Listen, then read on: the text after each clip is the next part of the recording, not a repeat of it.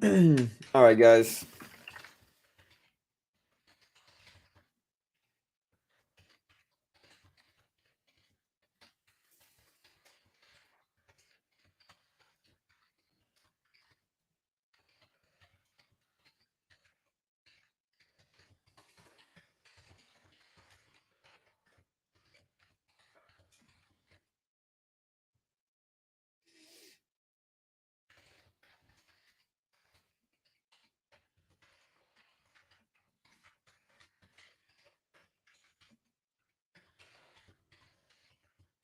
All right, so BBBY stock is falling way down under, $9 a share. Is there a chance it comes back?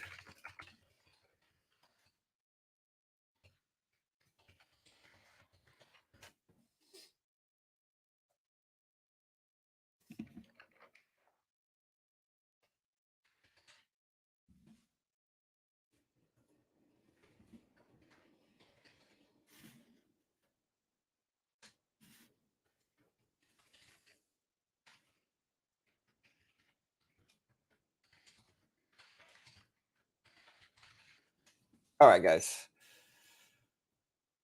Let me get some music going here really quick. And I hope you guys are good today. Let me know if you can hear the music while we play it. It is Friday, team. I hope you guys are having a blessed Friday this morning.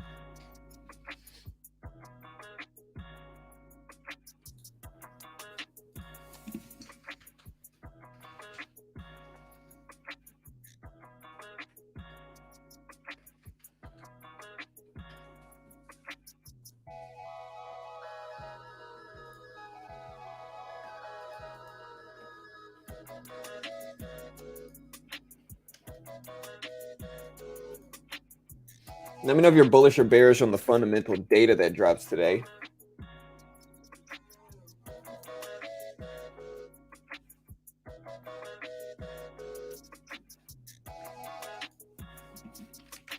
There's Bed Bath here all the way down under 850. Here's Nvda on the left. We got Biaf, which is a recent IPO.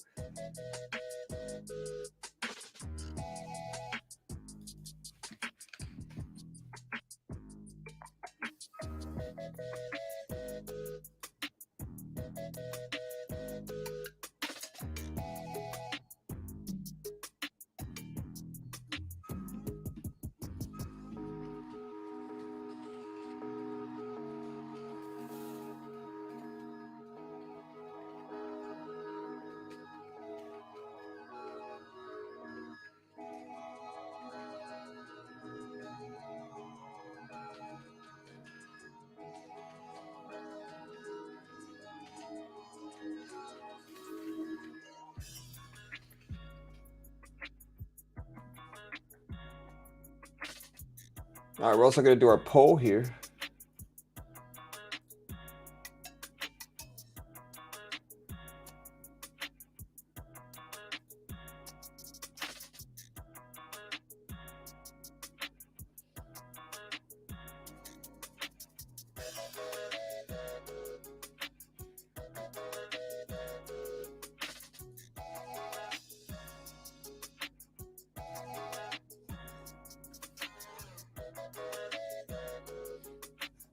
All right, let's do our daily poll here. Today, unemployment and jobless claims numbers drop today, and that's going to be interesting data to see what happens here. Let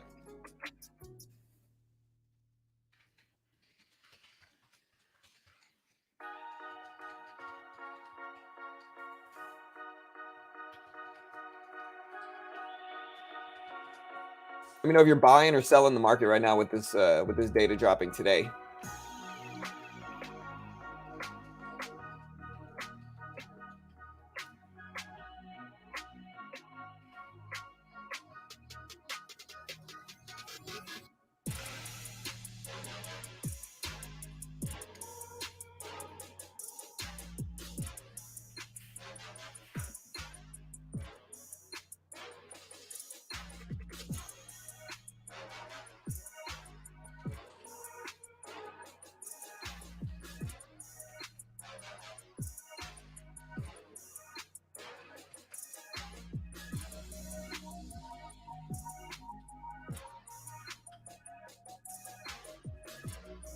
All right, calls or puts, guys, vote on these polls.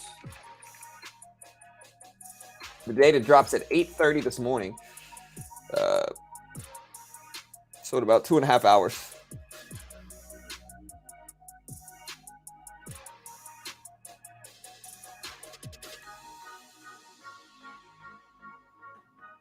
If you want to vote on that Twitter poll, also throw your boy a follow here if you can.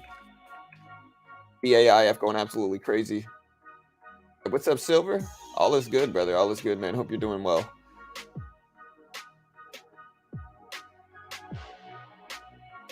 Hey, take your victory lap, Jeremy. It's all good, brother. Take your victory lap, man. You know. Sometimes you have to take your victory lap in the market. You know what I mean? I certainly did it after my snap call. I'm a big Nvidia bull, but like I'm a long-term Nvidia bull. And so it's like any fluctuation in price is pretty insignificant to me here. But my Snapchat trade absolutely ripped. Look at my Snapchat trade, man. This thing was beautiful, bro. I bought this thing and scaled into this thing all down here at like 10.50. My average was 10.50 on Snapchat. I'm up. I was up over $1 when I took profit. So yeah, we'll take it. Unemployment and jobless claims numbers are dropping at 8:30 this morning.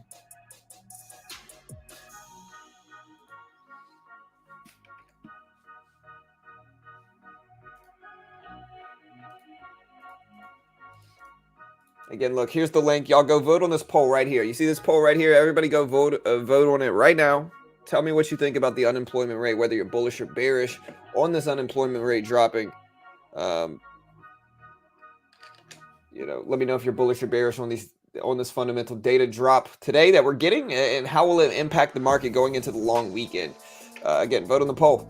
There's the link. Give us a vote. Remember, it is a long weekend this weekend.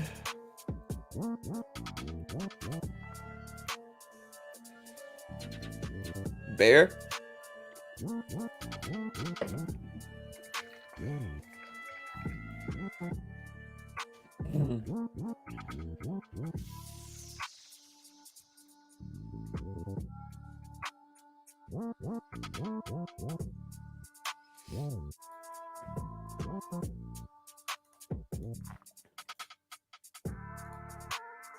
We're also going to just do a poll here.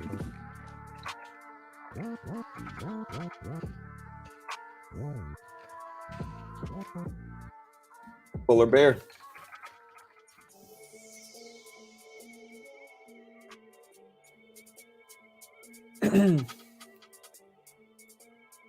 HPCO got me like, but then NBB. Yeah, man. I heard a lot of people talking about HPCO. They're both down heavily, to be honest.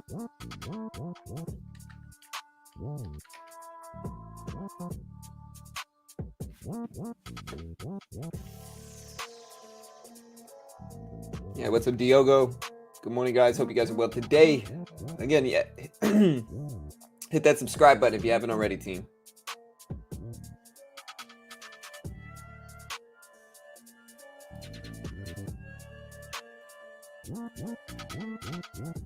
All right, so far we're completely split down the middle with these polls here. We're 50-50 split. Again, vote on the polls. Let me know what you guys think.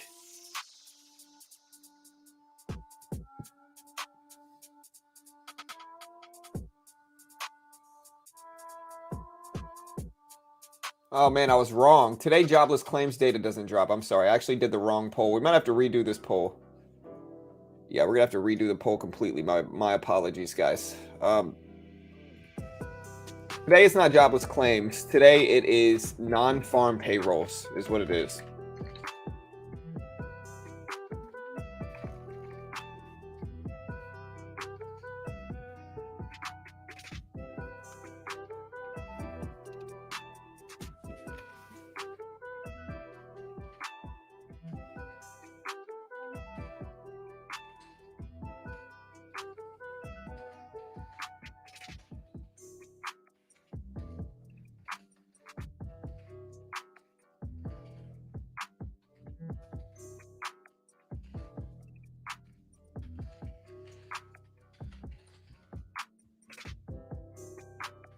So my apologies, guys. We're gonna have to redo this poll on Twitter at least.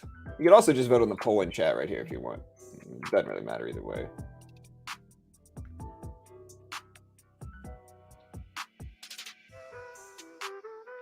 There you go. Here's the updated poll if you guys want it. What's up, SPAC? Hey, what's up, DS? Good morning. Good to see you guys. Yeah, today's unemployment rate and non-farm payroll numbers is what's today. So non-farm payroll, unemployment, and average hourly earnings are actually coming out all today. For non-farm payroll numbers, they're expecting 318,000. Last time they showed 528,000. And then for the unemployment rate, they're expecting 3.5%. The last time they did it, they had 3.5% expectations as well. Average hourly earnings, they're expecting 0.4%. Last time was 0.5%. We also have labor force participation rate at 25 to 54 years. Last time it came in at 82.4%. Factory orders for July came in. It's coming out at 10 a.m. today. Last time it was 2%. This time they're expecting 0.2%. And then we also have core capital equipment order revisions coming out at 10 a.m. And so we got some stuff dropping today. Remember, nothing Monday, long weekend Monday. And then we do have some stuff that we're definitely going to cover next week.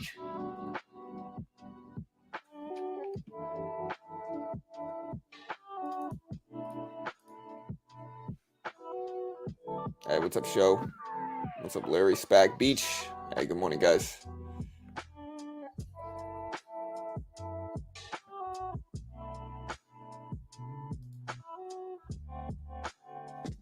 So all this stuff drops at 8:30 today, team. 8:30.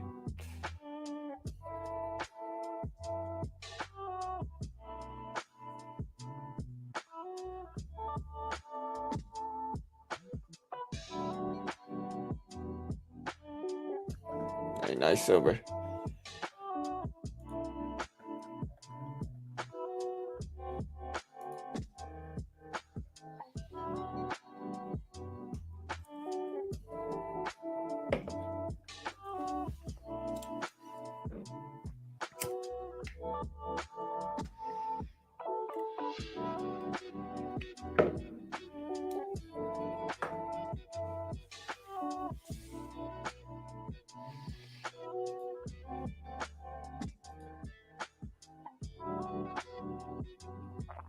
Oh, wait, the Ring of Power is out?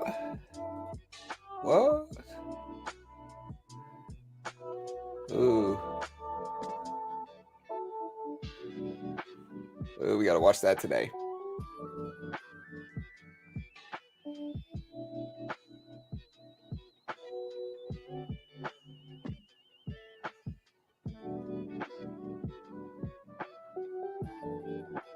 I don't know, man. Like, listen, I always like Lord of the Rings.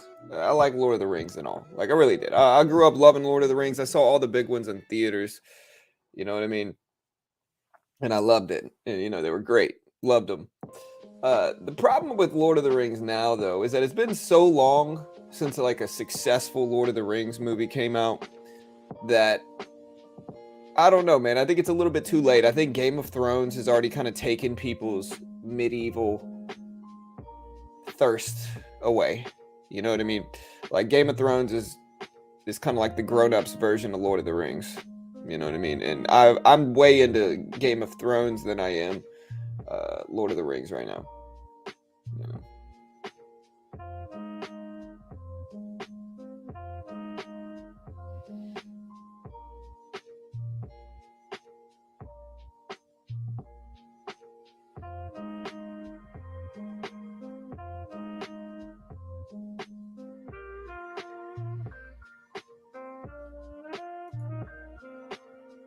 All right, guys. So we got the SPY at 392s. We got NBEV up there. We also have what was the crazy IPO from the last few days? It was BIAF here. BIAF up to 1112s here. 1112s. Kind of crazy moves.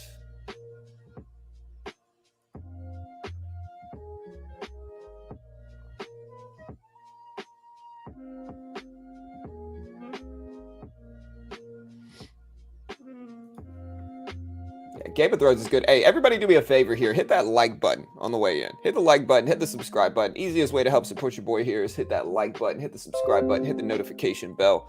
But just hitting the like button is certainly very good for the channel. And so if you could all take the time, take them 5 seconds or so, mosey your mouse over to that like button and click it right now. We certainly appreciate the love and support we get. Do that now. Run those numbers up, team. And yeah, we appreciate it.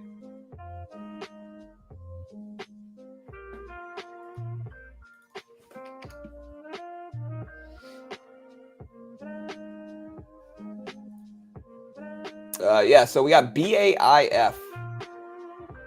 BIAF ripping up. Recent IPO from yesterday. IPO'd all the way down at 8.4 cents. Currently at 1160s right now. 1160s for BAIF here. We'll see what happens with this one. We'll see if it can continue to pump up. It's at 1160s right now. 1160s.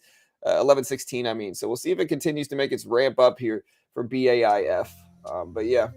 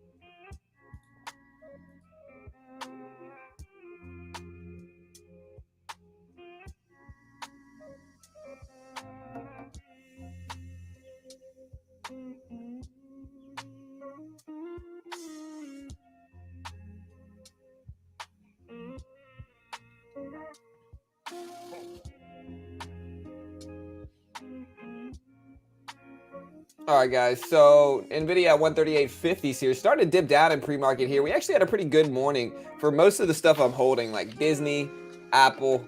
They're both looking much better today, although they're starting to dip down some, which is not what we want to see.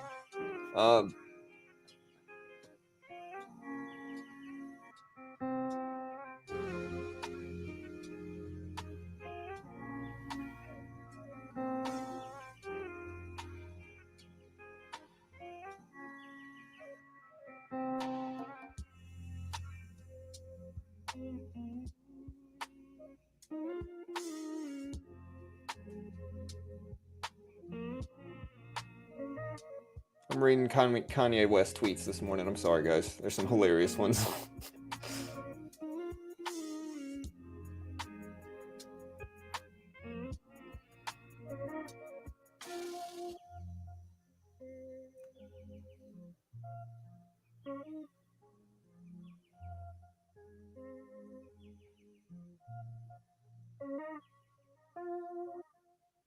All right, guys, 138.50 here. We're at 396s. We're at 158s for Apple here. SPY is at 396s here. Let's see if we can get back over 400. I think 400 is the big level that we kind of need to break over if we want success there. We need the break for that one. And who knows if we're actually going to get it or not, but we need the break.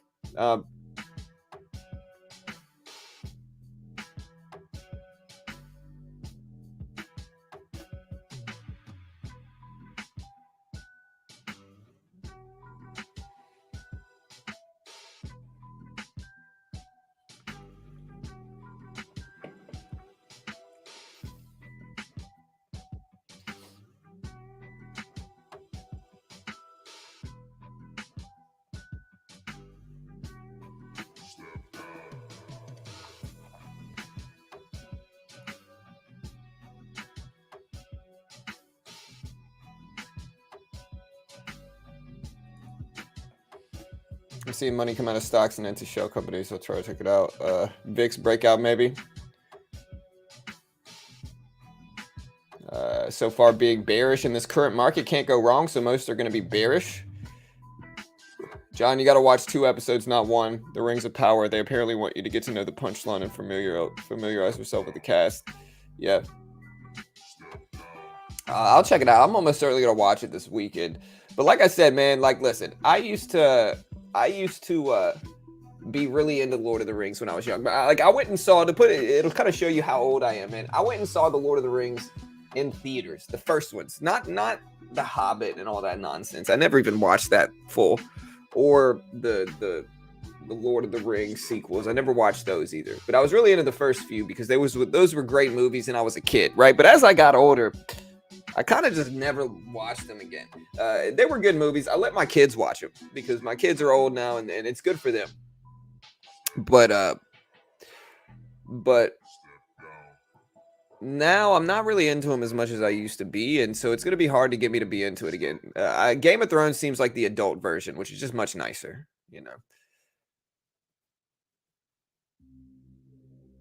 People talking about PDD.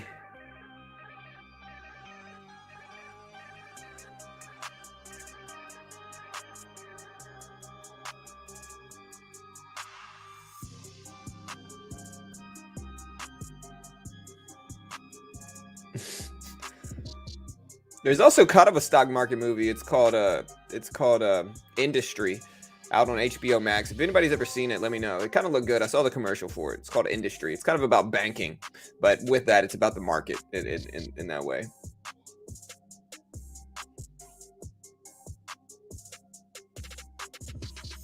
Is it time to buy up Nvidia down here?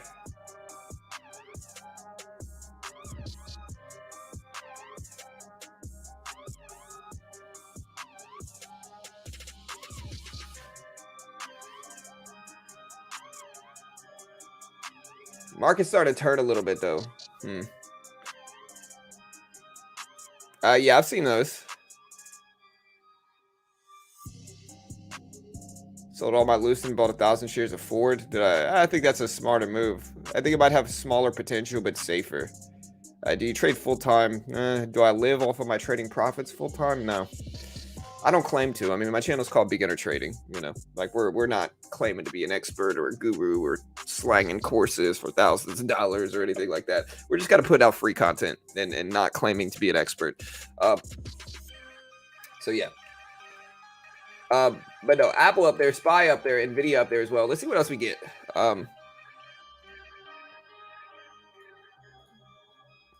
Also, like I said, run those like numbers up, team. We appreciate it.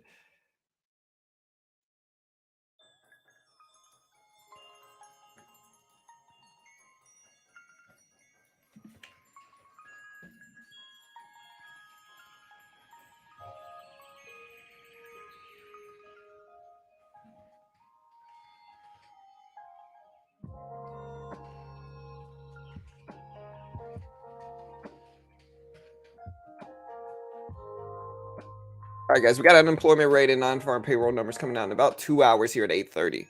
About 2 hours at 8:30.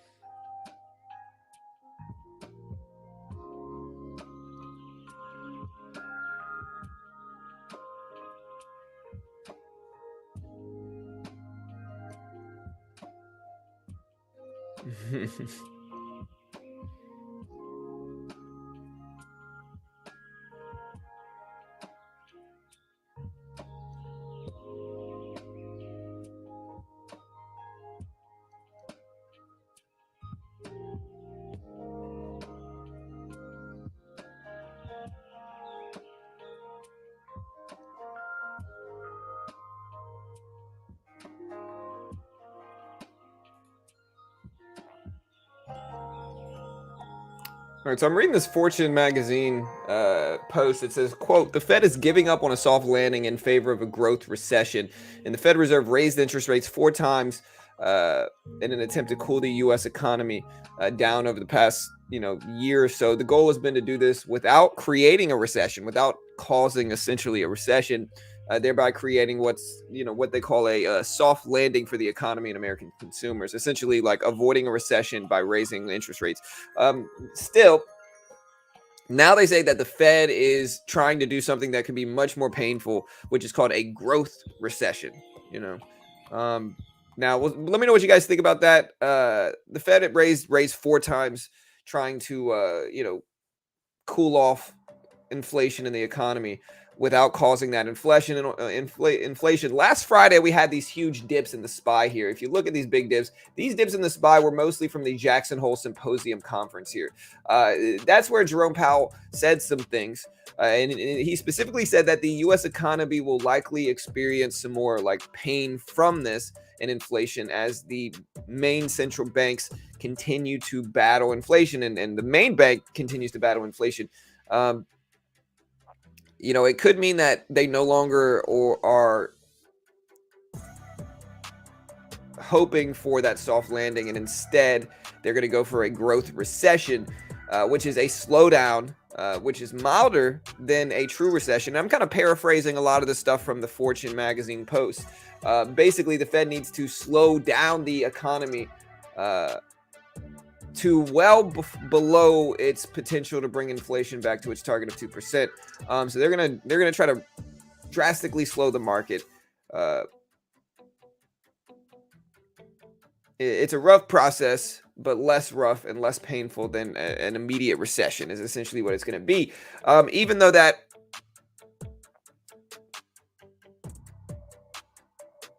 might not be enough, considering what's going on overseas with the European energy crisis and heat waves and all that stuff. They may need to go a little bit further in their aggression with, cooling the economy down, according to Comerica's bank chief economist, Bill Adams.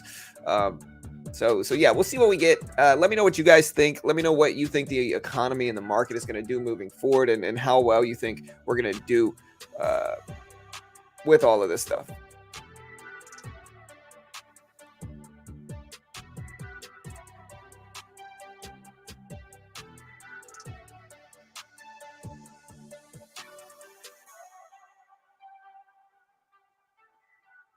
Bro, you hate when the audience claps? Why not, bro? You got to let them clap, dude.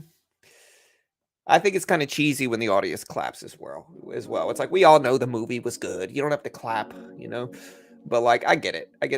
You let them clap, Hashtag let them clap. You know what I mean? Hey, what's up, Christopher?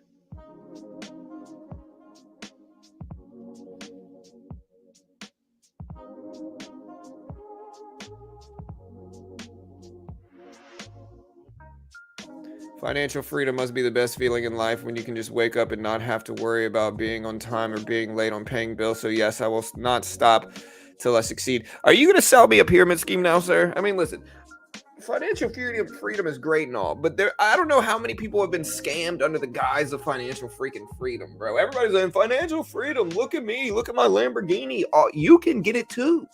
You could sell watches and flip watches and get financial freedom, or you could do Amazon FBA and gain financial freedom. Let me tell you this, you do any of that stuff, even trading, you're not going to be financially free, bro. You're going to be stressed out constantly. Trading's incredibly stressful, even the profitable ones, especially day trading.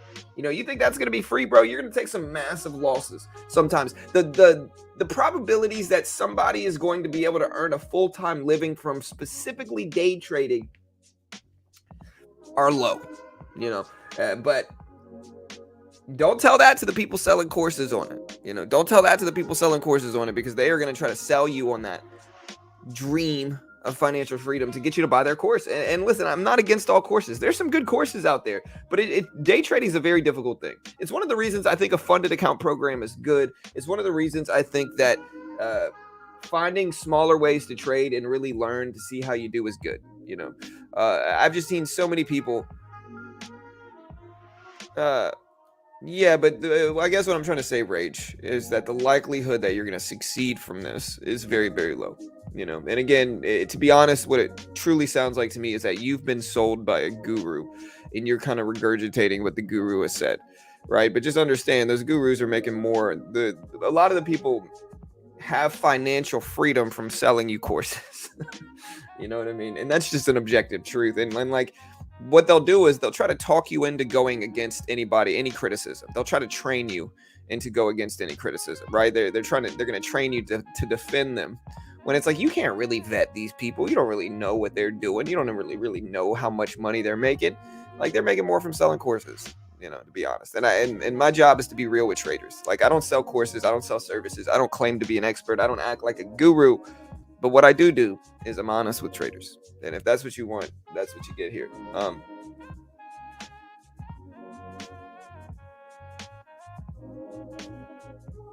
All right, well, hey, good luck, Rage. I hope you make some money, brother. I really do. But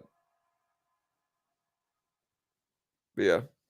Trading is much better if you can do it successfully. I would say swing trading is probably a better path to it, though. Day trading, very difficult. I think funded account programs could be good. Um,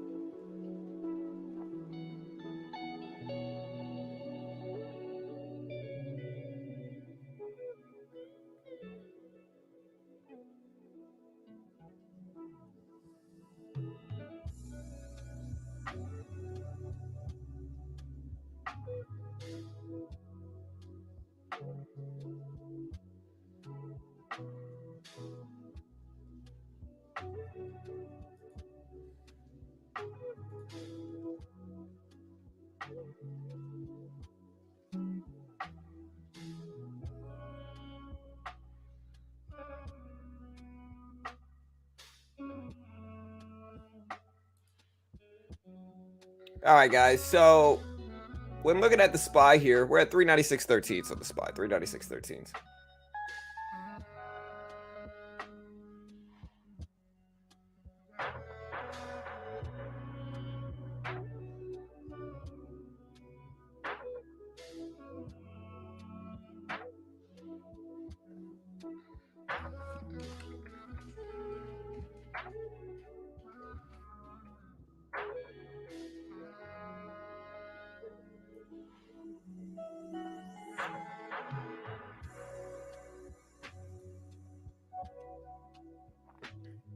Economy's expansion and contraction phases. Contraction is here, so the big money is trying to keep their assets safe, so they're moving their money into shell companies, potentially. Really, John, what is financial freedom anyways? You were simply out of debt to all the way up to owning $500 million yacht and everything in between. I tried day trading. It's very stressful. 100%. I would say financial freedom is this. Financial freedom is not having to worry about money. You know, that's financial freedom. You could also go with like residual income. Like you can make something residually, and if you're making $3,000 residually without even having to work really, it's just kind of making money while you sleep. That is true financial freedom. But most people don't have that. Most people have, you got to work for your money. I don't even have that. I got to work for my money, man. Um, you know, as does most people. You know what I mean? And so it's good and all, but it's one of the things you just got to be smart with. You got to understand. I think that I am a little bit. I've been torn so much. I've seen so much nonsense from people trying to sell people, courses under the guise of financial freedom. So much. WhatsApp, Telegram comments trying to push financial freedom. I was broke until I met my trading guru Bill. Now I've got financial freedom. I've seen it so much that it's just kind of like a meme to me. Like you can have financial freedom, but like it's such a subjective definition that it can mean trading, which is certainly work, or it can mean residual millionaire income. That's something different.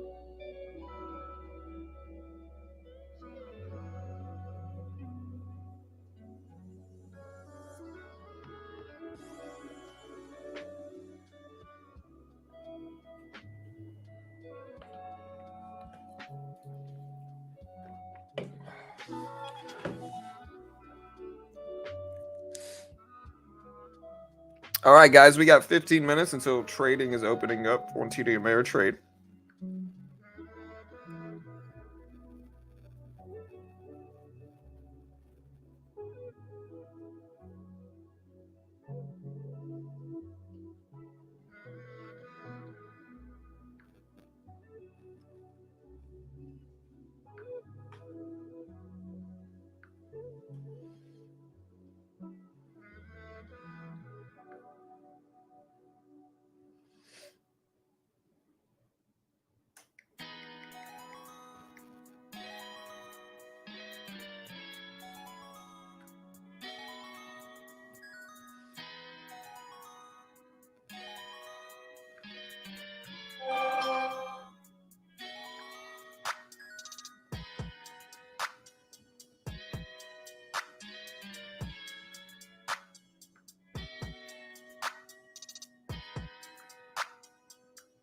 All right, guys.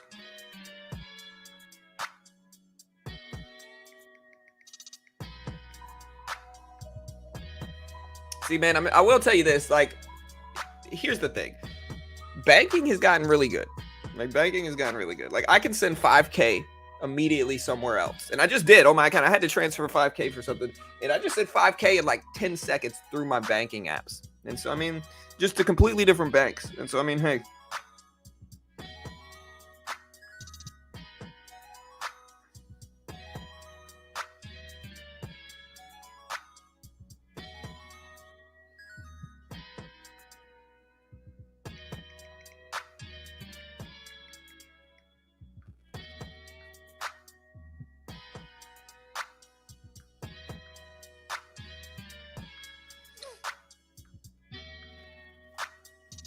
So I wonder if that's like a question mark on cryptocurrency as a whole.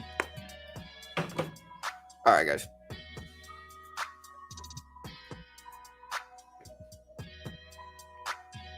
Been making bank the past few weeks by pre-ordering IPOs. That's where the money has been most of the past couple months. 100% A1. I can agree with you there. Consistency creates wealth. Yeah, you know, here's the thing, right? The real way to, if you really want to create wealth, right? And I'm gonna preface all this with like nothing is guaranteed. It's always a risk. Okay, it's always a risk. It's never 100% guaranteed. Never is, right? But if you really want to create wealth,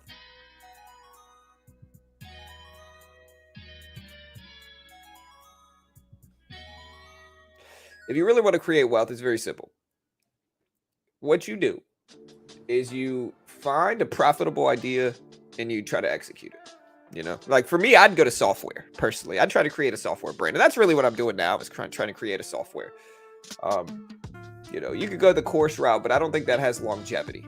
You know, you could sell courses, but I don't think courses are going to work long term.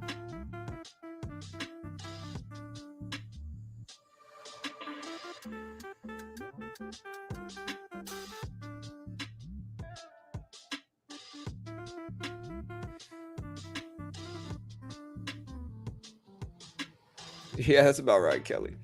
You know, that's about right. I would say half the time, you know. It depends on what it means, man. Like I think in markets you just got to be careful, bro.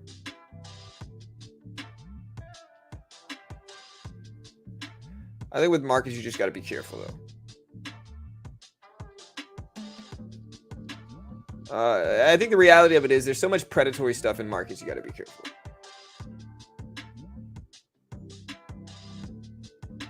All right, so AMC is suspended on the Frankfurt exchanges at 8:32 German time. All my brokers are lagging in terms of pricing updates. Something is suspect, according to Billy Billionaire.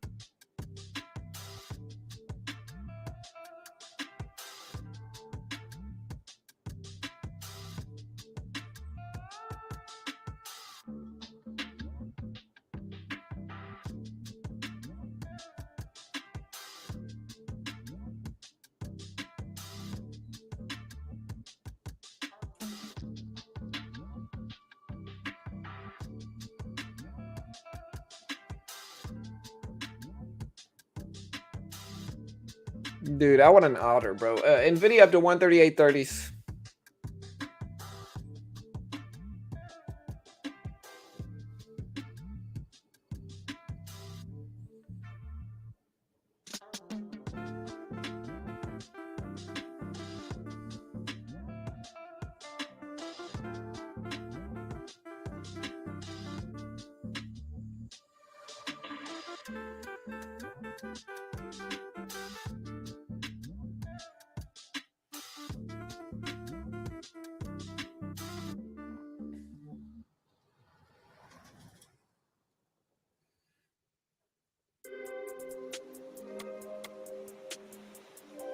Yeah, what do you guys think about a politician trading ban? Are y'all for it or against it? I don't know. This pre-market telling me to go short on market trading bot, make a trading bot and I'll buy it. I'm not really gonna do that, bro. There's too much liability and something like that, and there's not much longevity. Like I can make a bot, but I would say most bots eventually lose money, and with that, you know, you're selling people a bot, but most bots eventually lose money. The only real profitable bots are mostly bots created by like really high up their hedge funds, and the margins are incredibly small on those bots, but they can use them and rake in money long term with them. Most of the common bots that you see people selling, retail young traders, they're just doing really sensationalist marketing for those bots, and most of the time people are losing money with them. You know.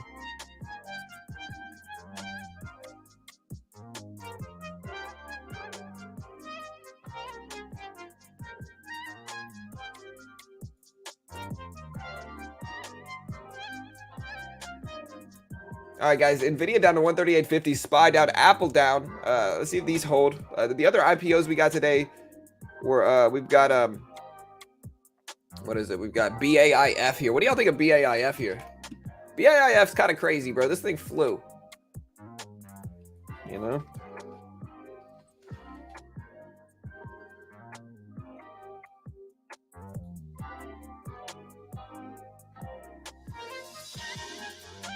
Still looking at Tesla here. Here's Tesla.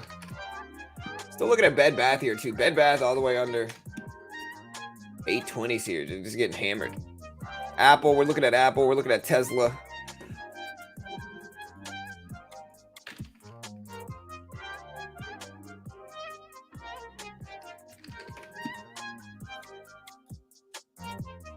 I like this dip buy on Apple though. I might add some more to my Apple position. What am I holding right now? I'm positioned with Apple. I've already taken profit and then added back and then taken profit and added back. And so I'm kind of scaling in and out of Apple right now. I'm also holding Disney, but I do like this dip currently. We'll see if the bounce holds though.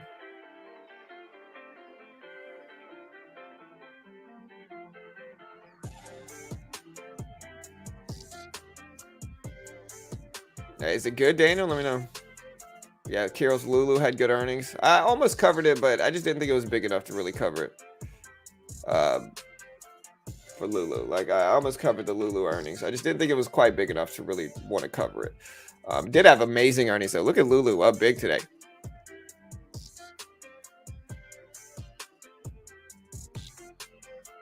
Good morning, John and all. BBBY is almost on Chapter 11 phase, as will be AMC, BB, and GameStop. Yeah, phase is phase in Chapter 11. Chapter 11 is reorganizational bankruptcy.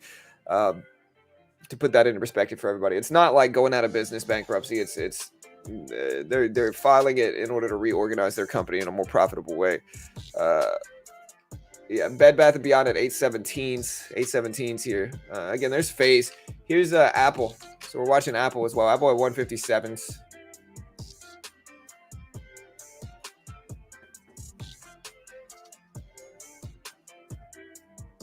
Like Celsius.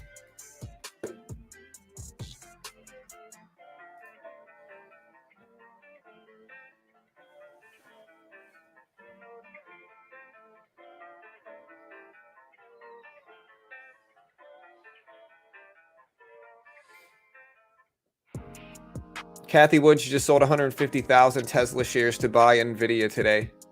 I actually like that buy for Kathy. I think that's a good idea. I think that's a good idea.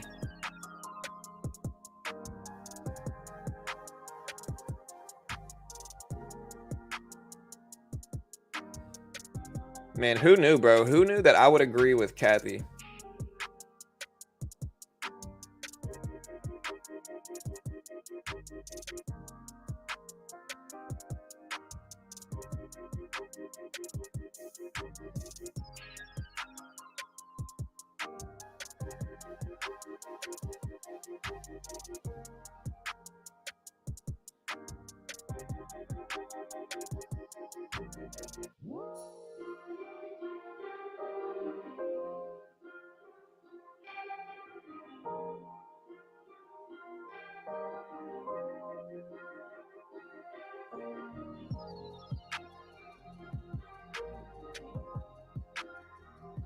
All right, guys, Tesla at 278.70s here. So starting to bounce back right off of that previous closing price. We got Apple at 157 too. Nvidia has a lot of room to grow. I think it's a smart play. Yeah, that's one of Kathy's plays I agree with. I don't mind it down here. I might actually buy Nvidia up as well. I'm already in Intel right now though, but I don't mind that Nvidia dip. I really don't. I don't think this is a bad play. You know. Again, let me know what you guys think. Yeah, Kathy Woods doesn't have a good track record, but I disagree with a lot of her historical trades. I really do. But I agree with this one. I like this one.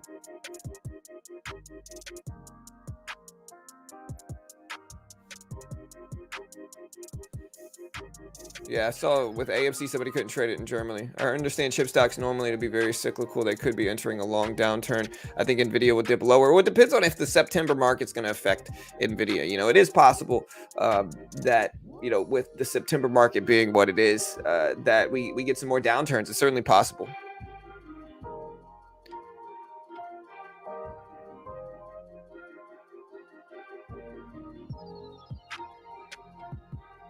I'm profitable most of the time, Rage. You know, I try not to, like I said, man, my big thing, bro, is I don't try to claim to be an expert or claim to be a guru. Like, that's not what this channel is about. That's not what this community is about. We're just kind of broad stock market news here.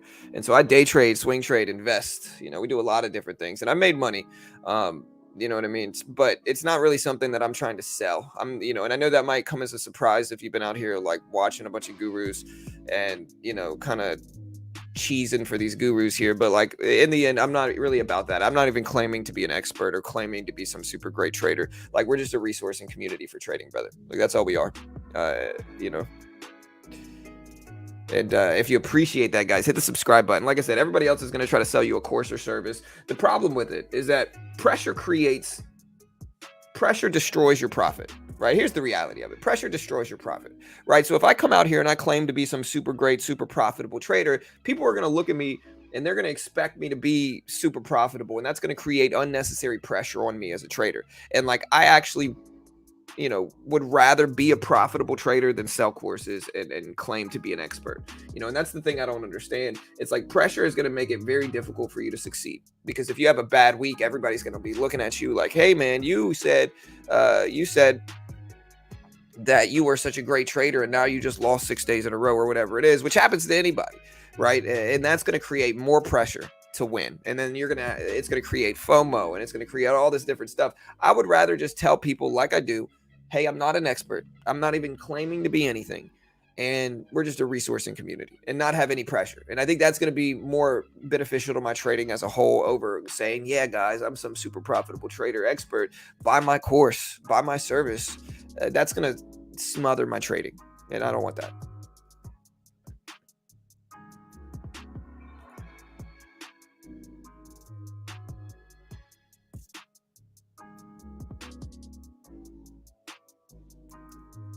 Shouldn't try buying the mini live. What do you mean?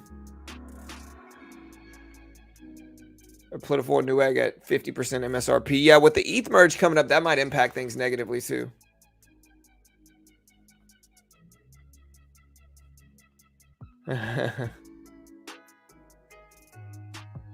Hey, thank you, Dylan. What's up, man?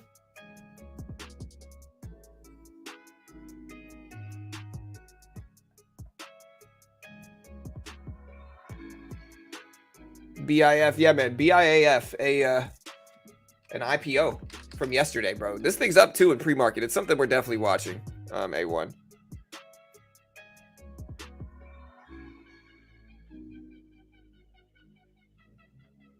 Am I right? Yeah, we got a good group of traders here. Just a nice group of traders here. You know what I mean? Like, we have traders that are actually trying to help people, you know, and I think that's rare. I think you got some traders that are trying to help people, but most of them have their own agenda, and we just try to give everything for free.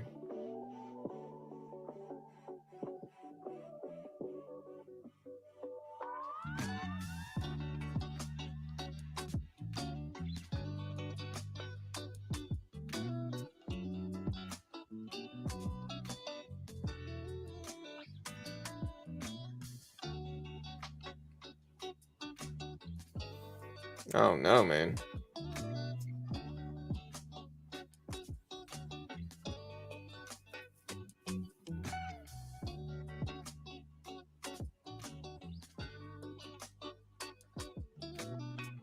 Man, I'm reading some sad stuff on Twitter, unfortunately.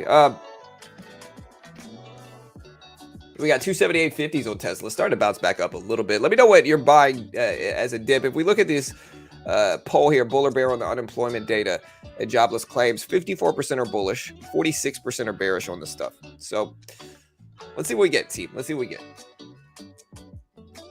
Yeah, about 1.5 hours. At 7:30 is when it comes out, so an hour and a half. Is Intel a good buy? Ooh, I don't know, man. I really don't know. I hope so. I like Intel. Do you think yesterday's rally is a bull trap? I think it could be. Not saying it is, though. DCFC is going to release earnings soon. That has been a long for me adding shares. DCFC, when are they releasing earnings? I don't know enough about this company, but when are they coming? Yeah, there are warrants on BIAF, which is Bioaffinity Tech. There are warrants now on this one.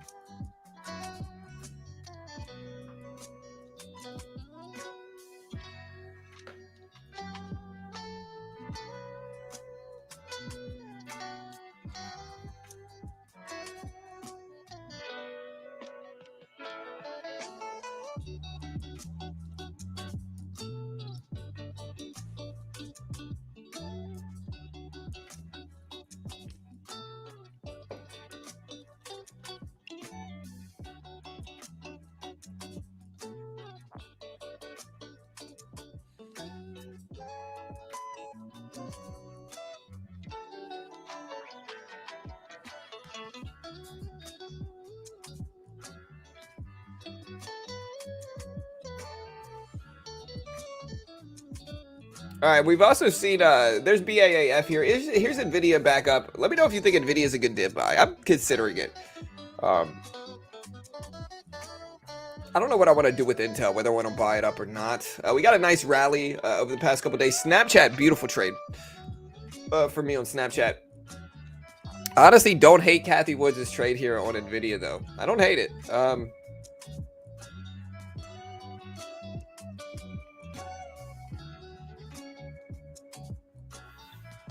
September, not sure they make charges for EV. So DCFC. I can check it out. Let me see when the earnings actually come out.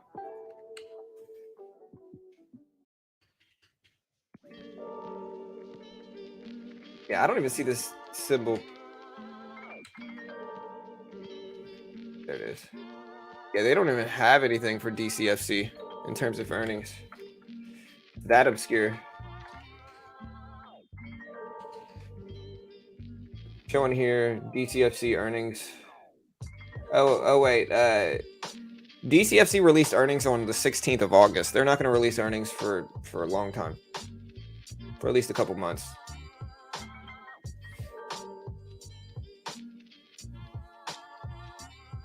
Yeah, so they didn't. They've already released some earnings, I think. I don't know when their new earnings are going to come out, though. I think the market's a correction. Yeah, Lulu, rip it up. Hey, bro, what about your title? Why should BBBY be back? I mean, I'm not saying it should be. I'm not arguing it should. I'm just questioning, is it going to come back in the title? It's at 814s now. And so, you know, it's dipping pretty heavily. I think there could be an argument for it being oversold on the downside, considering the size of that movement over the past couple months. And with that, maybe it can bounce back. It's sitting right around a whole $1.08. And so, you know, is it oversold is the question. And that's what we mean by the title. That's why I like getting in and out of options instead of holding in for any period of time, really. Yeah. So, bro, all these numbers, if are released higher than expected, will be good for the dollar. Not necessarily. So if we look at unemployment, if unemployment's higher than expected, I think it's going to be bad for the dollar, which is good for us. We want the DXY to drop, bro. We do not want the DXY to rip up. When the DXY rips up, the market tanks. Okay, that is not what we want. We do not want the DXY to go up. We want the DXY to crash, essentially, is what we want. We want the dollar to drop because that's better for equities as a whole anyway, and futures as well. And so we want the DXY to drop. Now, unemployment data and non-farm payroll numbers, it can be good or bad. Like, okay, we get lower than expected unemployment rating. That's probably going to make the market tank because that's going to bring more inflationary fears. if that makes sense, right? Like the logic behind it is this: the more people that are at work, the more the more disposable income that's out there, and in turn, the higher inflation we get, right? The less people that are at work, the less disposable income that's out there, and the lower pricing might get. And so that's the logic. And so it might be one of those things where we actually want to see a higher than expected unemployment rate. That might make the dollar drop, and that might make the equities market rip, is what it really is, and the futures market as well. And so that's the logic here. So if we get lower than expected unemployment, market's probably going to tank. We get higher than expected unemployment, the market's probably going to go up. At least that's been the kind of nuance behind it for a while now. And so we'll see if it continues like that. Again, though, just to state this, nobody ever really knows. Nobody really knows what's going to happen. We could have the exact opposite happen. Nobody knows for sure.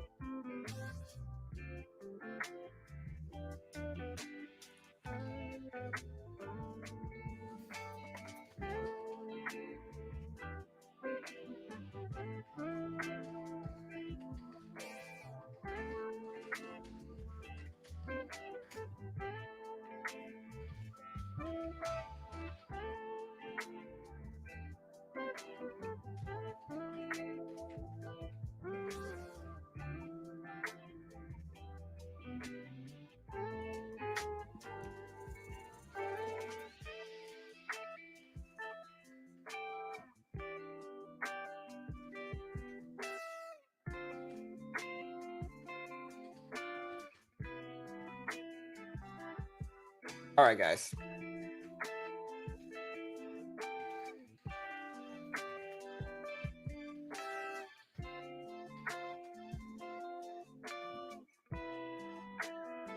All right, guys. So we do have Neo popping back up a little bit. We are watching Neo as well here. We'll see if we get anything good.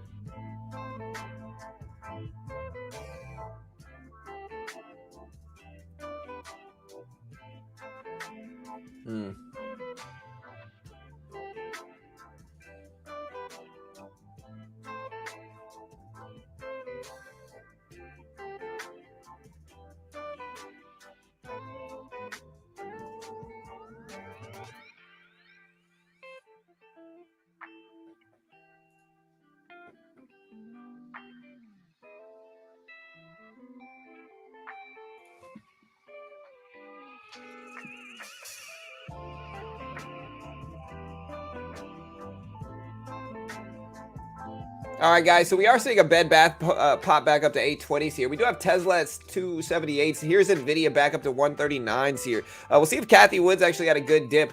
There's Neo right there that we're also watching. The SPY is up there to 396s here. Let's see if we can just hold some of these gains here. We had a pretty nice bounce back. We want to see if we just hold some of these gains is all we, that's what we want ultimately here. And who knows what we'll get.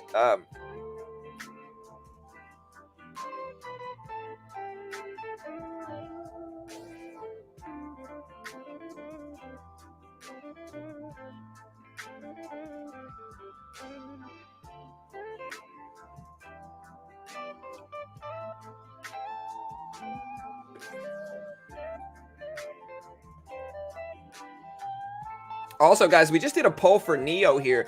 The question is, as a big Neo bull, is there value in a dip buy here for Neo? Here's Neo right here. Vote on this poll. Let me know what you guys think on Twitter. Give me a follow on Twitter if you can as well. There's the link. Check it out.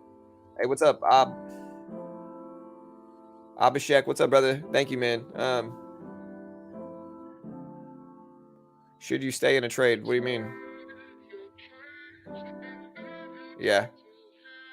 Market's quiet right now, and that's okay. We got unemployment data dropping in about an hour and 20 minutes. So we got some interesting stuff. Again, vote on this poll. I have Neo 40 per share, about 1,000 shares. Do I hold or sell? You got Neo at $40 a share?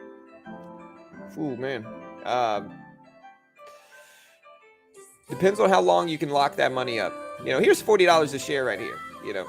So there's $40 a share. So in my personal subjective opinion, and I'm going to preface everything else with I have no idea if this is going to happen or not, but my personal subjective opinion is that I think Neo will eventually get back over that $40 level. The only thing though is it could be a while, and so how willing are you to lock up that money for potentially years to wait for it to get back up there? That's the real question you should ask yourself. And again, I don't know. That's up to you, bro. Good luck.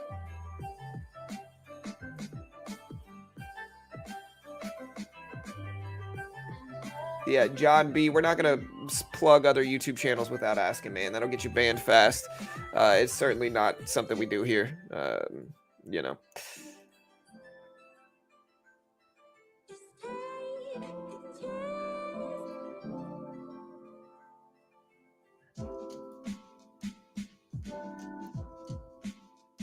Most of the time they're just trying to like sleazily promote themselves in their small channels. And again, just kind of a word to anybody out there that might be trying to grow a YouTube channel.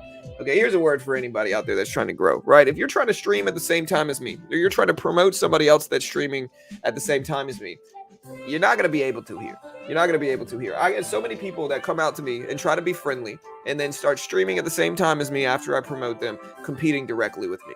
And so one of the rules that I have is I just don't plug you. I'm not going to plug you if you compete directly with me. Unless I got a few traders that I can work with. Like I got a few streamers that I work with that are already streaming at the same time as me, and I'm friends and we're cool with them, like Bulldog Trading, like Relentless. There's just a bunch of them that I'm cool with that I talk to that like, we're chill. But I'm talking about like smaller channels. Y'all aren't going to be able to grow your competitive channel with me, unfortunately. And so I hope you understand. Again, if you try to promote it here without asking, you're just going to get banned. Cheers to you guys. With that said, though, Bed Bath back over VWAP. It's at 827s right now. 827s. We got Neo at 870s. Let's see if Neo bounces back here. What's up, Burrow? I don't know. I put 30 in Neo because why not? Yeah. Hey, I feel you, man. Good luck. After the report, how would the market respond? I don't know, man. Let me know what you guys think. Do you guys agree with Kathy Wood's latest dip buy, bro? Kathy Wood's, I think she bought $150,000 worth of Nvidia, right? Let me see.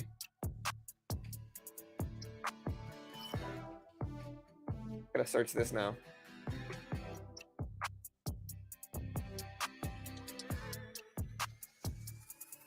Who told me that Kathy Woods bought $150,000 worth of Nvidia?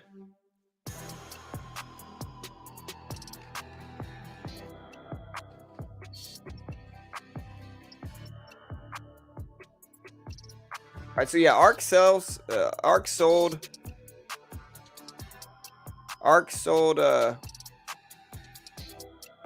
Kathy Woods sold 41 million in Tesla shares and loaded up on Nvidia yesterday. And so yeah, Kathy Woods dumped Tesla and bought up Nvidia. Do you think that's a good move? No, it was 40 million. I'm sorry.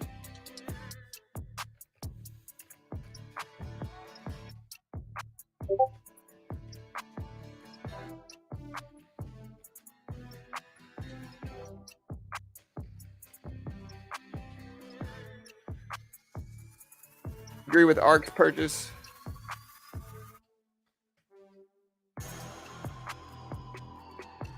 And we'll ask this question here, but let me know in the chat, guys.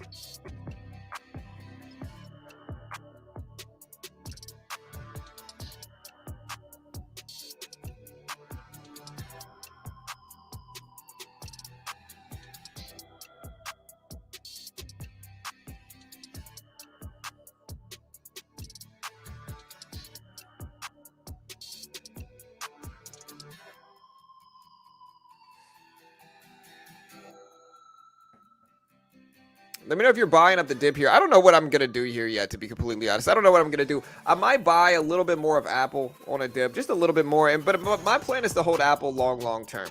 And so I'm going to be adding a little bit to Apple. It's not going to be much. Let me see if we can get in on the bid. I've been buying the bid more and kind of adjusting the price so I don't get just destroyed in terms of fills. See if we can get filled.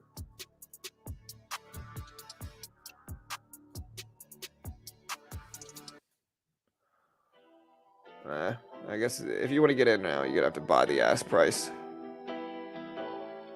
There we go. We're in 40 shares of Apple right now. 40 shares.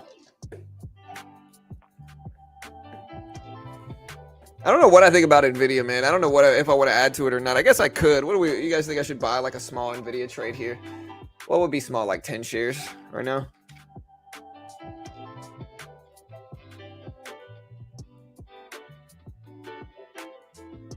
All right, we got it in 10 shares, 138.76. Maybe we'll add a little bit more to Nvidia too. I don't mind that. This is one of a rare Cathie Woods trade that I kind of agree with here, to be honest. Yeah, Apple's going to release the new iPhone. It's September.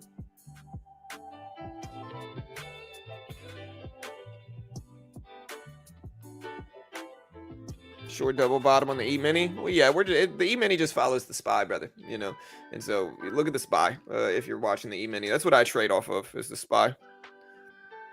All right, so if you look at the SPY here, this is the double bottom you speak of right here.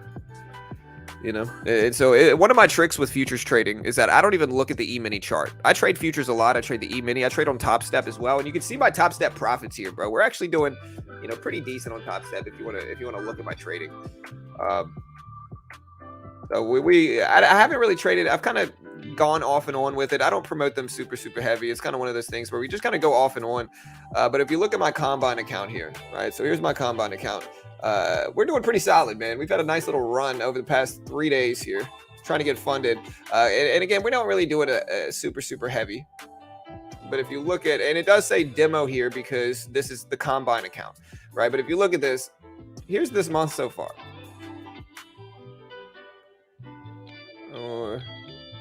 No, we got into more trades than that.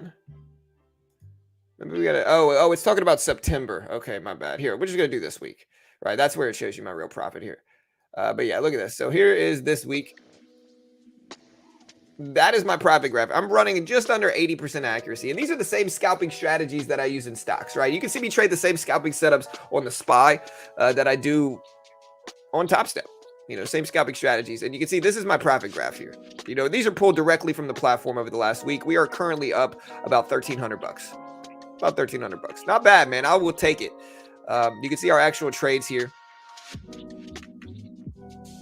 You know, so we have had, let's see, well, just to give you a perspective in green versus red trades in futures. And again, this is kind of how I trade stocks as well. So like if you want to see how I trade the SPY, this is it, right? So let's see green versus red trades. Green.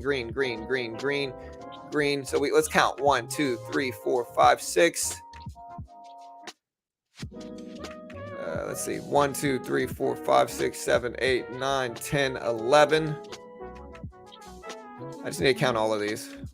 1, 2, 3, 4, 5, 6, 7, 8, 9, 10, 11, 12, 13, 14, 15, 16, 17, 18, 19, 20, 21, 22, 23. All right, so 23 trades. Out of 23 trades, I have had 3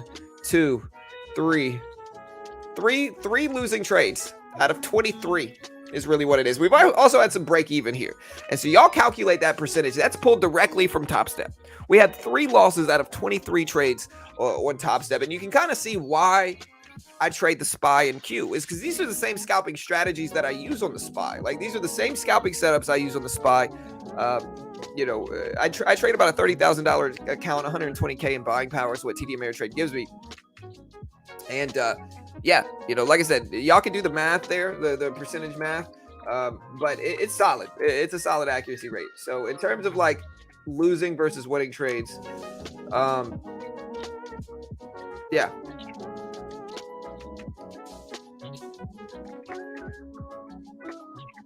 If you do 20 is what percentage of 23 it is going to be. We are running about 87% accuracy so far over the past couple days in the futures market. And we'll see if we can keep it up. Again, if you want to try out Top Step, I'll post this link. You can get 20% off. Definitely a good way to help support your boy here. Here is the Top Step link. Let me make sure it's the right link. But yeah, you get 20% off. Use my link here, team. And yeah, we certainly appreciate it.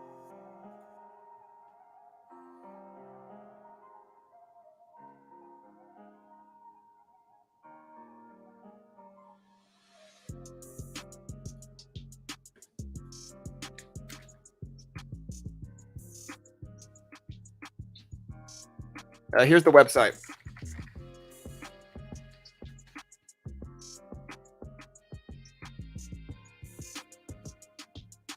All right, guys. So Nvidia dipping down a little bit again. I don't know whether I want to buy the SPY or what, but we bought a little bit of Nvidia shares. We'll see how that goes. Bed Bath back up to 820s right now. 820s. We got the SPY at 396s. 396s. We'll see if those continue as well here. Apple kind of chopping back and forth. Kind of a neutral day right now. Not really anything too crazy. Holding some swing trades. We're in Nvidia. A small piece here. We're also holding a few others. But yeah, let me know what you guys are watching right now in the market.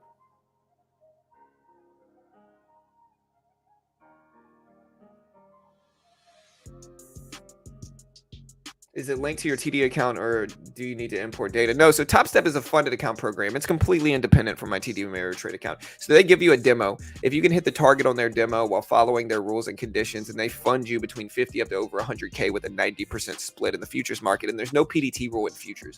And so it's one of the ways that most people are going to trade like me if they don't have an account size that I do. And TopStep's a legit one. They're regulated by the CME, by the Chicago Mercantile Exchange. You know, they pay out millions every year, fund thousands of traders a year.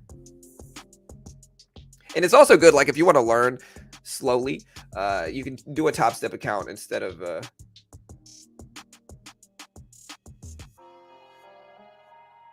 right, what's up, SPAC? Bears versus Bulls. Where?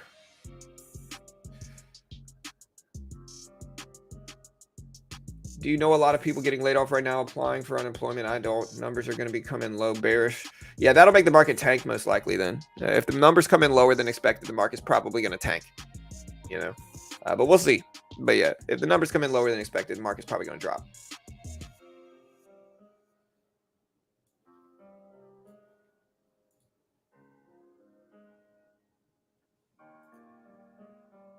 Yeah, ironically, we want higher unemployment because that's going to do the most for the market. Is higher unemployment. And again, the reason for it is this, okay? Again, right now we're battling inflationary issues, right? We're battling inflation. Just to give you the logic behind this, right? We're struggling with inflation.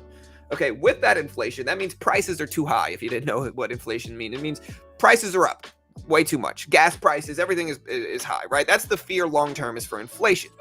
Okay, and so what happens is like the reason we get inflation is actually because people have too much disposable income, that businesses are raising their prices to kind of gouge the people that have that disposable income.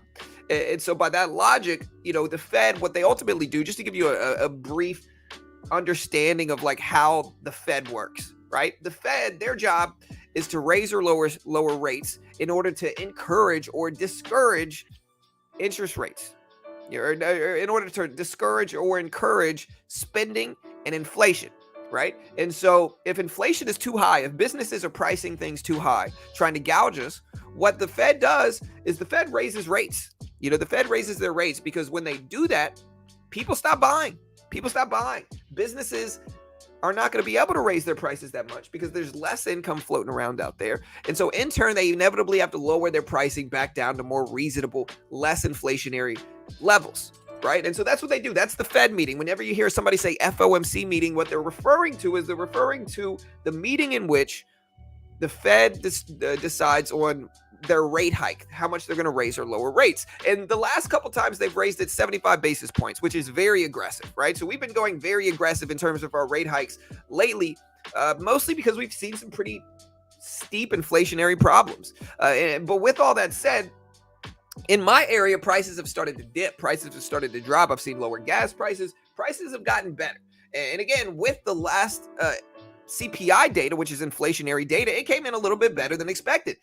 And so with that, people were starting to get more optimistic that the market was going to recover. You can look at the SPY here and see like the market started to bounce back here. If you look at a 20-day chart, the market was reeling back up until this latest JP opening remarks for the Jackson Hole, symposium. The market was going up, man. The market was going up. If you look at a daily chart here, the market was going up after July's reading. You can see the market ripped up here, and then they did Jackson Hole, and boom, the market came all the way back down.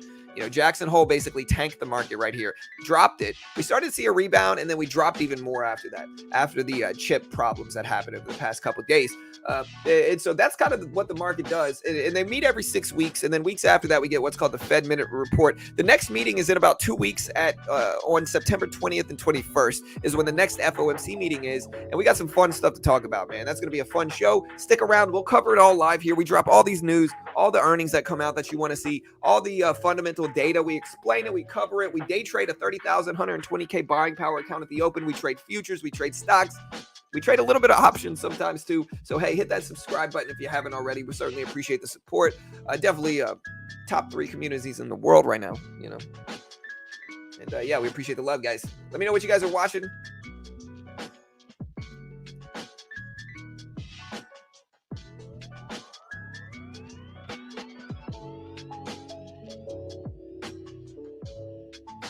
FRZA and light volume. Yeah, we can look at FRZA here. Here's the SPY. We did get Nvidia pop up a little bit.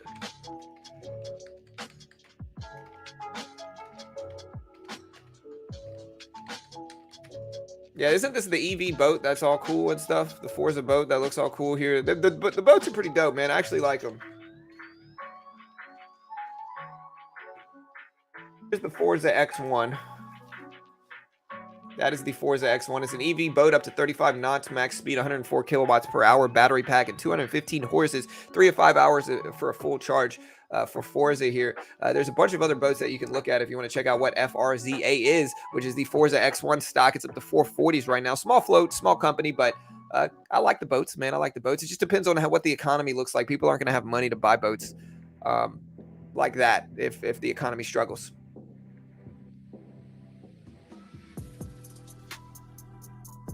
All right, guys, so we did get some votes here today. Unemployment and payroll data drops, calls or puts. We got 56% saying calls on this fundamental data, 44% saying puts, and it really depends on what the unemployment data shows. Again, if unemployment comes out higher than expected, that's good. That market's going to pump, I think. Unemployment rates come out lower than expected, market's probably going to drop. And yeah, as for jobless claims numbers, non-farm, or no, it's not jobless claims, it's non-farm payrolls. So as the name suggests, non-farm payrolls are payrolls that exclude farming, you know, and stuff like that. Technical definition is the measure of the number of workers in the U.S., excluding farm workers and workers in a handful of other jobs. And so again, we want to see this come in lower than expected here as well. We want to see less jobs, less people working jobs, because that means less income, less spending, and in turn lower inflation eventually. And so that's kind of what we want, and that's kind of the nuance behind the market. It's kind of ridiculous when you think about it, where we're pushing for a market that has less jobs available, that has less people working. We're pushing for unemployment being higher than expected, which is just kind of a contradictory thing to what most people would think, you know. But hey, y'all hit that sub button, hit the notification bell. Let's keep growing. And yeah, we'll see what we get today. Should be fun.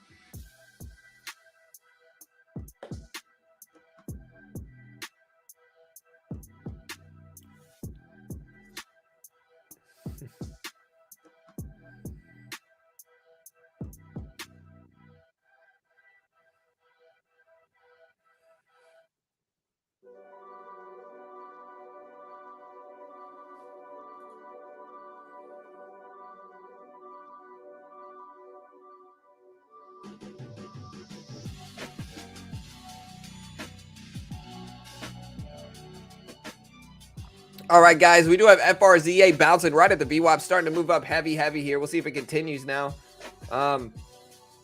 Yeah, we do have that data coming out in about an hour, guys, about 1 hour.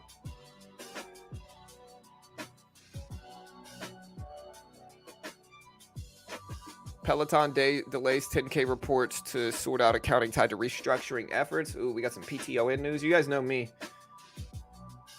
I've been a huge PTON bear for years now. I'm not gonna say I told you so, but definitely told you so. That news came out a while back, though. That came out like 2 days ago.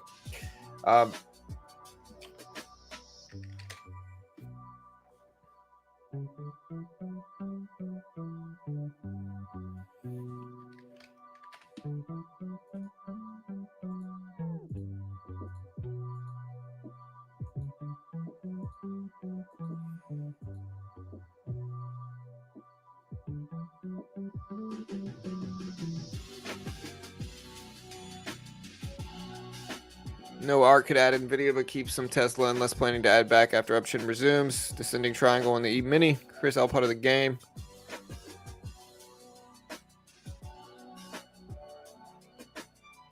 Like I'm practicing, help me out. Show me the fee for my trade so I can account for that. Yeah, those boats are dope, dude.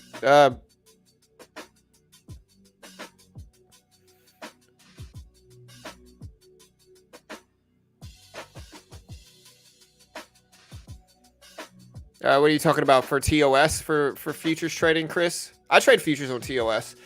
Fees are high for sure, but it depends on how you look at it, right? Like the fact that you can take a $5,000 account on TD Ameritrade and trade essentially the SPY as much as you want with instant settlement. You know, TD Ameritrade only makes you have like a 2K margin account. Well, at least that's the minimum threshold to get approved. They immediately approved me, but I have a pretty sizable account here. But yeah, they're not bad, you know.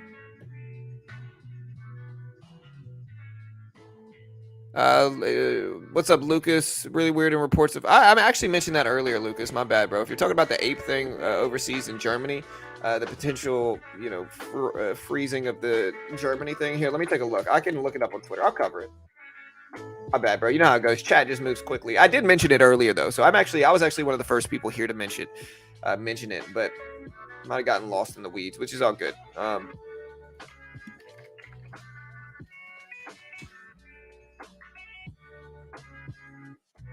Ape halted in Germany is odd. The latest tweets are not visible.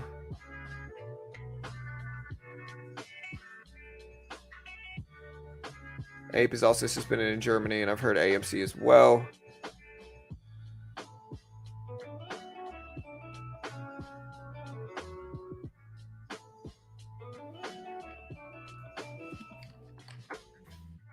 Look at hashtag Ape and see what happens. Wow, that's strange, man.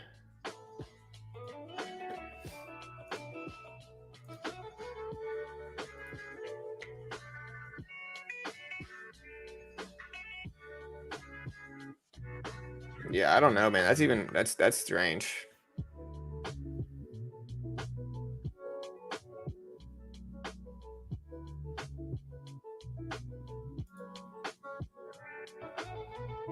Yeah, what do y'all think this is though? What could it be? Yeah, so if you try to search AMC on Twitter, nothing shows up.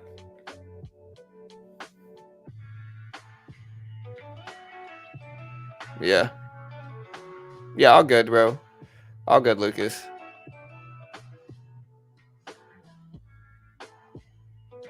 What do you guys think of this?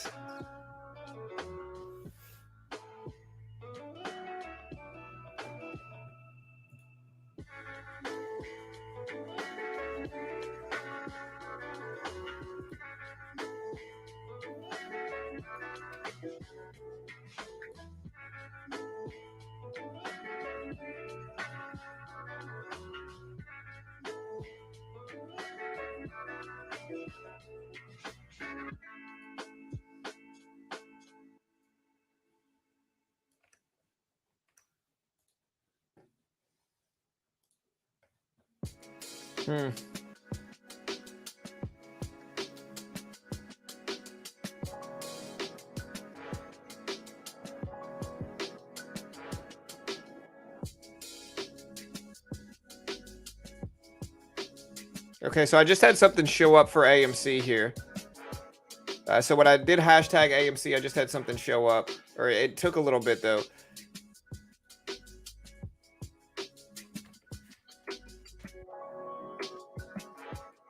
Just don't search hashtag AMC. Just type in AMC, you'll see it.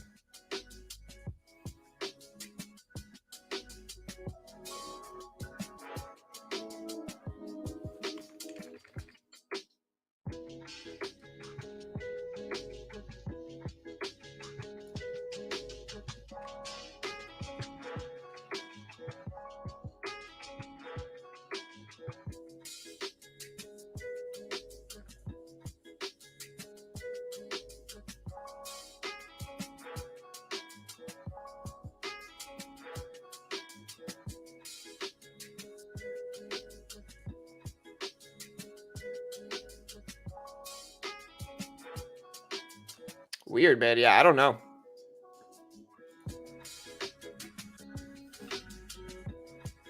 Yeah, I've been looking it up, man. I don't know why it's doing that, man. It's strange, bro. It's strange, dude. Let me know what you guys think. You search hashtag AMC, nothing shows up.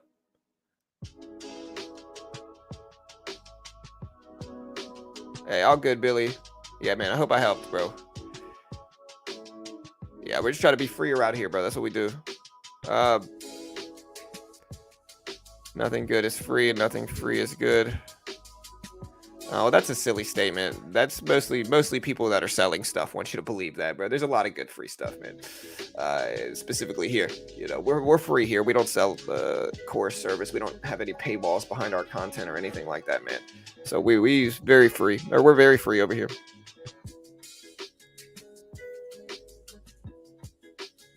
Yeah, there's exceptionally high open interest on AMC right now. Computer not still in bed. Yeah, I don't know, bro. It's something strange going on with Twitter.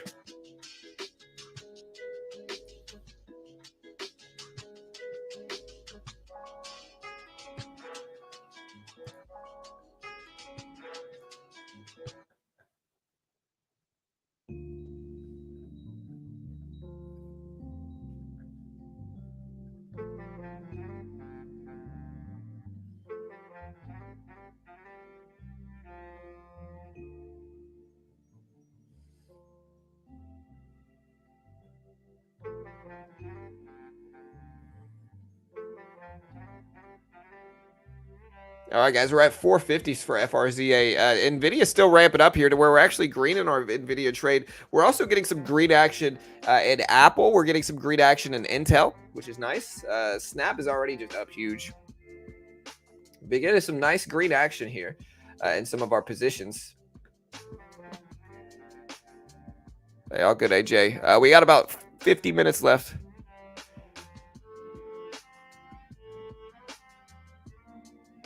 Yeah.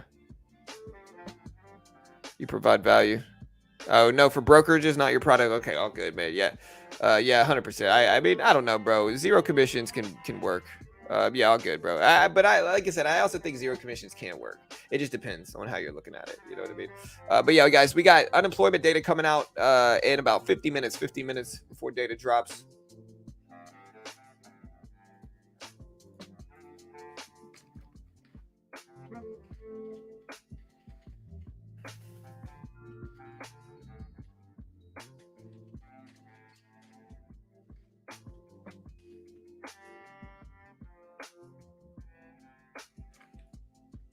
All right, team. Yeah, so let me know if you're bullish or bearish on the unemployment data here, man. We got a lot of stuff to talk about.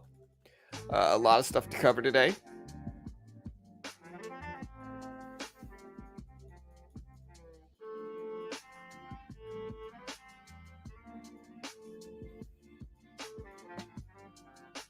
Watching a lot of different things today.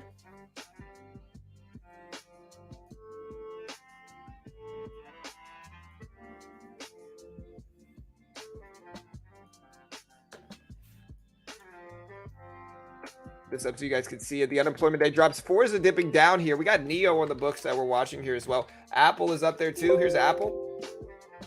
Apple starting to creep back up. We are holding Apple also. Hey, thank you, Twan. Yeah, BAAF, man, recent IPO just flew. For BAAF, it's up to 1090s here, guys. 1090s for BIAF. Yeah, guys, it'll probably be a slower day today, man. We just don't have a ton of stuff going on. We also have a long weekend, and so a lot of people are like leaving and traveling, and they're just not going to be trading today. So just be safe, be small, trade small. I mean,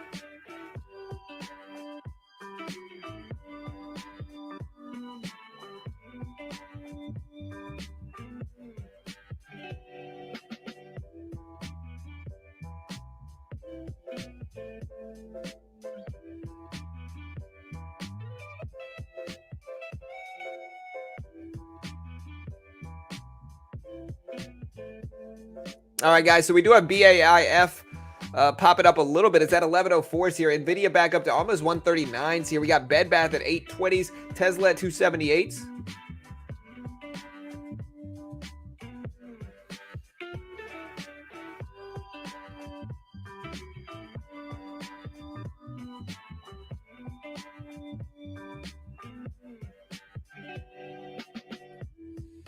Right, so apparently Disney is considering launching a membership program, which is going to be similar to Amazon Prime. Yeah,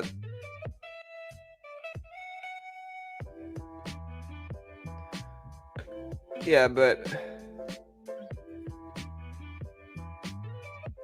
how is this going to work here?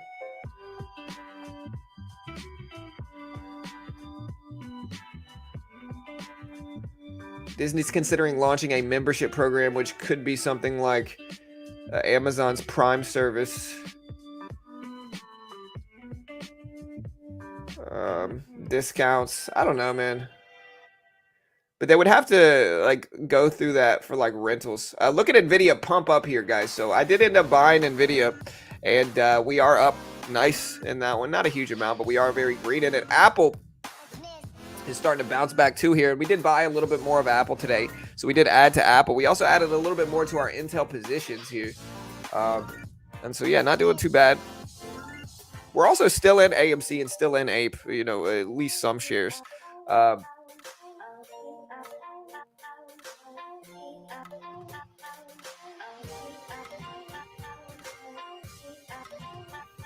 Hopefully Intel can bounce back. We've made money on every swing trade we've gotten into over the past week, except for Intel. We're still sitting on Intel. We're down in that one, but we made so much on Snap that it didn't matter. You know, we banked on Snap.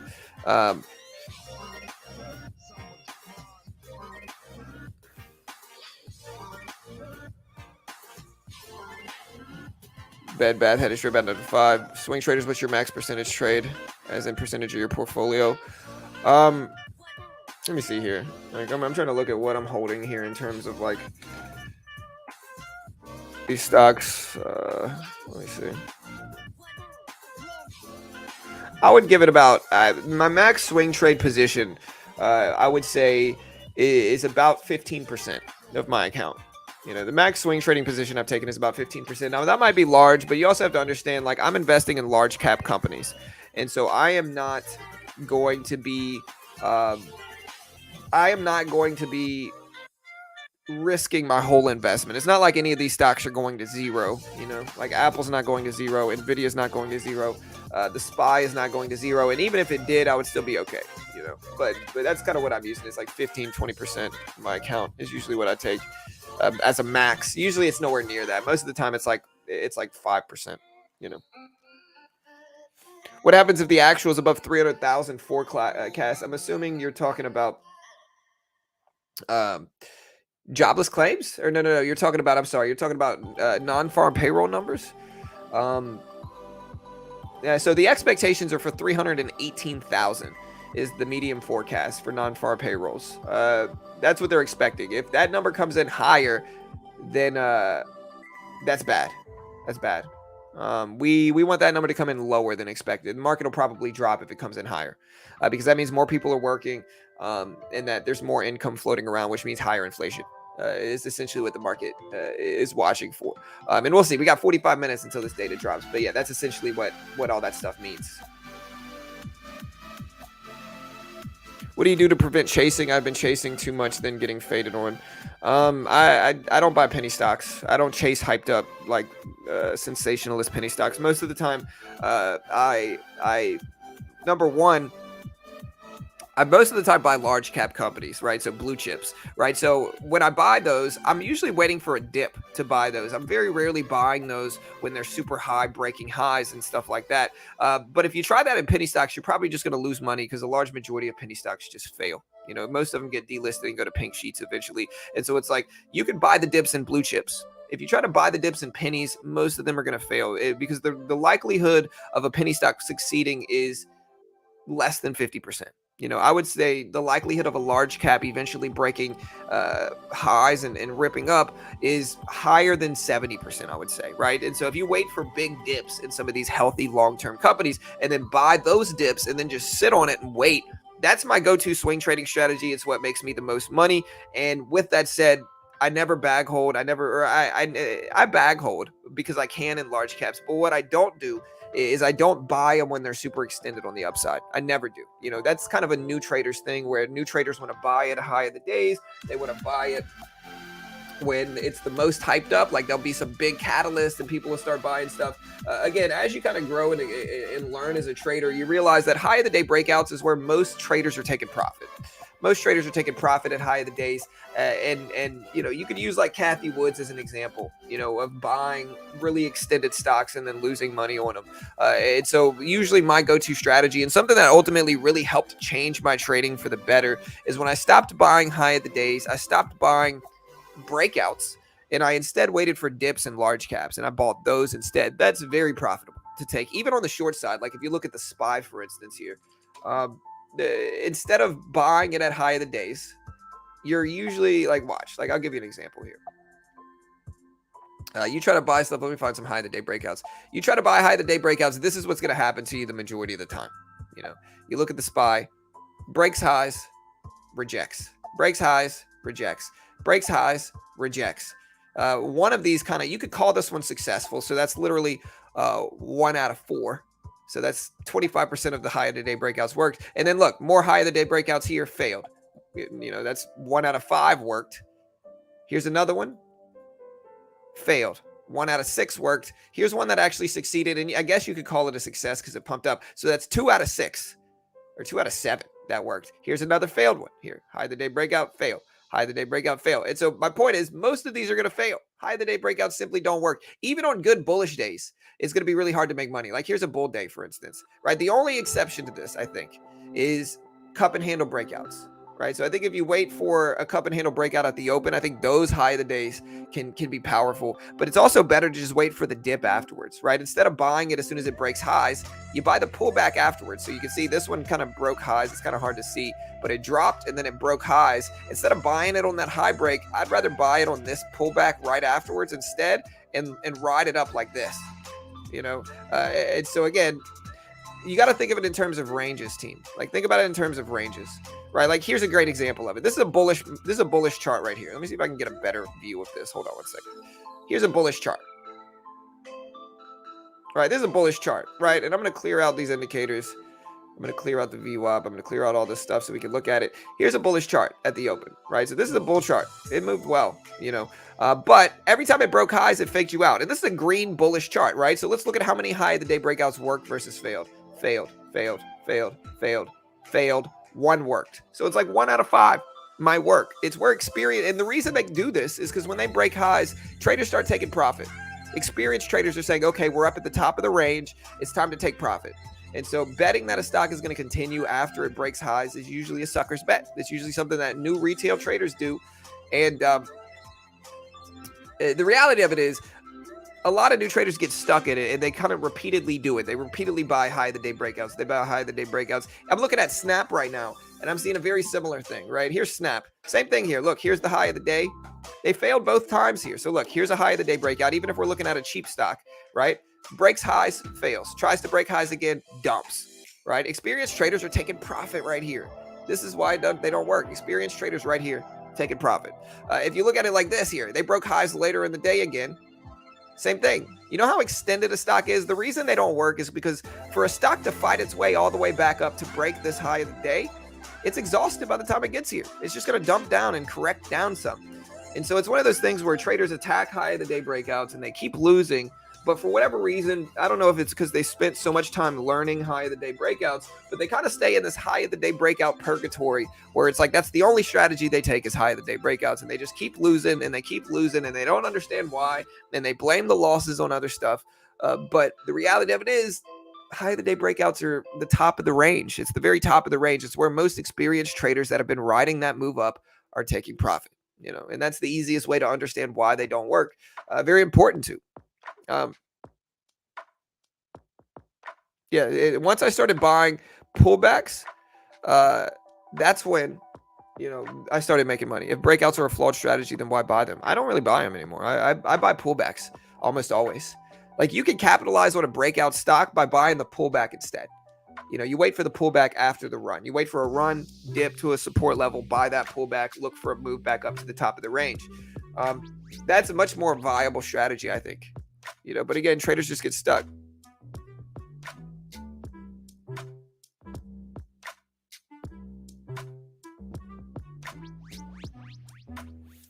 Yeah, higher frame breakouts might work then. But that's a different strategy.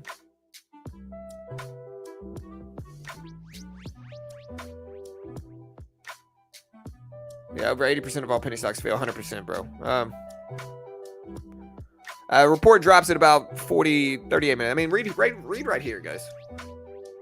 I'm not going to say it says right underneath me in big white letters right here when the data drops, but it might say it right underneath me currently. Just a weatherman it really quick. Look all right here, guys. Look all right here. This right here. Get some Bob Ross in here. This right here. This little spot right here might tell you when the report drops. Anyways, good morning from Miami, sir. Hey, what's up from Houston, bro? What's up, man? Good to see you, dude. Anyways, guys, let's see if Tesla ends up bouncing here. Nvidia starting to dip down. Bed Bath back over 825s here. We got Snap at 1150s.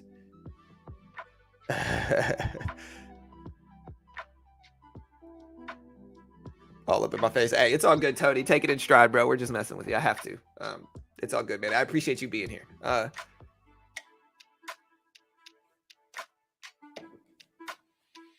DXY broke down. That's good, bro. We want to see the dollar drop. We want to see the dollar drop, man.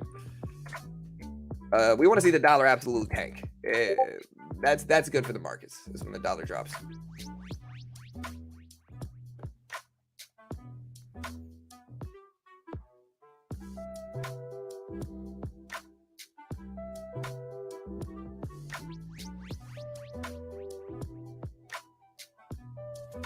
Yeah, always got to know when to pull out. Hey, that's true skill in life.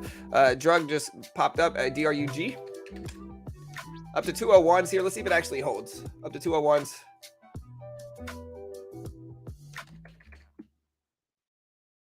This is Bright Minds Biosciences. Let me see if we can find a catalyst for this here.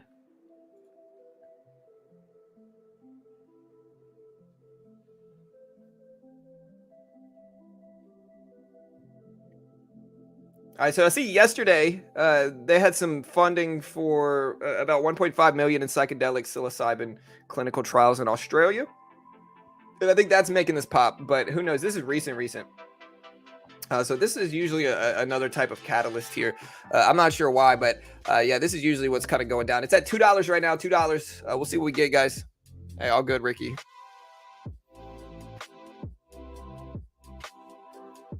Yeah, we want to see the dollar tank here.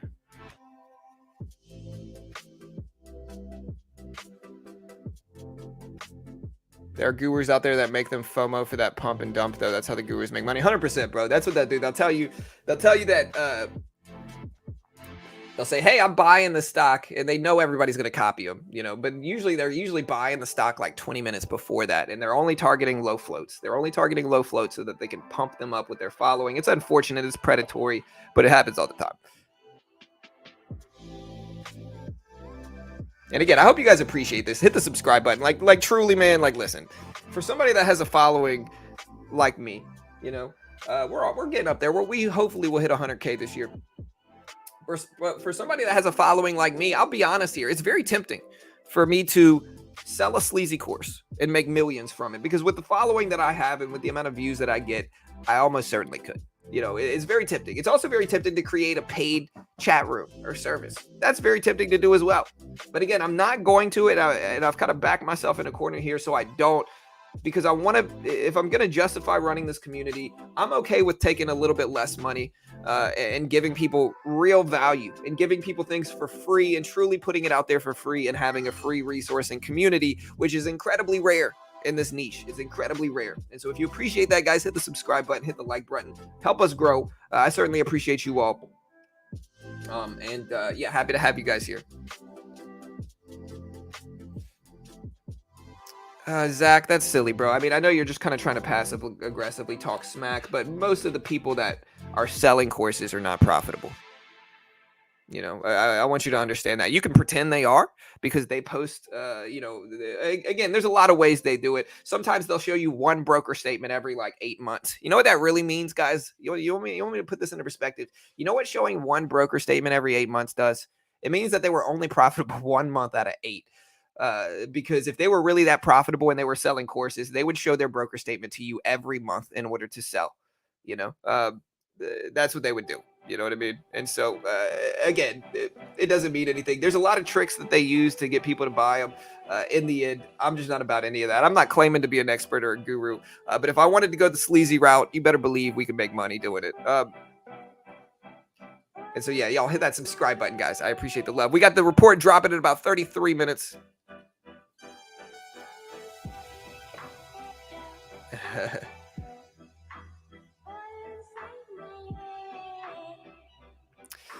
I'm not going to mention names, Jay. I don't really like to. I'll say this, though. I think a lot of the big gurus, some of them are pumping up low float stocks, making profits from their following by pumping up low float stocks, front loading into stocks, pumping them up, making $10 or $20 or $30,000 from it, and then selling a course to their following on how to make $20 or $30,000 from it, if that makes sense.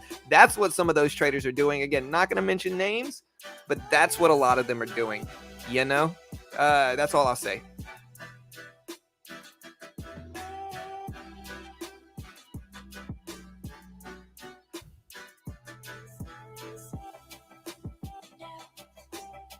Oh, I believe it. I believe he does, Jay. Did you hear what I said, though?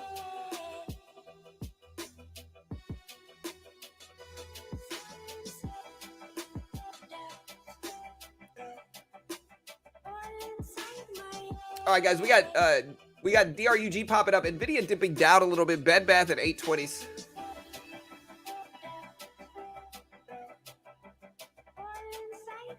And again, guys, I'm not talking names. I don't really want that type of drama. I'm not really about that type of drama. My job is to protect traders. That's what we do, you know. People can hate on them because they've spent thousands of dollars on sleazy courses, and in turn, they're so desperate to justify their own expenses that they're going to get mad at anybody that tells them that they didn't need it. But the reality of it is we got a great community here, great group of traders.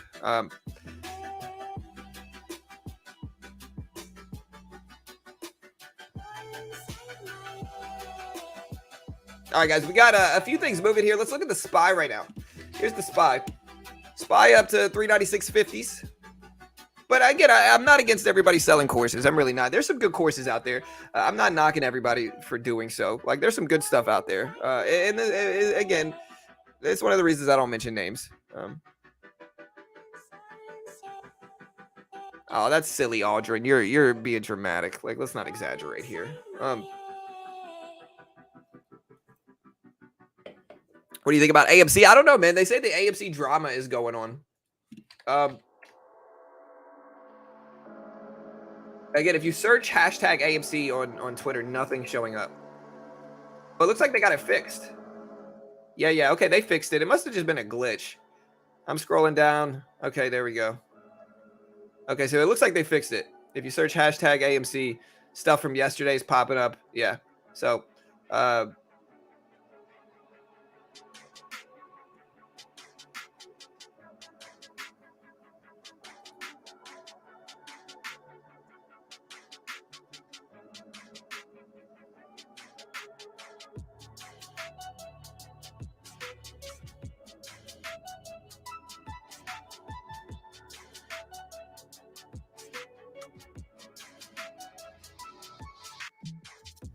yeah, so we got the SPY back over VWAP here. I'm kind of tempted to buy this dip. We might buy this dip. We've dipped over the 200 moving average and there we go. We dipped under the 200 moving average. Oh, man, I wanted to buy the dip. I might buy like 15 shares still, but I'm going to take a smaller position now just because we kind of missed out on the bounce over the previous closing price. We'll buy this and see if it holds a green and then come back to it on the SPY. Bed Bath back up to 830s here. Hey, it's starting to run. And again, we do have that fundamental data dropping in 25 minutes, guys, for the unemployment and non-farm payroll numbers. 25 minutes here. Yeah, I saw that, but I don't know. We're going to have to wait and see how that unfolds.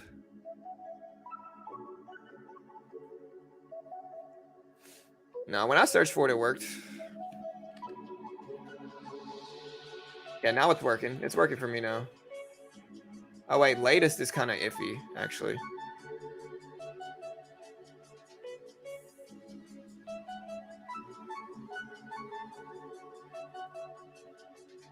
Again, here's the dollar. Dollar's starting to ramp up a little bit, so it's probably dragging everything else down. Go away. There we go. There we go. So dollar's starting to drop here, which is good for the market here. You can see this is the dollar. The dollar index. And again, we want to see this fall here. We want to see this drop. When it drops, that's good for equities. That's good for the market in general, if that drops. So we just want to see it continue to drop. And with that, hopefully we get some good stuff from it.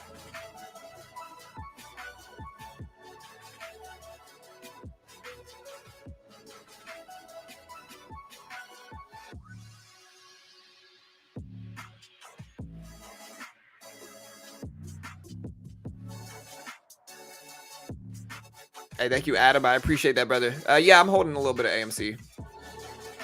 Which data crypto?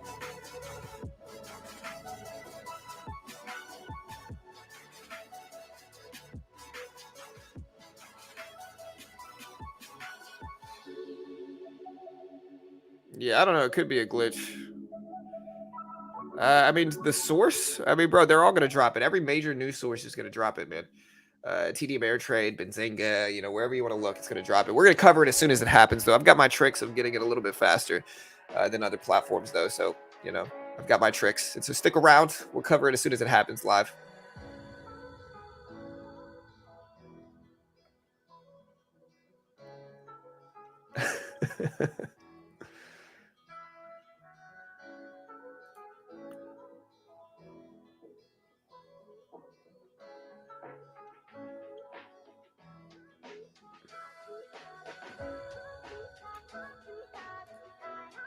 Yeah, there's some funny stuff going on here.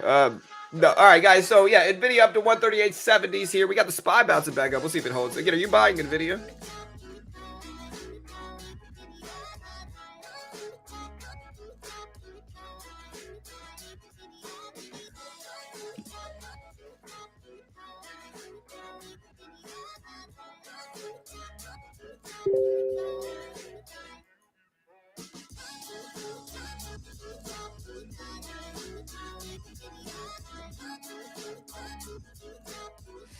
All right, guys. Hey, we got about 25 minutes until the data drops. 25 minutes. We'll see if we get some good numbers here from this stuff.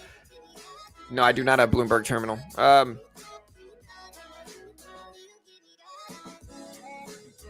Essentially correct, Cliff. Basically, the logic behind it, Cliff, is like when the dollar drops, it means that people don't want to sit on cash as much, and in turn, they end up buying up and investing it in you know, equities, crypto, whatever you want. So the dollar dropping is good for equities, crypto, and all the other, you know, asset classes. With that, though, if the dollar rips up, it means that people are going to be more likely to want to hold on cash and sit on cash, which means they're not going to be investing. They're not going to be buying up assets, so forth and so on. And so that's the reason why the dollar dropping is good.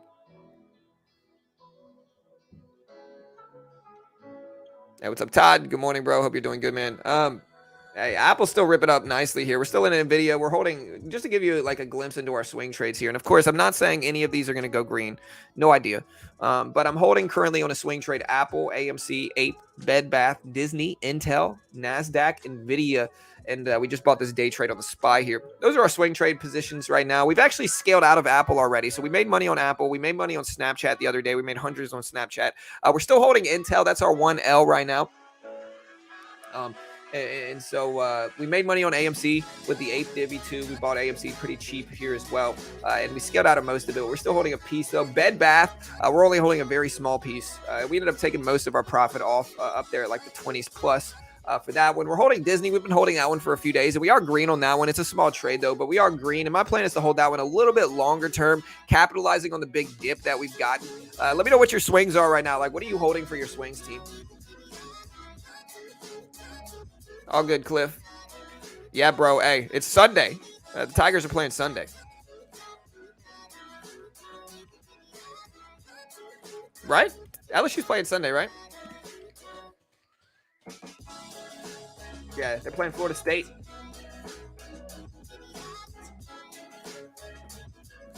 All right, guys, Nvidia pumping back up a little bit. We are in the SPY here. I kind of want to buy a little bit more. I guess we will. I'm gonna try to buy the bid and get a little bit better pricing here.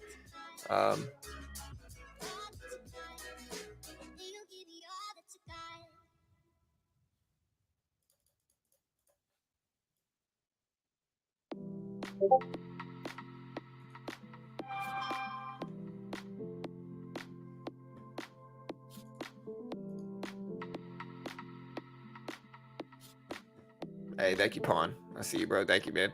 All right, so we just got filled with 15 shares on the SPY, on the ramp up. So we're in 30 shares now on the SPY. Trying to ride the bounce here. We kind of missed the bounce opportunity at the previous closing price, but yeah, we'll see if we get another one. In New Orleans. Hey, what's up, William? Yeah, Sunday. I got Neo. I like Neo. Big day today. Kind of big. Forza making moves. Big day for what? Happy. So we get Nvda, Apple, Tesla. I don't mind that one. I think I like all of those stocks long term. Short term, there might be some question marks, but long term, I think they'll all be okay. All right, so we're in 30 shares to the SPY here. We're going to see if we can pump up, break highs, and we'll hold this one a little, as long as we need to. Bed Bath back up to 830s here, testing the 200 moving average right now, 200 EMA specifically. So we'll see if that holds. Nvidia popping back up. We got Tesla at 278s that we're watching as well. We do have this fundamental data coming out in about 22 minutes, guys. 22 minutes for this fundamental data. And yeah, we'll see if we get something interesting. Yeah, we stream every day, bro. Every day, bro. We stream every day. Not only do we start at 6:30 in the morning on weekdays, we stream until about 10:30. We also cover all the big earnings calls as well, all the big fundamental data releases when they happen. And so we cover everything here fundamentally, and we day trade a 30,000, 120,000 buying power account. So we do that all that live for free right here. So hey, hit that sub button, hit the notification bell. We appreciate you all. We're getting a little bit of rain, bro. It's certainly a little gloomy out there.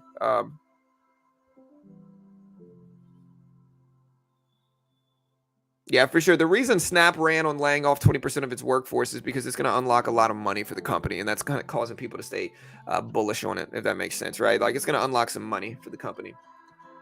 This is essentially what's going on. All right, guys, we got about 20 minutes until the data comes out. Again, vote on the poll here. We do have our poll going up right now.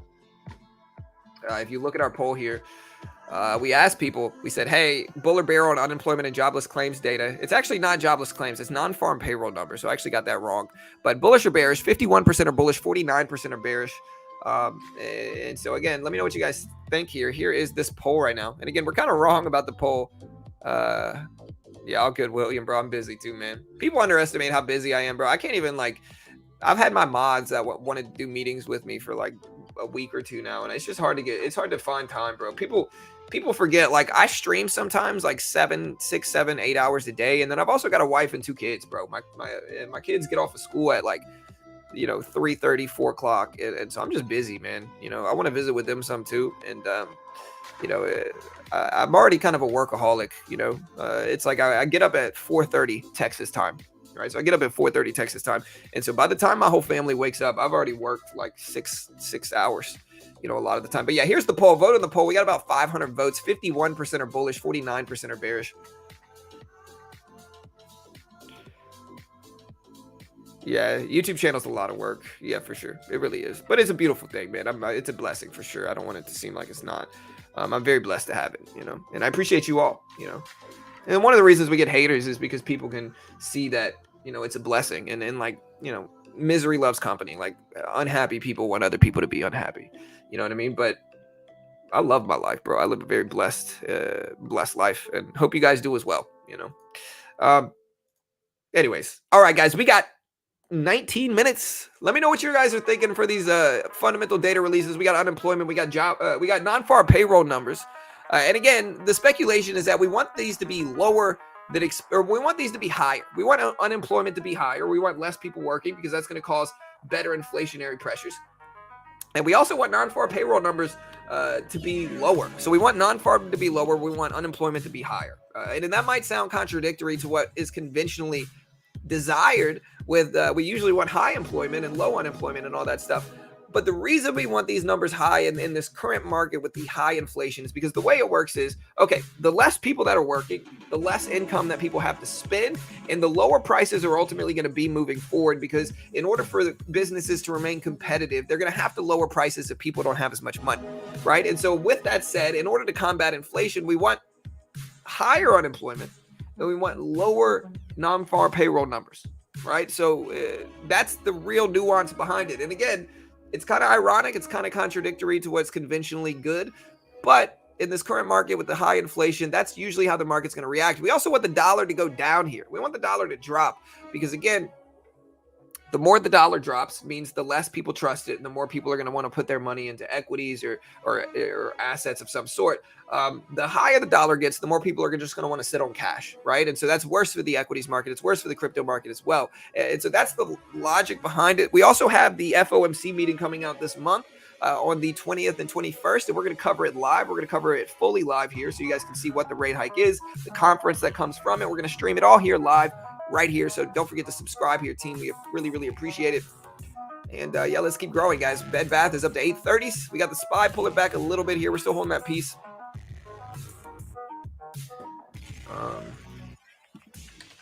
Q is dipping down a little bit as well, and we'll get out of the SPY too if it starts to drop too heavily out of the previous closing price, especially when you consider that these numbers are coming out. If we don't get any favorable activity leading up to this, we're not going to want to hold it. Bed Bath & Beyond, though, guys, we are holding a piece of this. Is ripping up here. It is currently at 840s right now, starting to make a comeback here. And so are y'all bullish in Bed Bath today, team? Let me know.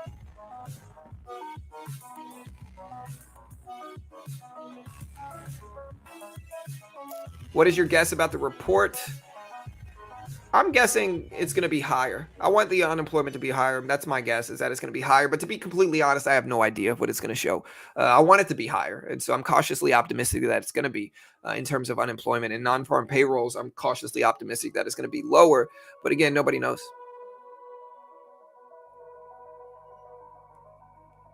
Ciao. I follow you from Italy, bro. Thanks for the amazing work. You inspire me. Hey, thank you, man. I appreciate the support, brother. Really do truly appreciate the work. Or the support. Hey, thank you, Tiny. I appreciate you guys.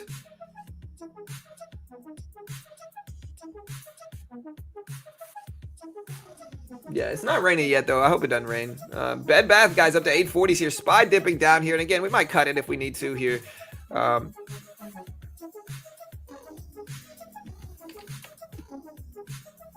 We'll let it sit. I mean, it's not too bad, but we'll see.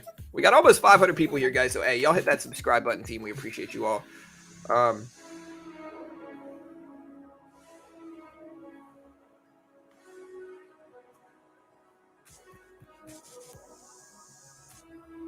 16 minutes, guys. 16 minutes until this data drops. See if the SPY can bounce at VWAP. Nvidia is right over that 200 moving average and VWAP area. You can see the 200 moving average and VWAP are right around the same spot. Maybe that'll be added support for the Nvidia and SPY trades here. Here's VWAP. Here's Nvidia. Right around the same level here. Bed Bath pulling back down. Went as high as 846. That's the top on that run that it's just made. So we'll see if we can break that eventually.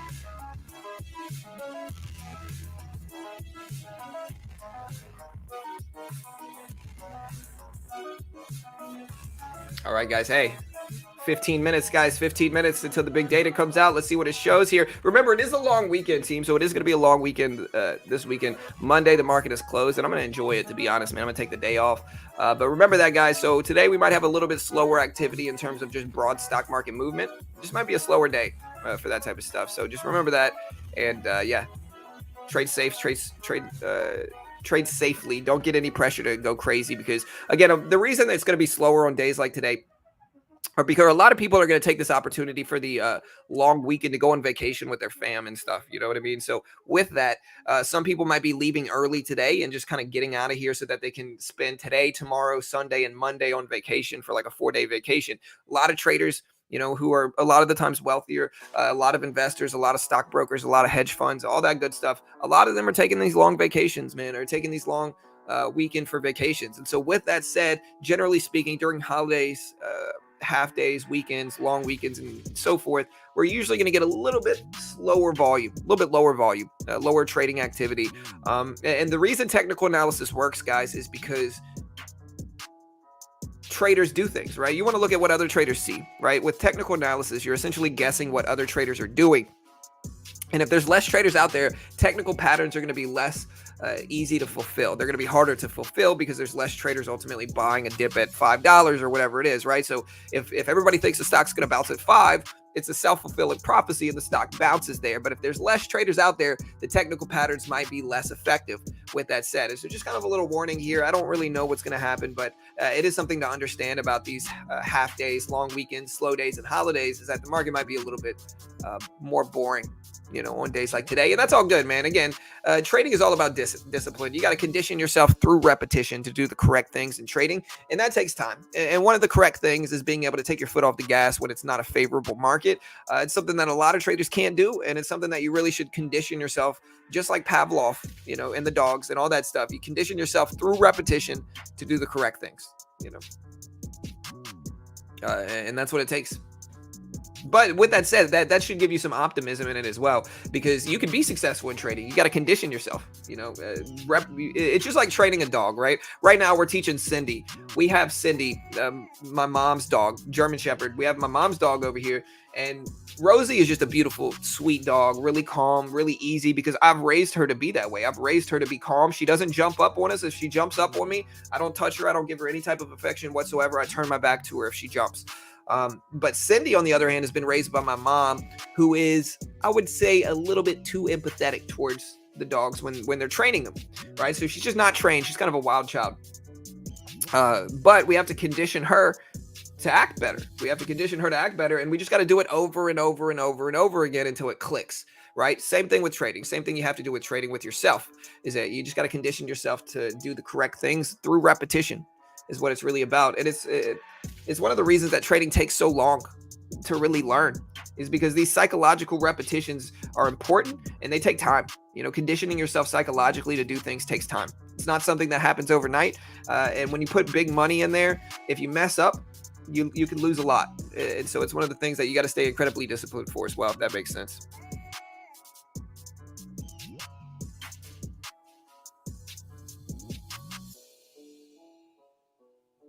Yeah, basically, Levi. Hey, yeah, I'm gonna enjoy the full day weekend. Do I trade full time? Do I live solely off my trading profits? No. We're just a resourcing community, and so I can be real with people and just say, yeah, I don't live solely. One day, I'm hoping for it. I make money most of the time, but do I live solely off of it? No. I would say in order to make like real money like that, you need $500,000. If you want to make like 1,000 a day or so like that, you gotta have like $500,000. Of course, you're gonna have some people saying, "Nah, bro, I turned $20 into 50 or whatever it is." But yeah, to safely do it, you need some money. One of the reasons funded account programs are dope is because you can use those to try to trade a little bit larger. And if you can get funded and stay safe in those funded account programs, it can kind of get you out of that. But yeah, Nvidia ramping up. You love to see it. We're holding it. SPY hopefully bouncing back here. There goes Nvidia, just went green on the day. Nvidia broke up to 139.50s here, 139.50s. 10 minutes, guys. 10 minutes until the data drops.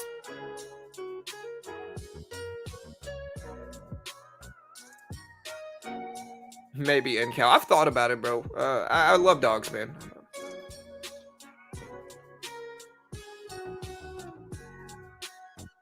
All right, guys, Nvidia over the previous closing price. So you can see this light blue line right here is the previous close. That's the level at which it goes from red to green, green to red. Yeah, y'all check it out.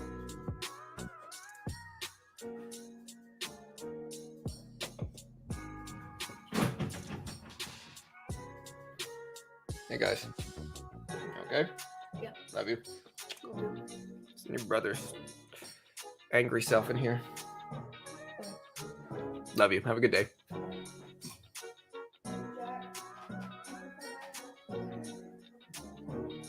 Kids going to school.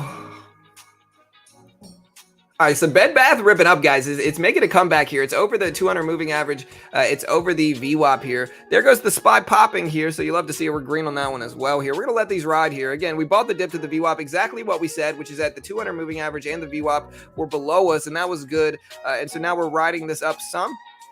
We are going to take 10 shares off just to lock in a small bit of profit here if we can. All right, so we just locked in a little bit on the SPY trade. Gonna let Nvidia ride here, I think. Nvidia's down so much after that chip thing that, you know. Here, go around that way. Yeah, go around the other way. Don't step on the cords. All right, bro. All right, man. Love you, dude. Have a good day, bro. I'll see you later, okay? All right, guys. What you doing, bro? Saying hey to everybody. Everybody say hey to Jack. He's on his way to school. Wave to him. Say hey, everybody. You're not going to say hey? You freezing up? It's your moment, bro. You're not going to say hey? That's all right. Hey, Roblox. You had a great call on Roblox, dude.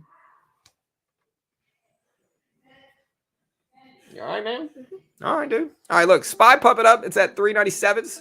397s. We got Bed Bath at 840s. Look, everybody say hey, Jack. Hey. Hello, Jack. Sup, Jack? Hi, Jack. See?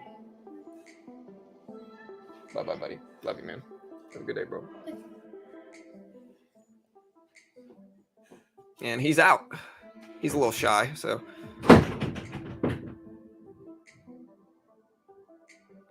SPY ramping up even more here, guys. Look at that big pop on the SPY. Hey, you love to see it. All right, guys. We got 7 minutes. Yeah, it's the moment. It was his time. You know, Nvidia pumping up. It's at 139.50s. All right, guys. We got 139.50s here. We got the SPY up to 197s roughly here. We got Tesla starting to move back up as well, creeping back up with the broader market here. We got about 6 minutes left, team. 6 minutes.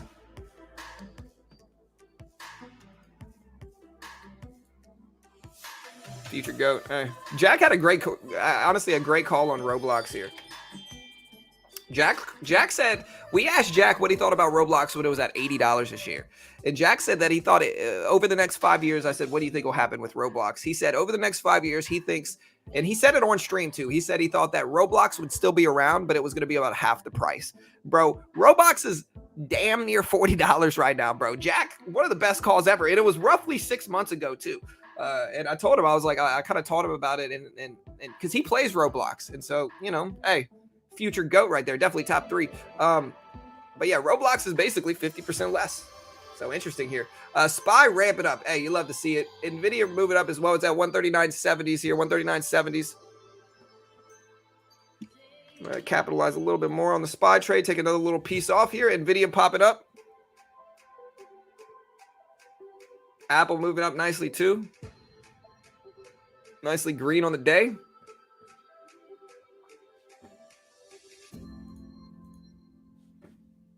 All right, guys, we got the data dropping in 6 minutes. Yeah, I remember his call on Roblox. Honestly, it was a good call, dude. I think that he likes math, and so he likes percentages, Marcus. So like he always likes to tell us what percentage the iPad is at based off of what he looks like without looking at the actual percentage and just looking at the battery bar. He likes to try to guess what percentage of it is and all that stuff. So I don't know. He just went with half. You know, he thought that it would be about half as relevant as it is now, I guess. But that's what he said. I don't know. All right, guys. SPY popping up. Apple popping up. Nvidia moving up too. Bed Bath dipping down a little bit here. That's right, NASCAR. You know, bro.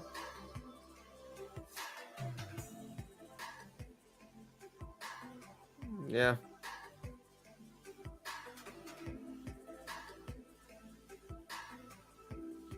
When will we place trade? I mean, I'm already in a bunch of trades here, man. But again, the data drops in 5 minutes. I don't know if I'm going to hold my SPY trade through that. You know, we'll see how it impacts markets, though. These might not be heavy impactful, but there might be some. So we'll see. Bitcoin. Yeah, Bitcoin's going to run. Here's the thing, guys. This is what you want. You want unemployment to be higher because higher unemployment means less spending, and less spending means lower inflation, right? We want the dollar to drop. We want unemployment to go up, and we want non-farm payrolls to be lower than expected. Like those are going to cause positive reactions in stocks and equities and crypto. Like that's what's going to react positively. That's what's going to make a positive reaction. At least that's what I'm speculating here. I'm hoping the numbers come in better than expected, which means higher unemployment, lower jobless claims numbers.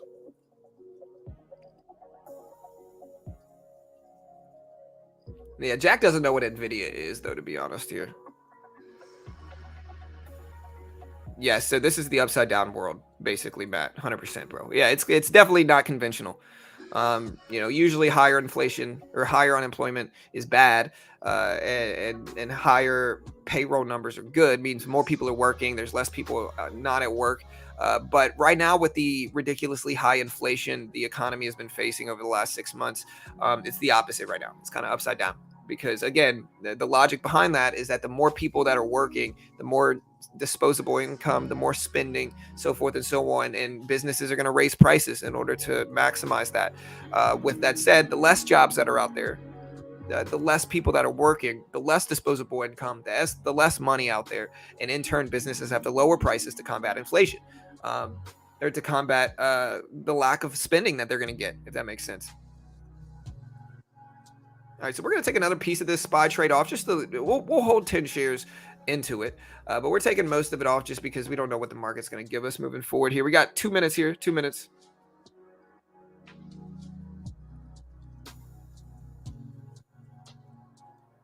He caught it when Kathy and bought Roblox. Yeah, he did great, man. He did great.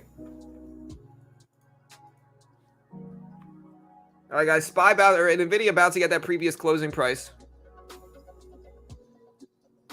Should traders have full-time jobs? Well, I certainly don't think you should quit your job to become a trader. I think that creates pressure. And like I said earlier, pressure is terrible for profiting. Pressure is just bad for profits. It's just not good, right? So the more pressure you have, the worse your trading is going to be.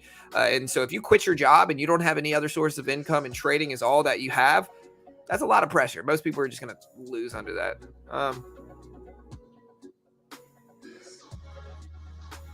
All right, guys, Nvidia up to 139.60s, guys. Here goes the numbers dropping in about a minute and a half, guys. 1.5 minutes. 1.5 minutes. We're also going to put it in subscribe-only mode just for a little bit while we're running this. Just during the data release, we're going to put it in sub-only mode, guys. So if you haven't already, hit that subscribe button. We certainly appreciate it. And we're going to cover the news as soon as it drops. But yeah, just for this, we're going to put it in sub-only mode. Hit that subscribe button. Show support for your boy here. We certainly appreciate it. And let's get ready for the news to drop here, guys. We got 1 minute left. 1 minute. We're waiting for it here, guys. It should be coming out soon. We'll cover it as soon as it drops. It might be like a 10-second lag like everybody else, but we're going to cover it as soon as we see it here. We're going to post it in chat as well. We're getting ready for all of that stuff right now. Yeah, hey, everybody announce yourself. Show us that you're subscribed here. Give us some supportive comments right now, guys. We got less than a minute before this data drops. Less than a minute. About 30 seconds, really. If you're subbed, announce it so we know you're supportive. We appreciate you all. Nvidia popping up to 139. Hey, thank you, Thank you, Lucas. Thank you, Bullseye, Spac, William, Marcus.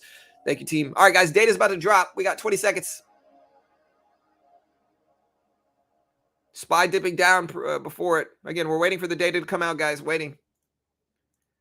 Should be live anytime now. And there goes. We got 5 seconds. SPY dipping. Hey, thank you, Frankie. Thank you, everybody that just announced it. Thank you so much. All right, guys, there's the number. SPY, rip it up on this data. Rip it up on the data. We're waiting for it to reflect on our end, guys. Waiting for it to reflect. Okay, so we do have U.S. average earnings year over year came in at 5.2 versus 5.3% expected. U.S. average earnings month over month. So here's the data. So non-farm, wait, let me find unemployment. Unemployment rate came in at 3.7 versus 3.5%. Higher than expected, guys. Higher than expected. 3.7 versus 3.5% for the unemployment rate.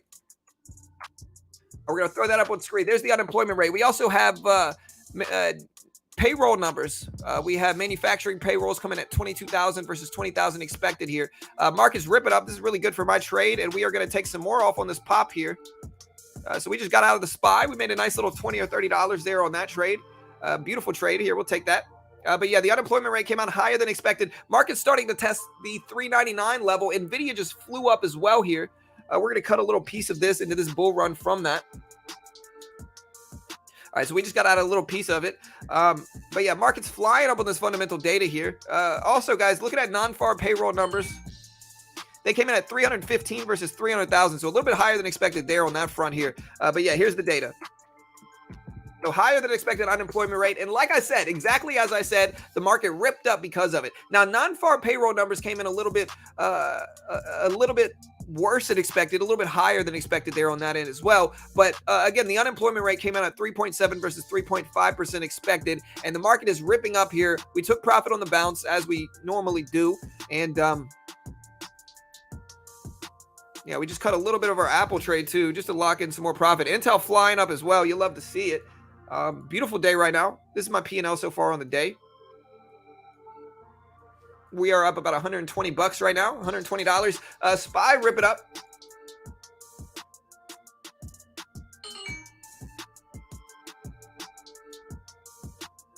SPY, rip it up. Down to 398.60s. Again, you can see the unemployment rates as we showed them.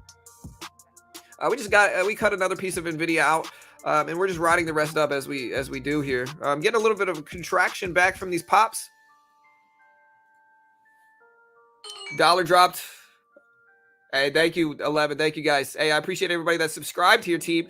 Again, we got the data come out. Unemployment rate dropped at 3.7 versus 3.5% expected, previous to 3.5%. Non-farm payrolls came out at 315 versus 300,000 prior, 526. And so lower than last time, higher than expected for non-farm roll numbers. So Bed Bath & Beyond is up to 840s, testing 850s here. Tesla is starting to ramp back up as well. It's at 280s, almost 281s right now as we speak here. So check it out, guys. Hit that subscribe button.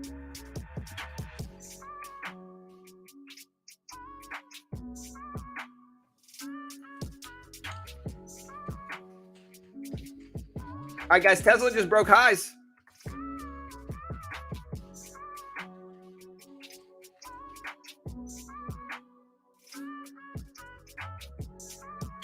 All right, guys, I do want to talk about a sponsor of our video as well. There's the SPY rip up here. One of the ways we track our swing trades. So like I said, you just heard me exit some of our swing trades.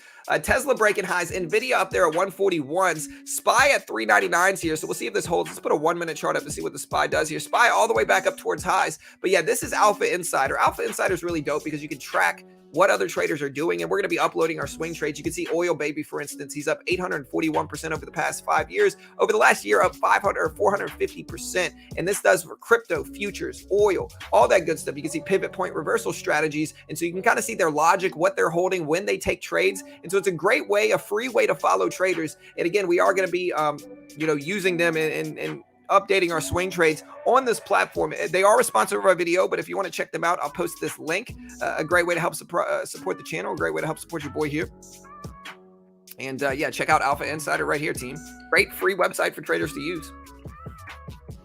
But yeah, SPY testing the high at 399.20s, 399.20s. Nvidia starting to ramp all the way back up to 141s here. Tesla ripped all the way up to 282s. And Bed Bath, guys, is all the way up to 850s here.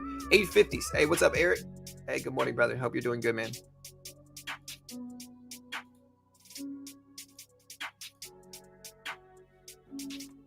Y'all do me a favor, hit that subscribe button. Help us hit 84,000. We're pretty close. We're at 83.7 right now, 83.7. Bed Bath up to 850s.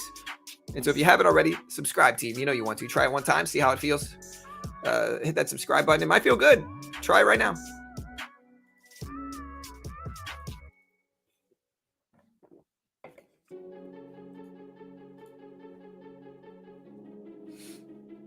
All right, guys, Apple, beautiful trade, man. Oof, man, I'm going to take some more off of Apple here.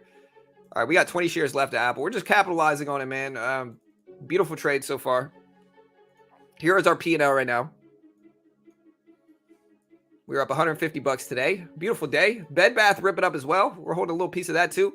Nvidia up there to 140s.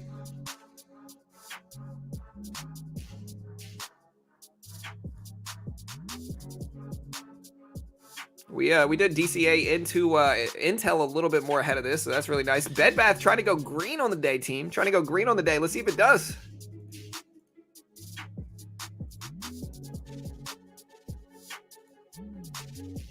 Hey, I know it does, David. I know it does, bro. Hey, much respect for what you're doing. Hey, thank you, Lawrence. I appreciate you, brother. Thank you, man. How is this report bullish? Okay, Kyle, so I'll give you an explanation. Which one, Daniel? Which one am I missing, man? I'll give you an explanation on why this is bullish, okay? So again, conventionally, higher unemployment is worse for the economy, right? But we have a period of economic activity where inflation is incredibly high over the past 6 months. And so with that, we want less spending out there. We're trying to discourage spending in the market. And what does a low unemployment rate cause? It causes more spending to be out there. It causes businesses to raise their prices because there's more money floating around. There's more spending floating around, which makes inflation worse. Okay. And so by that logic here, in this current market, it's kind of upside down. It's contradictory to what's conventional here.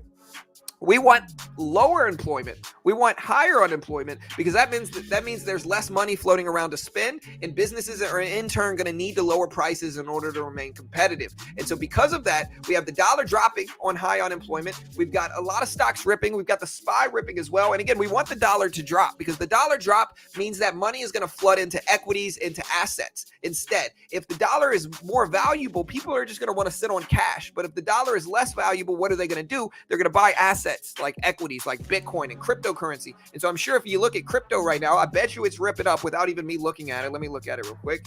I bet you Bitcoin's popping up because again, yeah, Bitcoin just ripped up to 20.3 thousand over the past 3 minutes since this data dropped, the past 5 or 6 minutes. So yeah, that's the logic behind it. I know it seems contradictory, but again, we're in a period of economic activity that has really high inflation right now.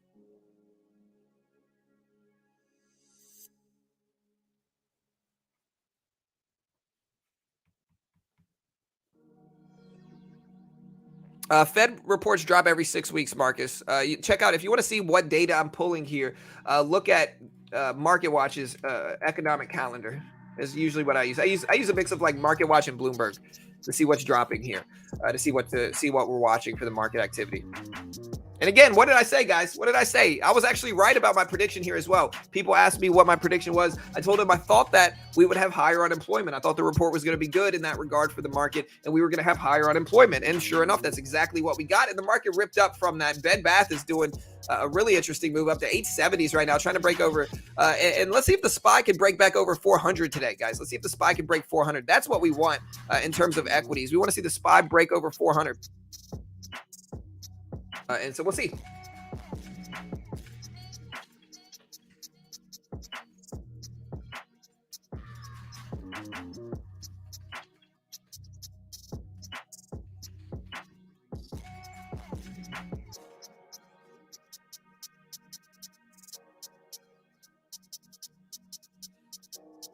All right, market dipping down a little bit as well. Bed Bath up to 870s.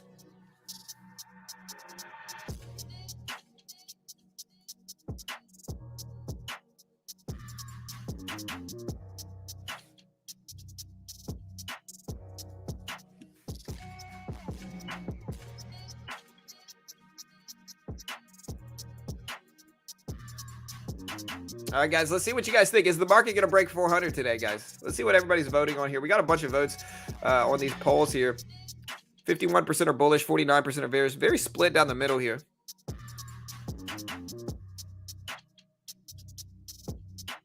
Well, here's the thing, time for light. Here's the reality, brother. You should never be gambling on fundamental releases because you don't actually know what's going to happen here. It's one of the reasons, like, listen, it might seem fun. It might seem like there's an edge there, but buying things like going in heavy before these fundamental releases is a certain gamble, is definitely a gamble. Okay. It's one of the reasons, like, same thing with earnings, right? You should never try to get in before earnings and predict earnings because you never know, number one, what the earnings are going to be, but number two, how the market is going to react to it. Now, while my thesis with this was correct in terms of like what I thought the market would do versus what numbers came out, it doesn't mean that it's always going to be like that. Sometimes it's going to be wrong, and sometimes it's going to be complete nonsensical. It's not going to make any sense whatsoever. A stock could have great earnings and great guidance and tank. A stock could have bad earnings and bad guidance relative to expectations and rip. And so sometimes the market's nonsensical. And so one of the things you want to do is you want to learn to react to these numbers here, not predict them, because predicting them is usually just a gamble and it's going to try to get you in trouble. Try to just react to the numbers that show up, and then take some opinions. Like one thing that I like to do, for instance, is if a stock has great earnings, great guidance, and then tanks and moves nonsensically, I end up buying that dip and ride those up. And I can't say that's going to work, but that's usually the way that you have a little bit of edge from these things, but you don't gamble, you know. And so I hope that makes sense. You know, good luck, bro. I hope you make some money, man.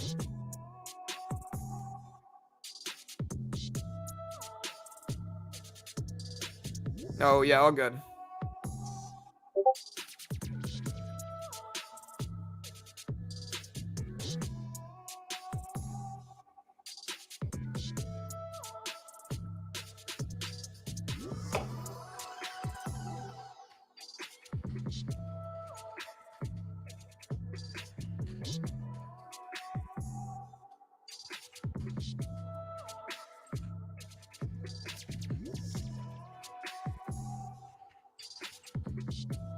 All right, guys. So we're starting to see a correction back down to the 399 level. Let me know if you guys think it's actually going to hold.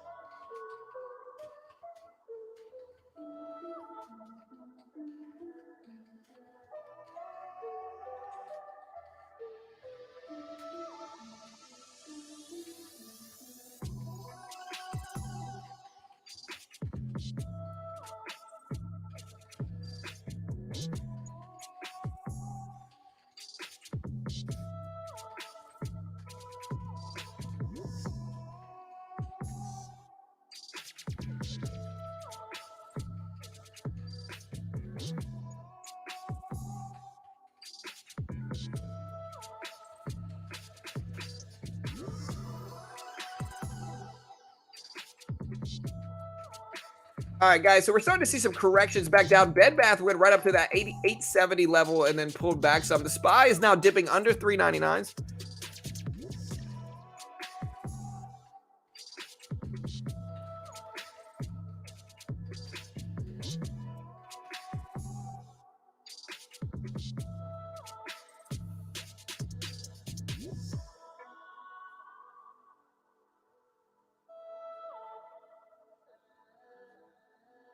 So let's see if we get a bounce here at the VWAP. So we ripped up after this data. Now we're kind of pulling back a little bit to the VWAP. Let's see if we actually hold these numbers now. 75 basis points for September. Yeah, well, that's what the expectation on numbers were, was 75 basis points. We'll see if they actually show that, but that's kind of what everybody thought was going to happen, you know.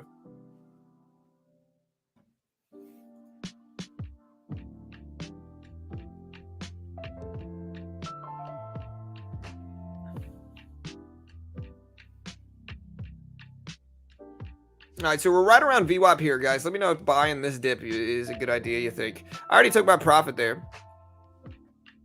But maybe we'll buy this dip a little bit now. We're going to buy 10 shares of the SPY, see if we can ride this pop back up.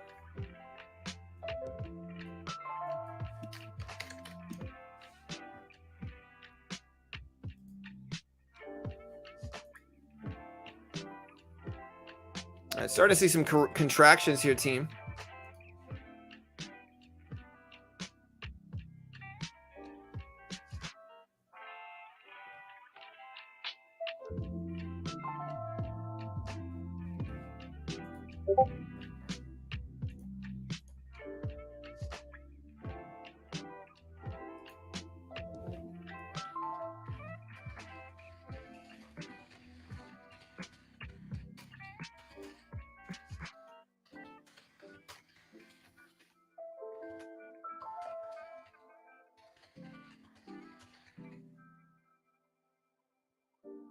All right, guys, so we're starting to see a dip. I'm not going to hold this forever. We'll probably just cut this and cut it out and take the very small loss and just wait and see what we get moving forward from that.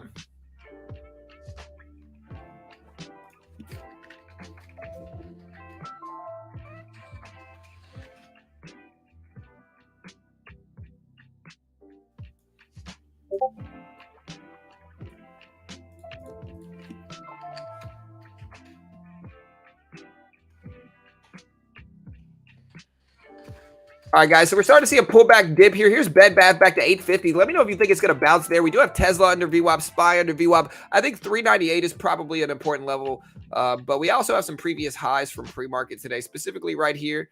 There's one high right there, right around 130 or 197.70 or so, 170, 197.50 or 60 right there. We also have some lows at 397.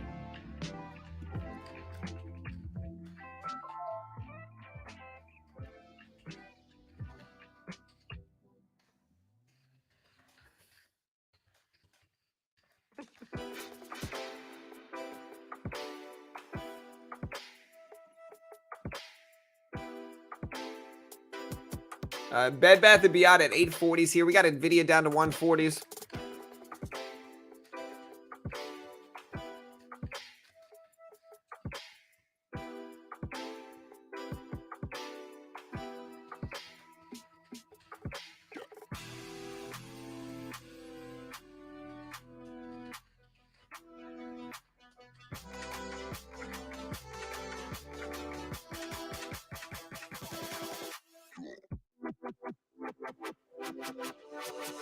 $398 was yesterday's open, I think. Yeah, we'll see. 75 basis points is the rate increase that they're thinking, the rate hike.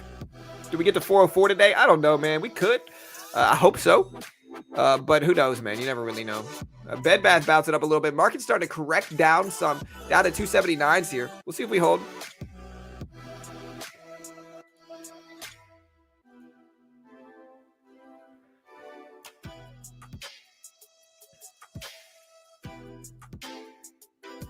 All right, guys. SPY coming all the way back down to 397.50s. All the way back down here. Whew.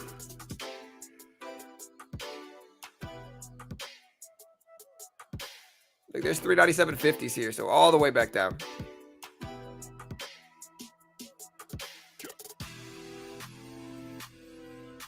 So market's correcting all the way back down. Let's see if we bounce at the, here's the 200 moving average in the previous closing price at 139.30s here. So we'll see if that holds, man. Again, let me know what you guys think. Again, to put it into perspective, guys, maybe I should write this out so people can understand.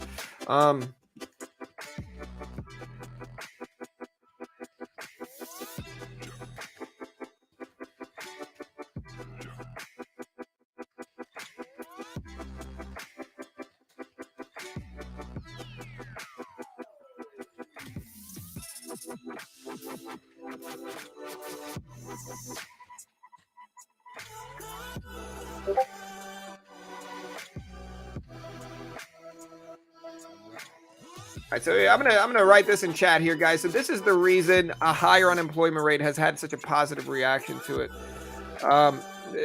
Here's the reason. I put it in chat.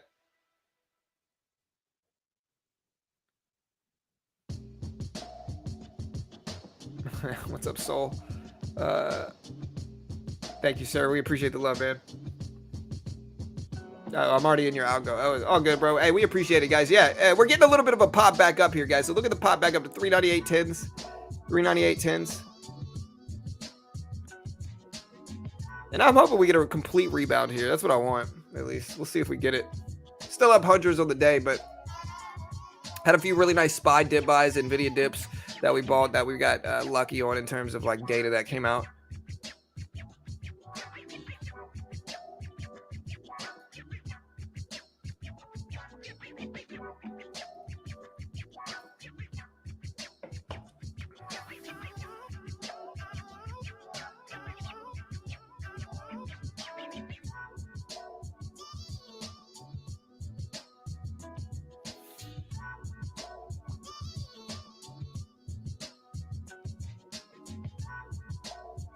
All right, guys, market's starting to pump back up. VWAP is right around Nvidia at 140 right now. It's also a whole dollar of 140. We got Bed Bath back over that previous high level right here at around 845s here. We also have the SPY pushing up to 398.20s, trying to rip back over VWAP. Hopefully the SPY doesn't reject this, but it's certainly possible. Who knows?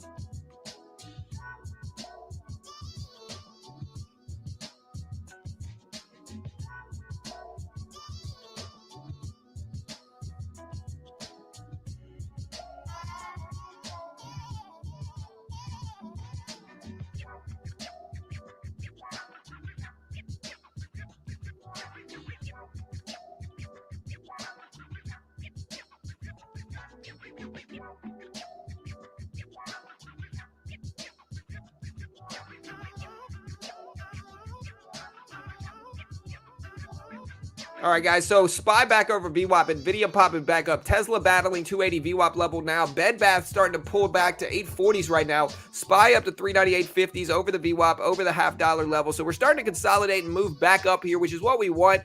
Again, the reason that this higher unemployment rate caused a rip in the markets is because it means there's less spending, which means lower inflation inevitably going forward. Hopefully, at least that's the case. Not inevitably, sorry, wrong word.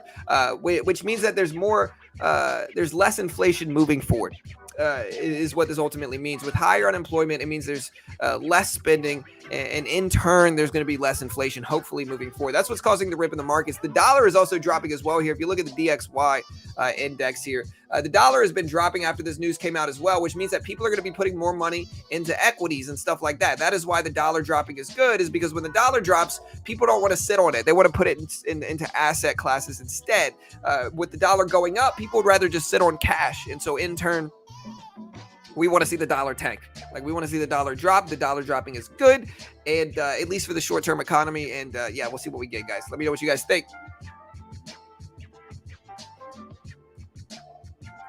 SPY ripping back up. It's at 398.80s. What's crypto doing, man? I think crypto is probably doing, yeah, Bitcoin back up to 20.3 or so, 20.3 thousand.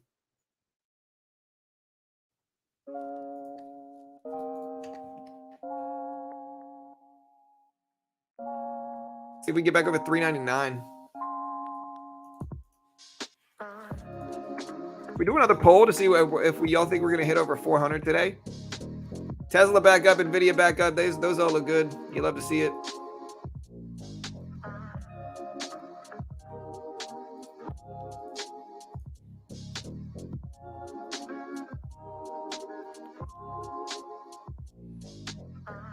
Bitcoin back up to almost 20.3K.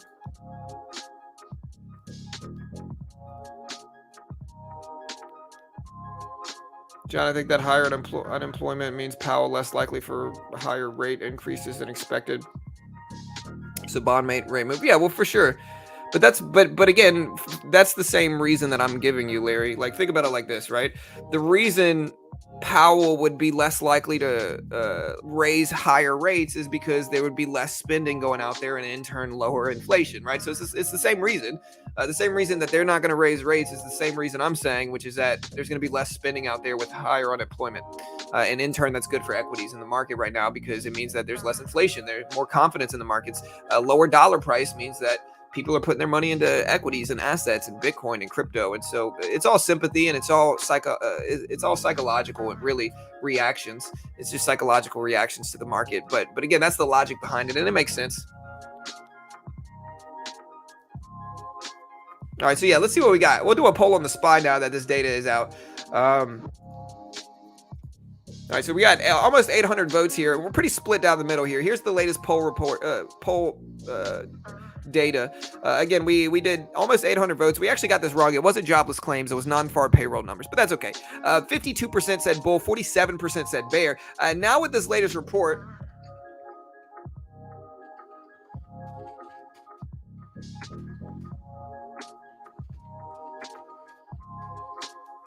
I break 400 today is the latest poll with the unemployment rate coming in.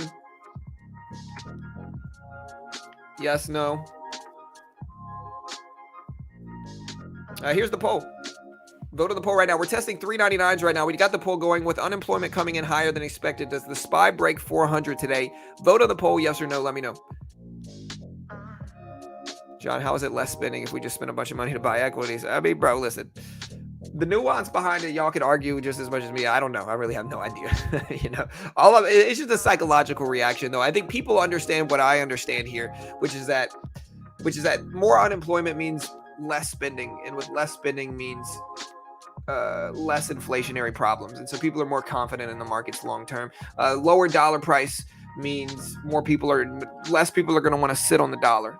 Less people are going to want to hold cash, and so what are they going to do when they don't want to hold cash? They're going to invest it, and they're going to put it in equities or cryptocurrencies or whatever you want to do with it, right? But that's kind of the logic behind it, Yeah, y'all check out the Discord. Let me know if the Discord link works.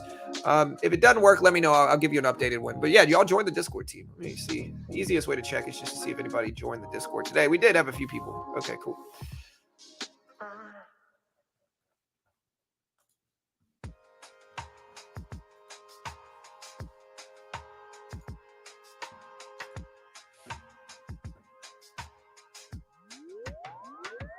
All right, guys, we still got 35 minutes until the market opens. About 35 minutes, team.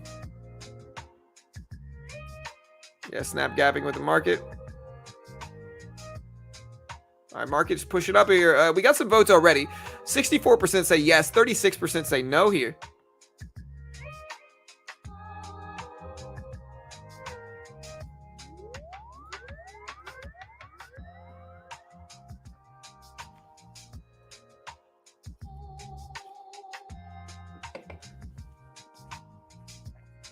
All right, SPY dipping down under 399s.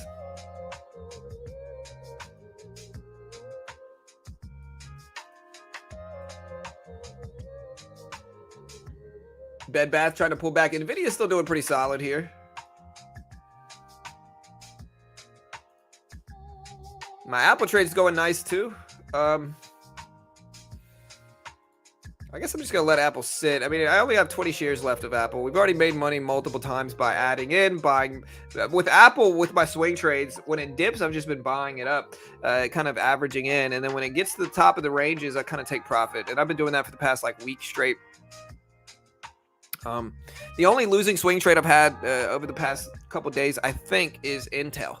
Intel, I'm still down about $80 in the trade, though. Very small loss. And I've certainly made more than that in Snapchat, in Apple, and a few other ones, too. So, you know, not too shabby. See if the market bounces up. Tesla trying to bounce here. Bed Bath is still trying here, too.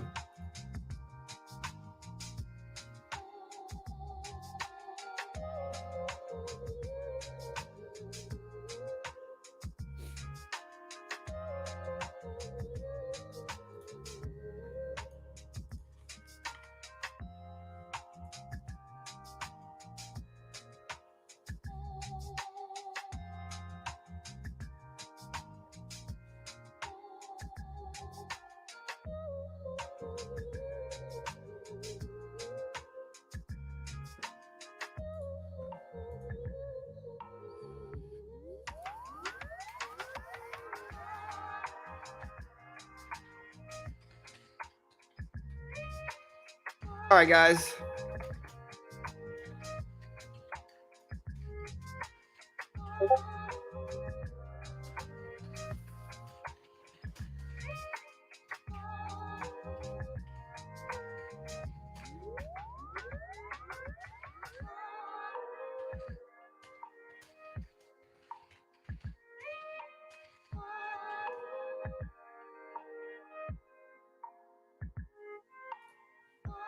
So SPY back over 399, trying to bounce.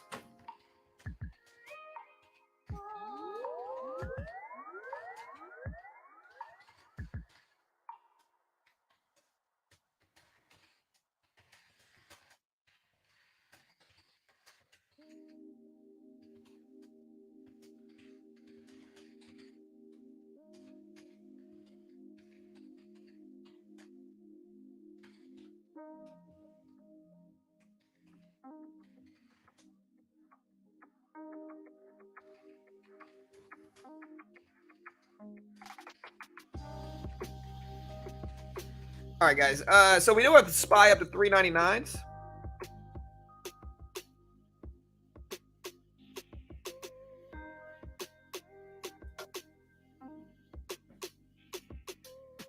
We're at 399.20s right now in the SPY. 399.20s. We got Bed Bath at 840s. Nvidia at 140s. We got Tesla at 280s.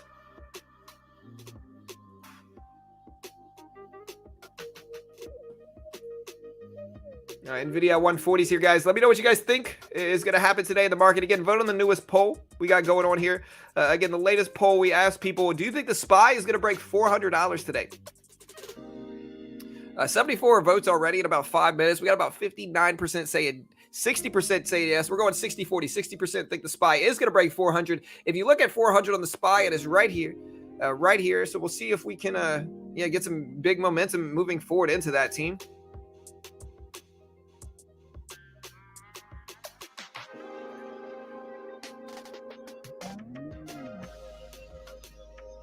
SPY at 401 to 405 today. Hey, we'll see, Johnny. Sweep the leg, Johnny. Dude, are you doing a Starship Troopers quote too? I swear I was just about to do Starship Troopers. Oh no, you're talking to. Oh wait, this is a Karate Kid quote. I'm more of a Starship Troopers fan, and so I was thinking, some Starship Troopers quotes. But I like Karate Kid too, bro. You know.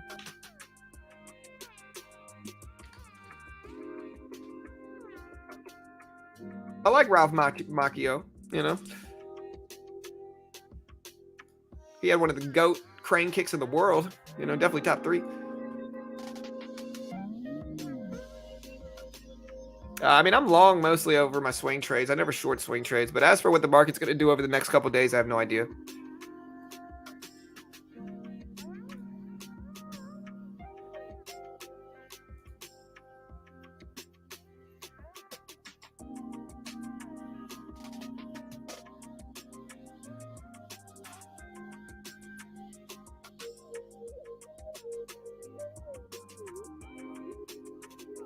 All right, guys, we're at 399 on the SPY, 399 on the SPY. We got Nvidia up there to 140s here. Tesla at 179.80s. Yeah, it's Karate Kid 1. I know. I recognized it. Once I heard sweep the leg, I was like, oh, wait, this is Karate Kid. My daughter actually watched Karate Kid with me. We might watch Karate Kid this weekend, bro. You know, honestly, I'm still mad at John. I'm still mad at I'm still mad at Johnny for breaking, you know, the radio. You know what I mean? What a jerk, dude. That was a good radio. But no, SPY pull it back at 399s now. We'll see if it actually holds.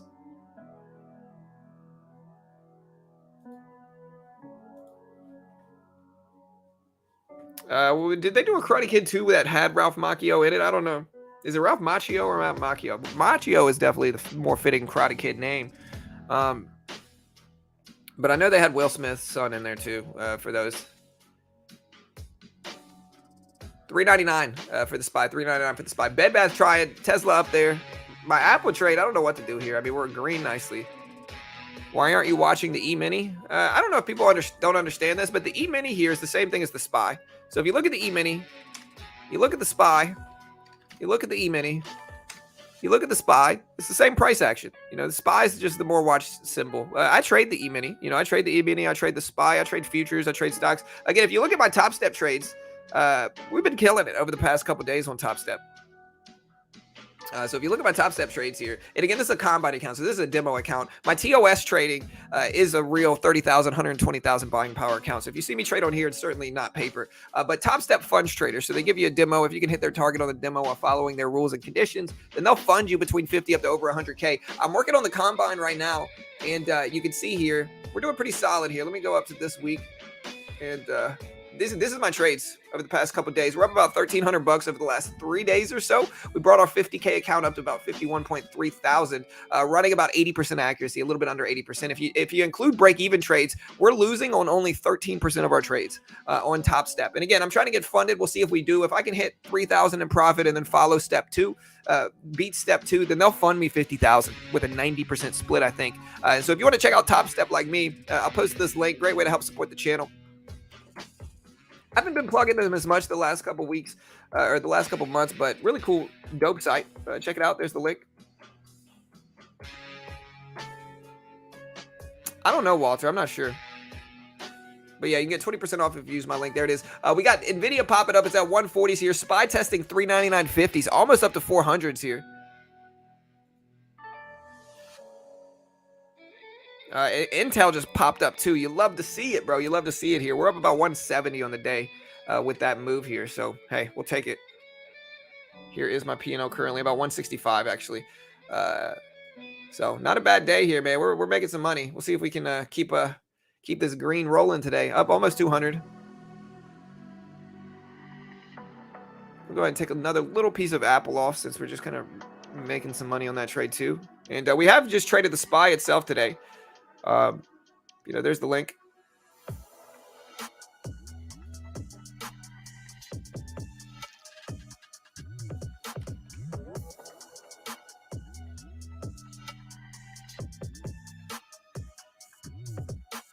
Is BBY coming back today? Ooh, I don't know. It's been kind of rough.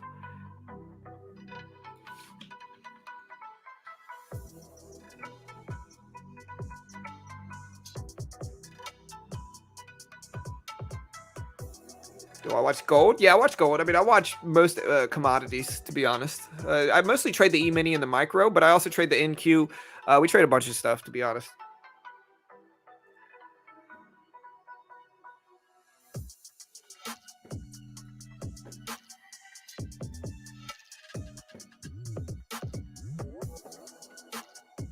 All right, guys. Hey, with the SPY, we are up to 399.40s here, guys. 399.40s.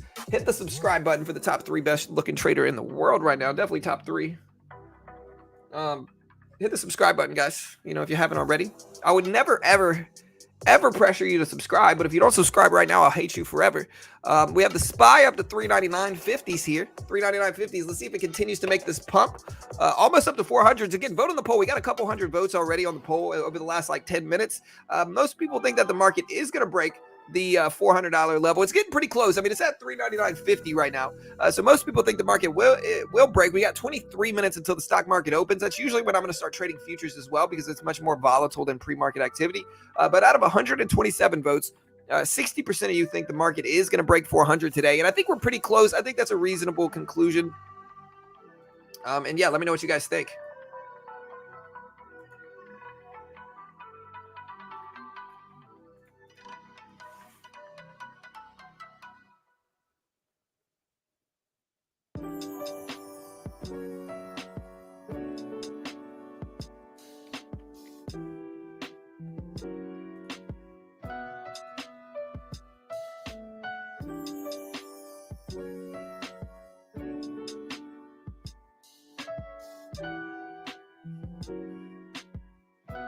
All right, we're at 399.60s for the SPY, 399.60s. Again, market opens up in about 12 minutes or about 22 minutes. You guys green or red today? We also have Bitcoin up to 20.4 thousand, 20.4K.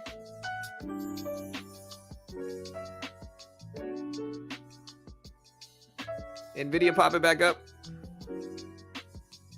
Still holding a piece of Apple that's doing really nicely here.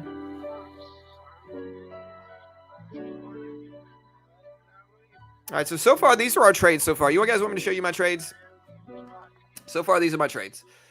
Here's Apple. Or no. These are my day trades. I'm sorry. So we're going to show you my day trades. So far, we've made about $20 on Nvidia. We traded the SPY directly. We made about $23.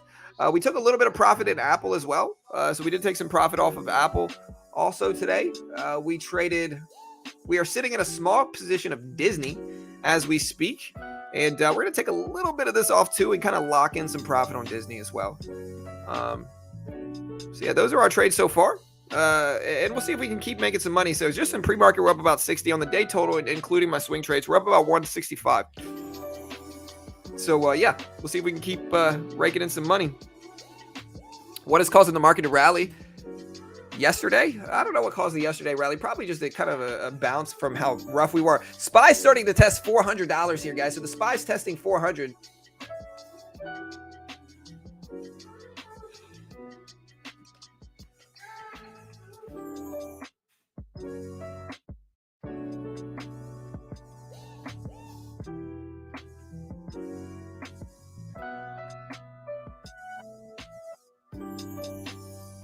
All right, guys, we got over 400 on the SPY. So the SPY did break 400. Congratulations to everybody that voted on the poll. You guys were correct here. Out of 142 people, 60% of you guys were right. The SPY did break 400 today, and it's still pushing up. Let's see if this should be great for me all around here. So this is good for my trading as a whole here. Yeah, we're up about 170 now. I'm holding a lot of long positions on the SPY, or a lot of long positions in Apple, Disney. We're holding Intel. Bed Bath we're holding. It's up to 860. So just a good day for my positions here. And yeah, we'll see if we can keep it rolling here, keep it moving with some good stuff. Yeah, y'all hit that like button. Thank you, Just Joe. Yeah, to be honest, Just Joe, for a little bit, man, I was looking at you like you might not be the most supportive cat, bro. I was thinking for a little bit that you were kind of talking smack, dude. You know, it seemed like you were, but it seems like you're supportive. So cheers to you, Joe. I appreciate you, brother. I know you've been here for a while, so hey, I appreciate it. Large red candle and what? Maybe we can have a green day, even if it's sideways. And maybe I'm a little bit too overzealous with like banning people. You know what I mean? I think whenever you get so many people trying to troll you, you just got to kind of quickly ban it and move on. So, you know, maybe I'm a little over aggressive. And if so, my apologies.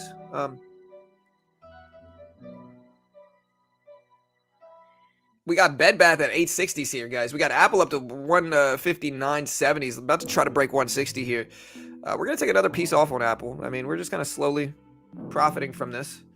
Yeah, we'll see if Intel can get a pop-up. We did DCA into Intel a little bit as well. Hey.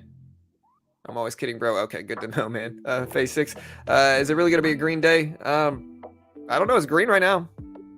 Yeah, Jack gave me all these picks, bro. Jack was like, look, daddy.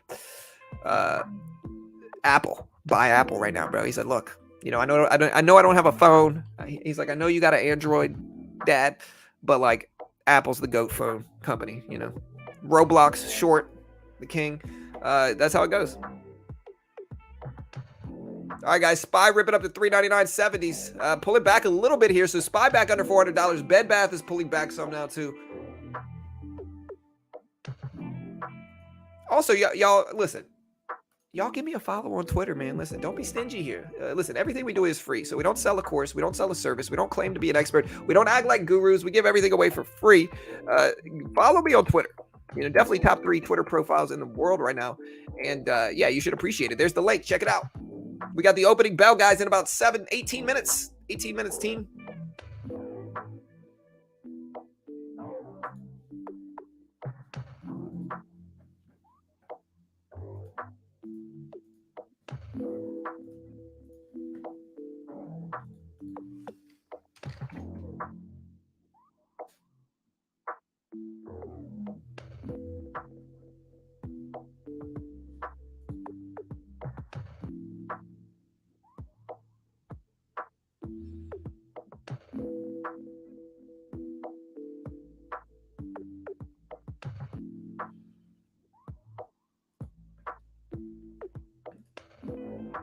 All right, guys. So SPY right back up to $400 here, trying to test. We got Tesla at 281s here, 281s, 17 minutes before the market opens up, team.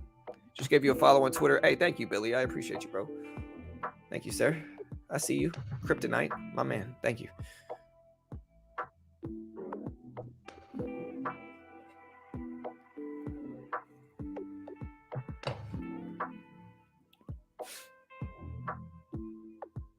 Somebody was talking about this recent IPO, and let me know what you guys think of it. It's called BIAF here, BIAF. What do y'all think of that one? BIAF, I mean, this thing flew up in pre-market today, but yesterday it kind of corrected back down. If we look at where it opened up, though, this thing opened up at 840s, and so we're pretty decently up now. We're up about 25+% since the opening price of the IPO. Again, about 840s, right about 1020s right now, 1030s. So it's doing pretty well. It's got some momentum. It's got a lot of traders watching it. Are you watching BIAF IPO, guys? Let me know. Let me know if you're watching it. Here's the SPY itself at 399.90s, 399.90s. D-Town, my man, he said, good morning, my friend. I'm always listening just to let you know, but I'm at work. Sneak listening, but I definitely support the channel and what you're doing to have subscribed. I'm always listening. Hey, thank you, brother. So sorry if I don't communicate much. I really can't keep up with the great work. Thanks a lot. Hey, thank you, my man. Thank you. I appreciate that, brother. I really do. Cheers to you, man. I really do appreciate the support. Again, man, YouTube can be kind of an isolating thing sometimes. You know, you got all these people. You're the only one here. Like, I'm the only one people see. And sometimes you just get some hate, but, you know, the positive comments really help motivate me to continue it. And yeah, man, y'all are a blessing to this channel. I appreciate you guys very much. Thank you. Hope you guys can listen at work and we can drop the stock market news you guys want to hear. And yeah, we appreciate it. If this fails, I'm just going to go get a job at radio. A few people have told me I could be a radio personality. I don't even know if radio is going to be around anymore. Radio might be completely obsolete now that I think about it, though. Nobody's really going to be using the radio like that anymore. And I don't even know, you know, I don't know. Do you think the radio is going to be around in 10 years, guys? Let me know. I think that we might have like some type of phone radio is what it needs to be, like some type of like digital radio that's not like AM, FM or anything like that, but it's some other type of source or platform is probably what it's going to be. And I think we already got that with like Spotify and all that stuff, but live channels, I think is the difference between Spotify and stuff like that. But yeah, we'll see. I guess this could be considered a radio. Just came in chat. What's up for Nasdaq? Yeah, I mean, if you look at it, I'm in Nasdaq right now too. Here's the Nasdaq. Here's Nasdaq stock. It's up to 60.9s here, ripping up with the rest of the market now. Bed Bath is pulling back a little bit as well. Apple's been ripping up. We've been taking profit into that all day. Nvidia is pushing up too. We are up about 175 right now in the day. 172s. We'll call it 175.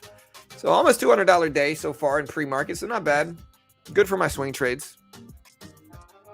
And one thing I'm really realizing, guys, and I'm going to tell you guys this, right? Here's the reality. A lot of people romanticize day trading, and I get it. And day trading can be very profitable, especially like futures has a lot of potential, great liquidity, great volatility. And you can get into the futures market for cheap with low risk through funded account platforms and that type of stuff. But I think that a lot of people romanticize day trading, and I get it. I day trade as well. But I think a lot of people are going to find value in swing trading. You know, I think swing trading, what I would recommend, and again, I'm prefacing this with I can't guarantee anybody's going to make money on anything. I really have no idea. But what I would personally do if I had to start over is I would probably swing trade blue chips. Swing trading blue chips can be incredibly profitable if you do so correctly. If you don't buy it on highs and sell it at lows, swing trading can be very profitable because you can wait for extension into these healthy companies. You can look for these really healthy companies like Nvda, Apple, Disney, Amazon, Google. You could wait for these really healthy companies to dip. And then when they dip, you can buy them up and just sit on them until they come back. And because of the nature of those companies who are just ridiculously profitable, the likelihood that they're going to come back eventually, at least to a certain extent, is very, very high relative to penny stocks, right? A lot of people get stuck trading penny stocks when really you could day trade futures and with the E-mini or the micro E-mini and have far more consistent trends in the market than you're going to in penny stocks. Same thing with swing trading. Swing trading can be very, very powerful. You know, one of the big reasons is because it requires less technical skill, in my opinion. Day trading is almost purely technicals. And so when you day trade, you can basically only look at technicals. Swing trading is a mix of fundamentals and technicals with extension, but it's less technical heavy. It still requires a ton of technical knowledge, but in different ways, and easier ways to analyze and easier ways to predict. Again, specifically, I'm targeting blue chip, healthy, long-term companies, right? That could be a powerful way to trade. And I think a lot of people, I think day trading can be powerful too, but for different reasons. And so understand, don't limit yourself to just one. Sometimes swing trading might have a better edge for your own personality, and people have different personalities in the market as well.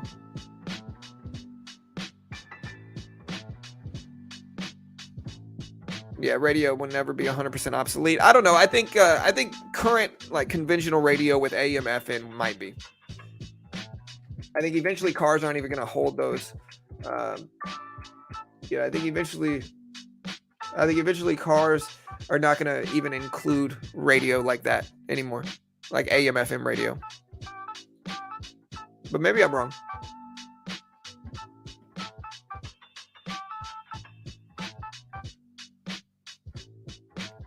All right, guys, Tesla up to 281s. We got Nvidia at 140.39s. Bed Bath at 850s.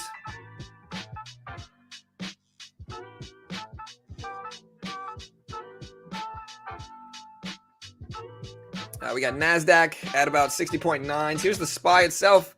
SPY itself back over 400 at 400.05 here. 400.05. Is the AMC weirdness on Twitter still happening? If you search AMC the stock, it still works. If you go to latest, that still works. If you search just AMC, go to latest, that still works. If you look up hashtag AMC though, that's what doesn't work. But I don't think that's like, hey, look at the SPY rip up, guys. Nvidia popping up big, Tesla popping up big, Bed Bath up to 850s here. This is great. Hey, you love to see it. I'm going to allow this to just keep on happening. Up about $180. We'll see if we can have a $200 day. We definitely got some cushion to swing into.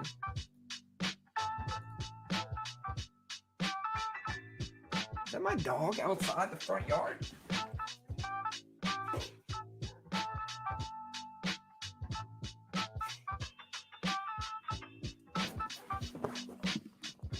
All right, guys.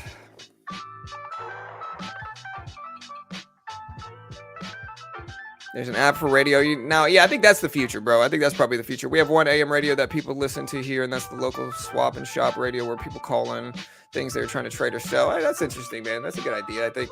But I think conventional radio is going to go out the door eventually. DS, man.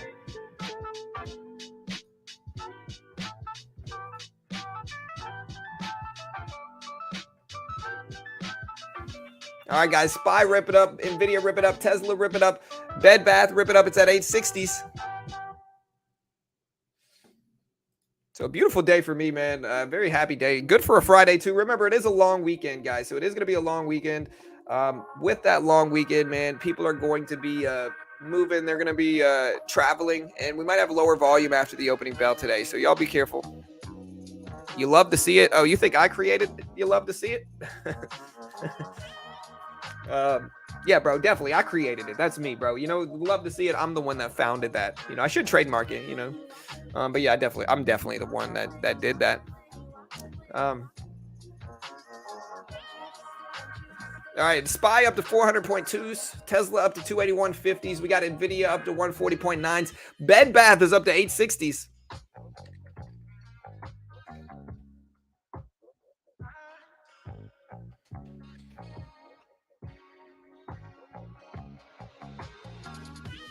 And this, man. I created that too. It wasn't Smokey from Friday. It was John from Beginner Trading that created that.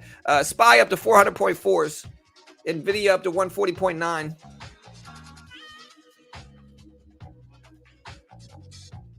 Remember, guys, today's Friday. A lot of y'all ain't got jobs, and we don't have ish to do because it's gonna be a slow day today. Okay, be careful, guys. Be careful. It's Friday.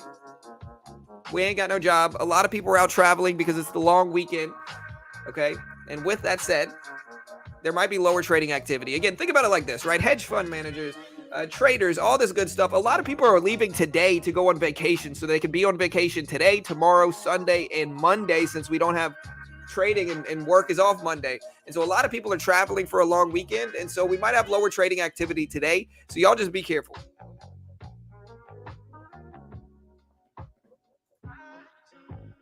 SPY at 400.5s here. So SPY's ripping up. Let's see if we hit 401s right now.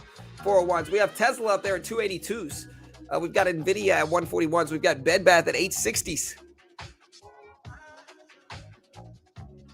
Man, Apple just breaking highs. Looks good. Disney pushing up there, breaking highs too. Looks good. We're pushing for a $200 day. We'll see if we get it in my actual account. And then on Top Step, we'll be trading on that too.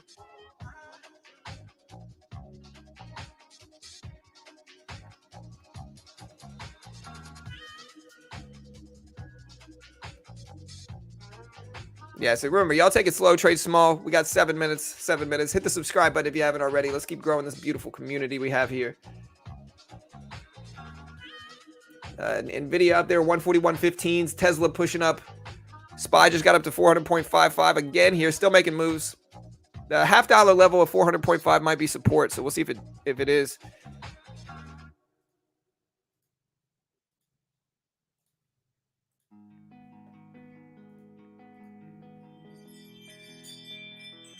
Who is at my door right now?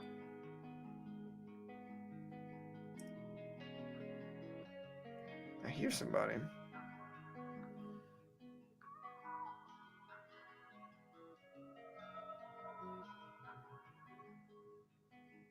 No, it's my wife.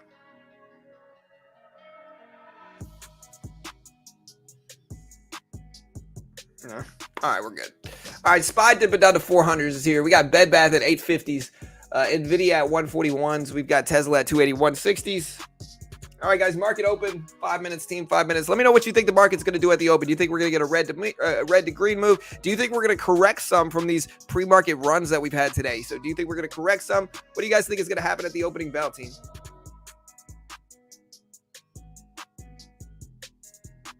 Yeah, everybody's got Ring doorbell now, man. But yeah, let me know what you guys think. You see the unemployment data right here. Bitcoin up to 20.4s almost, a little bit under that now, but still moving.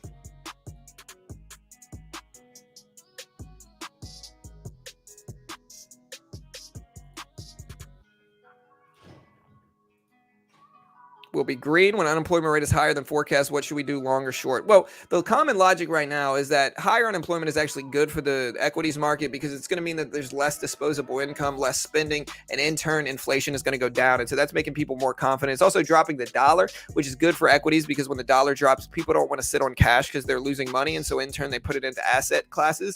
And that's good for equities and crypto and Bitcoin because people are dumping money into those now instead of sitting on the dropping dollar, if that makes sense. And so with that, we got a run up from this news. We're also kind of, just to put this into perspective though, I think we were a little extended on the downside heading into these releases anyway. If you look at like a 10-day chart here, market's been down pretty heavily over the last 10 days. And so I think we were probably a little bit oversold as well. And it was time for a resurgence back up. That's why I've been kind of averaging into a lot of stuff over the past couple of days and weeks because, I just thought we were a little bit oversold, a little bit in oversold territory. All right, SPY at 400.2s, guys, 400.2s.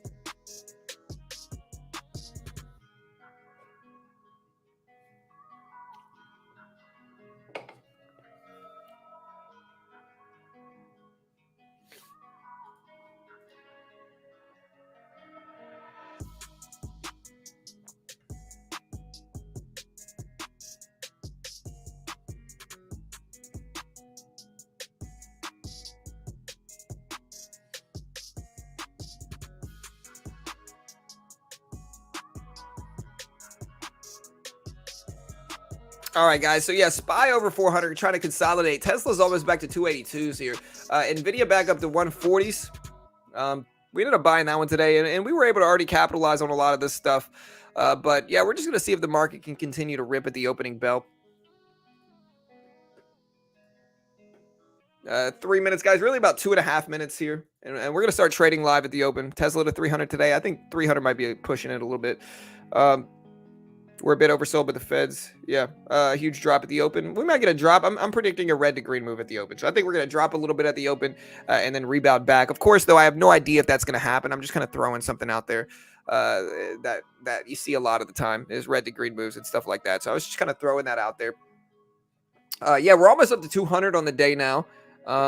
Because of Intel, we've been kind of averaging into Intel. We are up almost $199, so we're up basically 200 on the day already with Intel's big pop here, and that's nice. We'll see if it keeps up.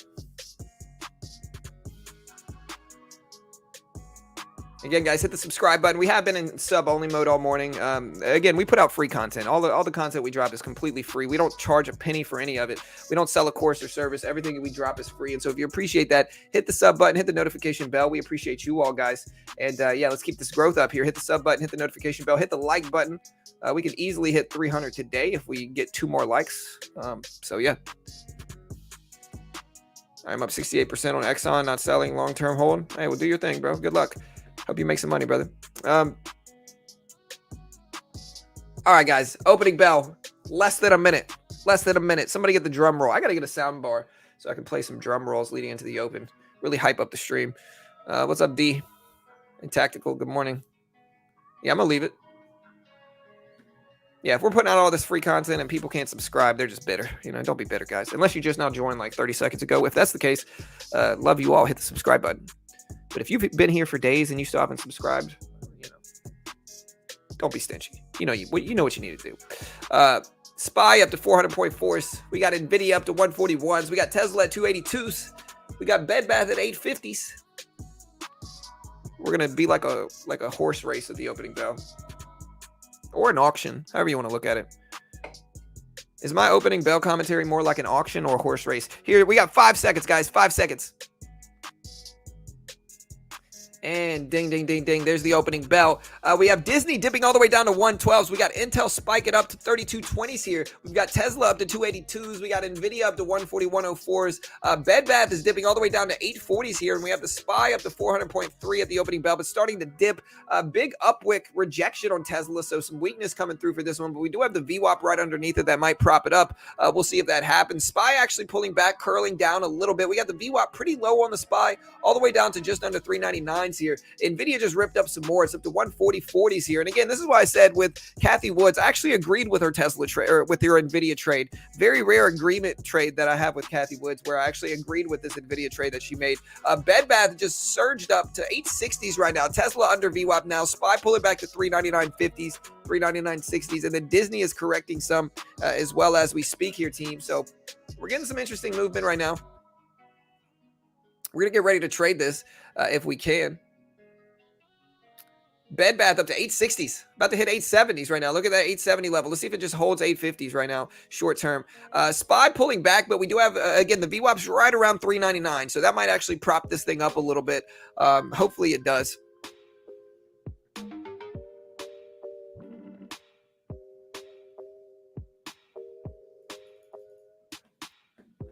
SPY testing 399.50s here. Nvidia ramping up. Tesla still consolidating. Let's see if it holds at 280s right here. SPY still testing VWAP here at 399 roughly. Let's see if it bounces at 399. That's a big bounce level. We'll see if that actually works though.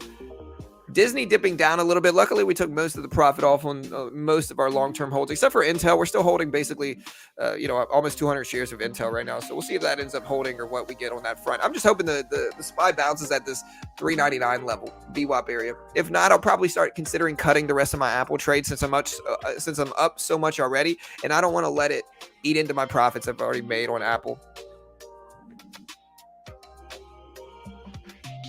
All right, Tesla bounce it up. Getting a little pop up on Tesla. SPY testing 399 now. If we're going to get a bounce here, hopefully this is it.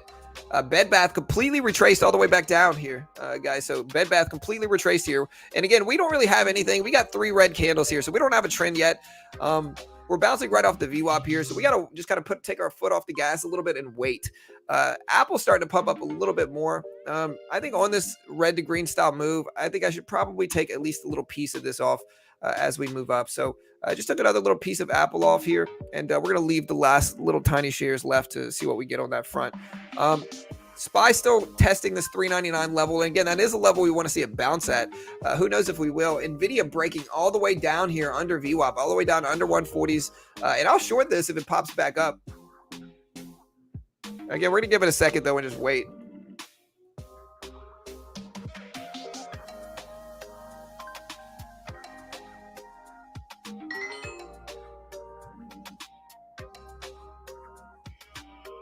Yeah, Lululemon had earnings yesterday.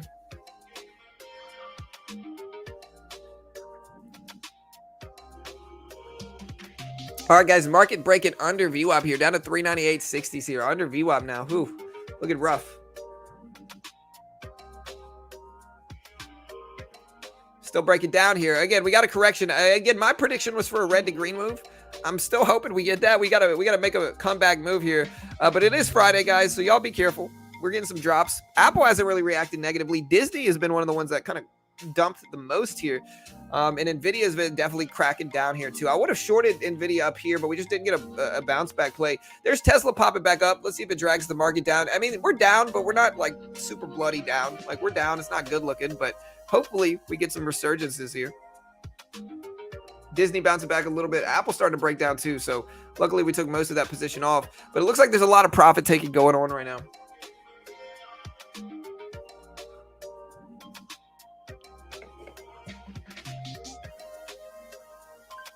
All right, guys, Disney back up to 112s.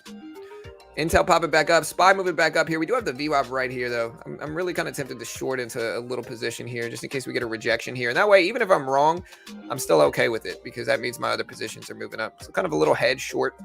If we reject off VWAP, it'll hedge me on both sides. So we'll be okay.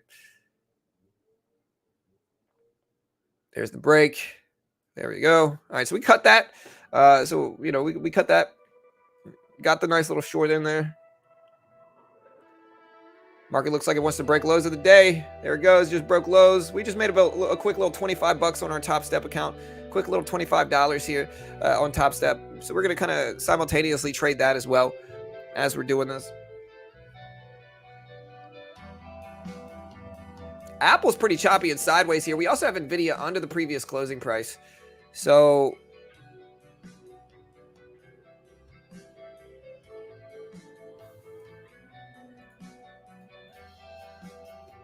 All right, we're shorting Nvidia with 10 shares here. Just see if we get a flush.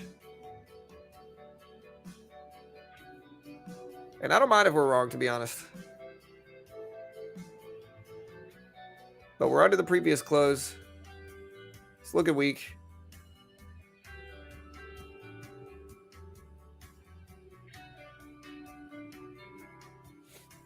Look at Bed Bath all the way back up to 830s here, team. So Bed Bath all the way back up there. We got Tesla all the way down to 278.50s.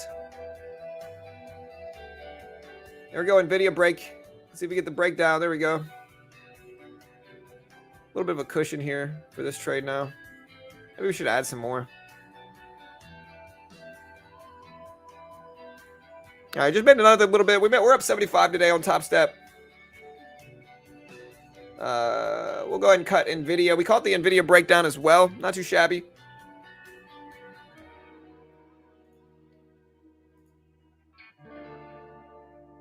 Apple's trying to pull a red to green move. We also have a down wick here on the SPY, so we'll see if we start to get some bull action short term. And ideally, what we want is to break over VWAP here. BIAF halted.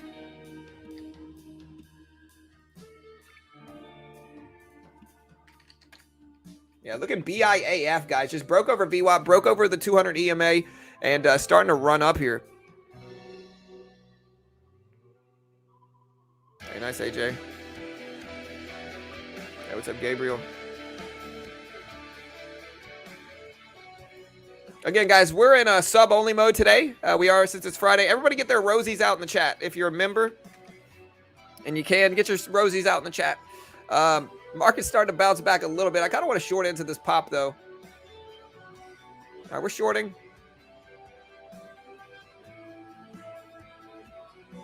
And again, if I'm wrong, that's okay. But I'm kind of hedging any loss if I'm right. We'll cut it. We might reject VWAP here. Look at BIAF, though. This one was halted at 8:30 or at 9:34. It's 9:37. It'll resume in about a couple minutes.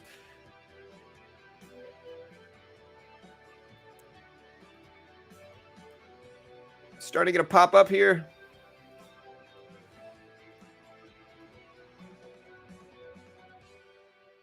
Now we're on Top Step as well. We got one contract of the micro here. We're not going to swing super heavy here. So again, I'm not even looking at the E-mini chart. I'm just looking at the SPY chart. And if this works, then, this is the same price action. So I'm using Top Step, but I'm looking at the SPY chart on TOS. And we'll see if we get a flush.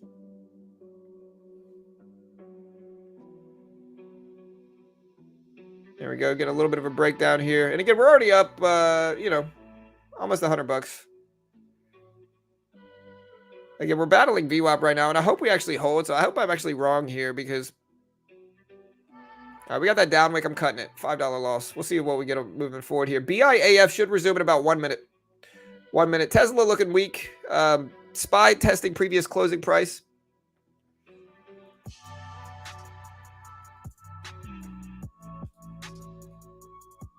Hey, happy Friday to you as well, Dustin. Thank you, brother.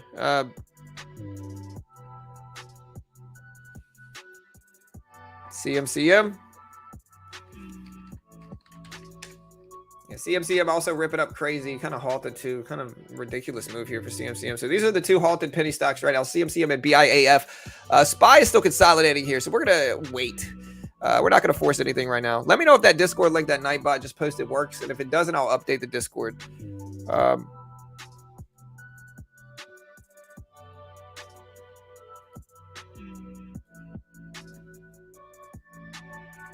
All right, SPY try to come back here. CMCM should resume at 41. This one should resume anytime now. So BAIF should resume now, sometime in the next 60 seconds. Really, sometime in the next like 20 seconds. Yeah, there's the resumption. It's at 1050s right now, 1060s, 1080s for BIAF. BIAF is surging up here. 1060s. There's 1090s here, almost up to 11 right now for BIAF. Almost up to 11. So pump it up here, guys.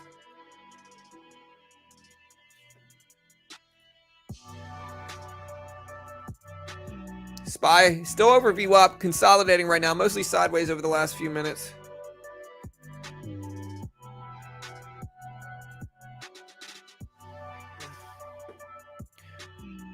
Yeah, everything else pretty sideways right now. I mean, we're still up, hundreds on the day, but just kind of waiting for things to play out a little bit. There's the SPY dip down under VWAP here. We might short it on Top Step and on the TD Ameritrade platform if it sets up well enough. We need a little bounce, and we need another candle opening up here if we're going to trade it. BIAF is still ripping. It's had 3 green candles over the last 6 minutes. Or 6 green candles over the last 6 minutes. So no red candles yet. SPY testing lows again here. SPY break it down. Again, we kind of need a bounce if we're going to short this. But we need another candle for the bounce. We don't want this bounce here. Like a lot of the time, it'll move down to test lows and then bounce. And we could short into that pop and then look for a continuation of the rejection. There's a new candle. Let's see if we get a bounce. Just continuing to break lows here. So consolidated at the VWAP for a little bit. Again, we need a bounce here. We might bounce at the 200 moving average. So we'll watch for that. Still another green candle. So that's 7 green candles in a row for IPO BIAF. Going absolutely crazy right now, just flying up. SPY consolidating under 400 now. It's at 398. We've got the E-mini sitting roughly at 4,000, a little bit under 4K, about 39.80s.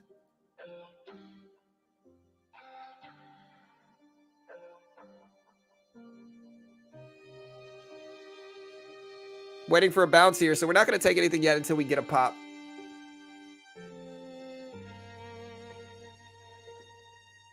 All right, here's the pop. All right, we just shorted into it here.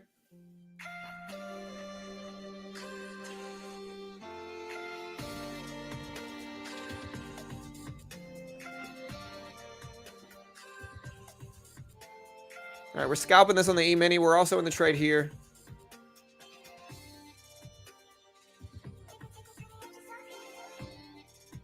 Scalping this on the E-mini. Up about 85 on the day on Top Step. Almost 90.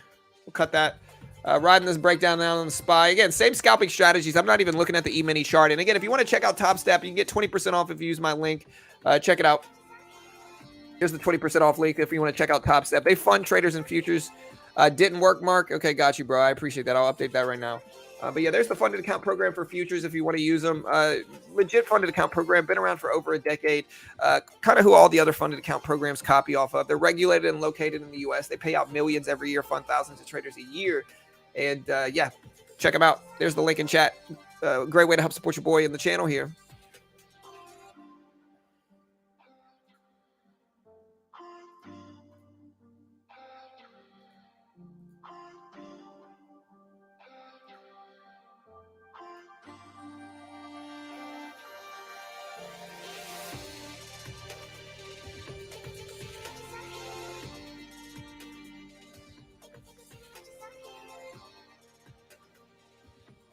This channel is private, only selective members. What? Why is this channel private? That's the problem. Market's still breaking down.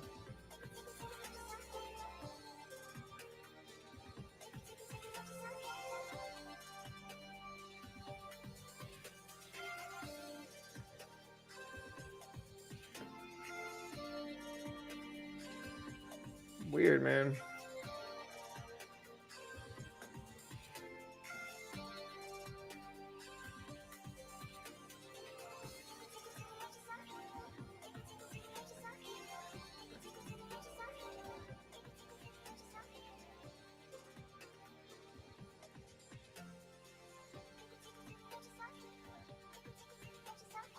All right, guys. So we're going to try to do this updated link with Nightbot. We're also considering shorting this. All right, so we did the updated Discord link with Nightbot. I'll have to figure out somebody to fix this for me.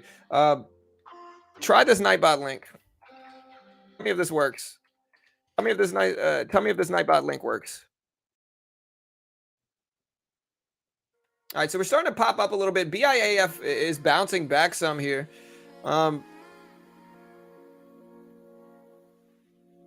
We're right around the 200 moving average for the SPY, which is making me kind of stop and pause myself because I'm not super confident in a bounce there. We're also we're gonna cut the rest of our Apple swing. Beautiful swing trade from Apple.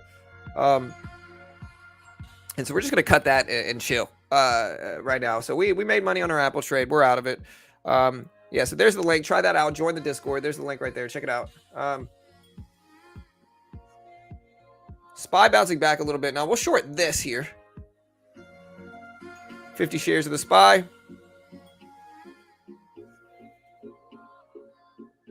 There we go. Cut it. All right, so we're up about 40 alone on the SPY today. Just made a cool little 15 bucks from that just now, 15, 20 bucks shorting the SPY. We'll see if we get a bounce back here. We just got to wait for an edge right now. SPY's starting to bounce back though, but we have that up wick here.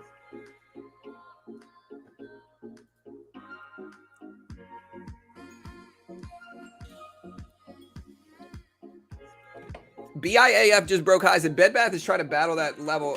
CMCM is just a little bit too risky for me, bro. Tesla break it down under previous close as well.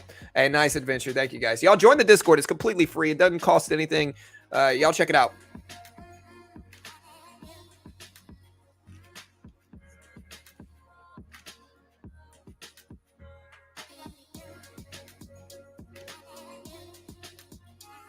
And let me know if you're a new person and join the Discord. I think Discord's been glitching a little bit. So if you're new and you haven't joined the Discord, join it. And also, it's going to allow me to test it out. So it'll actually be a really helpful thing. All right, so we're shorting the SPY again right at this top.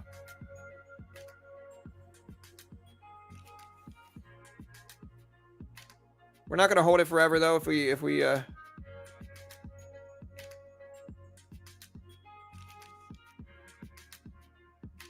all right, starting to break down.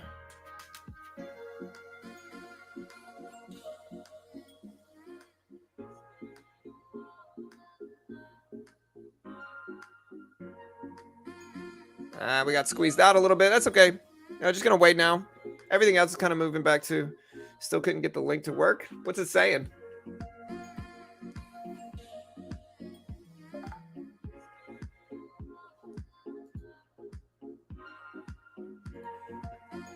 Yeah, what's it saying when you try to join?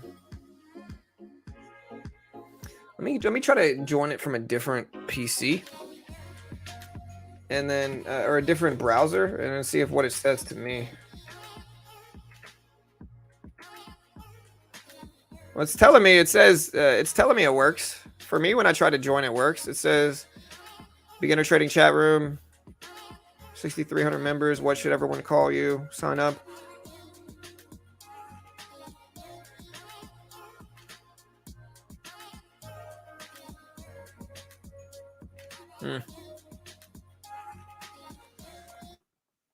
Headphones just cut. All right, guys, so market's bouncing back up. We got this downward trend forming now.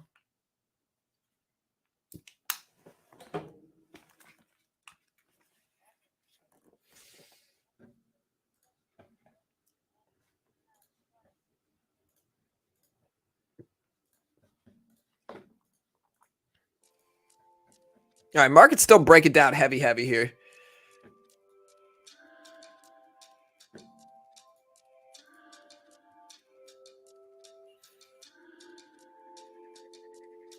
Just opens Discord. Yeah, does anybody else have that issue with Discord? Strange.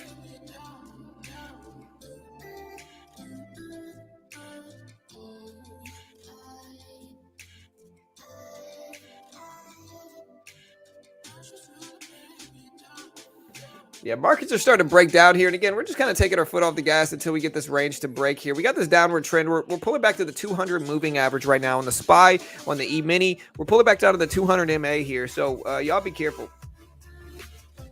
We are green on Top Step today. And again, if we're looking at this is a funded account program, so technically it's a demo. But again, if you look at like the past couple weeks, we're up about 1,500 on Top Step. Not too shabby. We're halfway there. So about halfway there. We're up about 1,500 on Top Step. Today, just on Top Step, I think we're like 100% accuracy. No. One loss, 83% accuracy. If we look at this week, we're running about 80% accuracy, only losing on about 14% of trades. So not too shabby, guys. Not too shabby. We're not going to swing too hard on Top Step because I want to get funded, and I think today, with the long weekend, might be some boring stuff going on today. All right, so yeah, we bounced right off of the 200 moving average here. And again, this is why I started watching the 200 moving average, because it's a big level. It's a big level to pay attention to. Tesla's starting to pop back up. Again, we're kind of getting a choppy trend right now, which was not to be unexpected considering long weekend Friday. And we'll cut that too. just insignificant amount. We gotta wait for this range to cut and break out on even the upside or the downside here.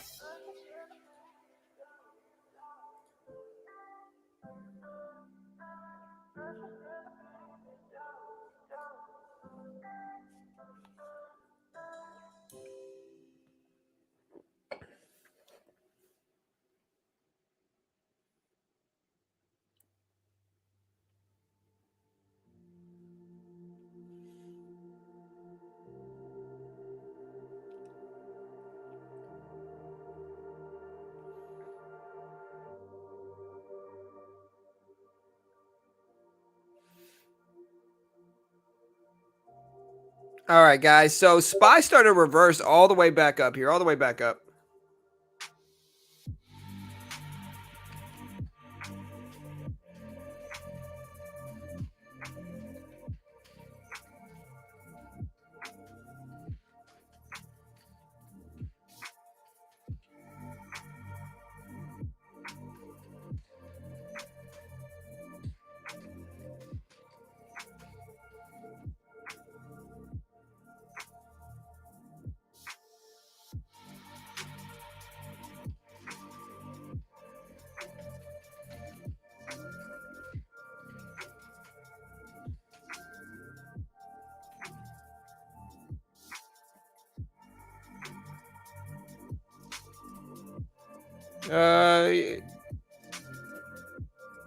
Yeah.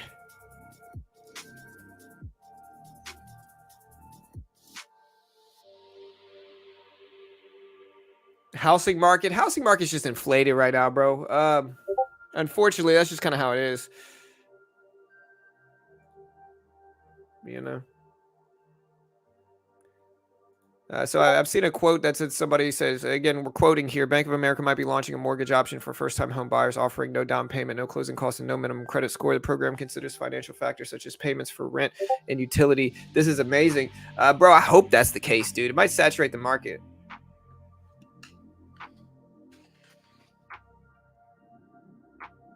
And honestly, Pawn, you sent me that, bro. You sent me that, and then Cam from Beginner Crypto said the same thing about the housing market dropping. Ooh, we're gonna short into this pop. 50 shares short of the SPY. For a piece of it, locked in some. We're gonna flush this down, catch this downside here. Tesla breaking lows here, so looking pretty weak. All right, we're at 50 shares again, kind of adding a little bit more, covering a little bit more again, letting this drop, letting the flush happen. All right, so caught that again, not too shabby. Yeah, BIAF is halted on the downside now, just jumped under it.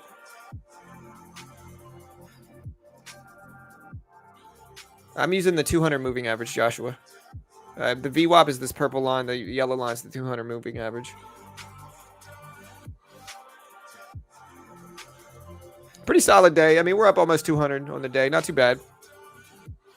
Overpriced cars. Well, the cars have to do with the broad market. Whenever the market's struggling and inflation is high, obviously we're going to pay higher. This is what happens, right? Housing necessities go up, like car prices, housing prices, they go up, and luxury things go down. Like lately, over the last 6 months, we've seen a crash in watches, we've seen a crash in sneakers, and so luxury prices are dropping. And necessities have been going up, like housing and cars. Unfortunately, though, I mean, but there's ways to make money around this as well. People got to understand. Like, I know a lot of people that are essentially selling their house right now, taking the money from it, and then renting for the next year, and then buying they're going to try to buy their same house back or one like it from noticeably lower, and then just profit the difference. Essentially short the market with housing is what they're doing. I'm not telling you should, but I know a lot of people that are doing that, and it's one of those things that. The market's kind of crazy and iffy right now. Yeah, we're getting squeezed out of this. We'll cut it, kind of chopping back and forth for the last 20 minutes or so. So not really a super exciting day.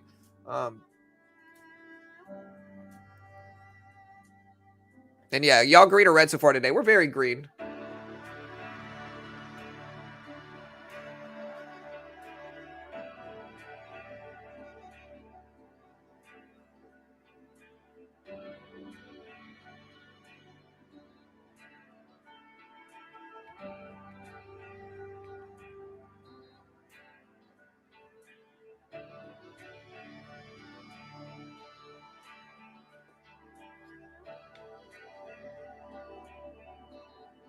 All right, market rejecting some. Yeah, honestly, a beautiful day for me. We'll take all this stuff. Market's kind of, sideways currently here, and I hope it goes green and stays green. But it's been a little iffy. You know,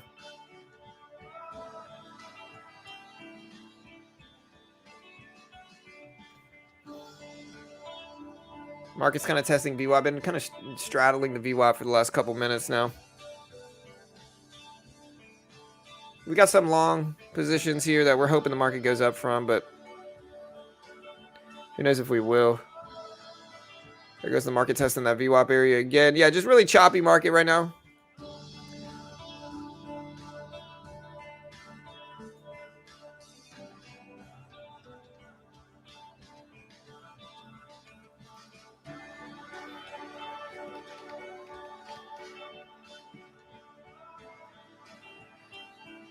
SPY testing highs, trying to break over a VWAP here. And again, we just got to sit and wait for this range to break if we're going to get that. Who knows if we will.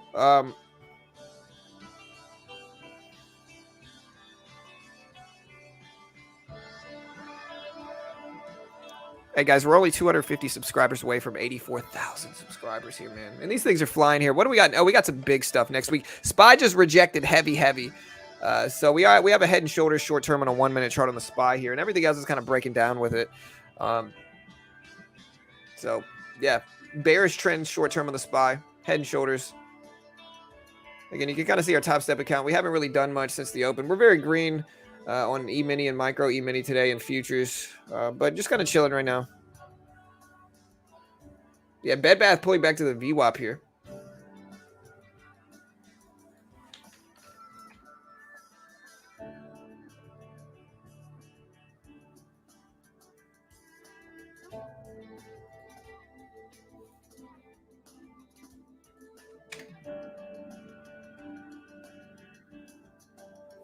So Michael Saylor's getting sued for tax evasion.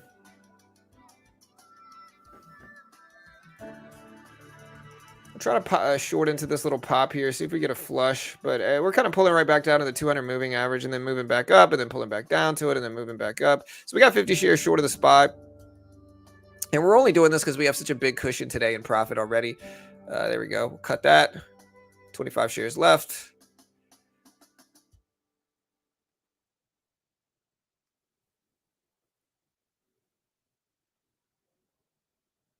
And chopping back up, bouncing at the 200 moving average again. And again, watch the 200 moving average. It's certainly a relevant level.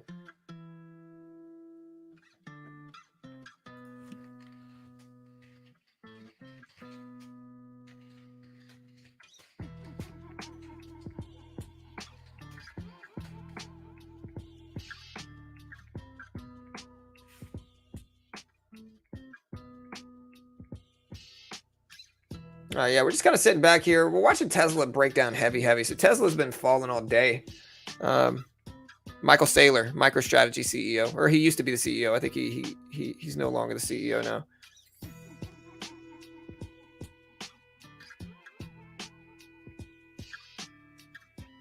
Catching the breakdown.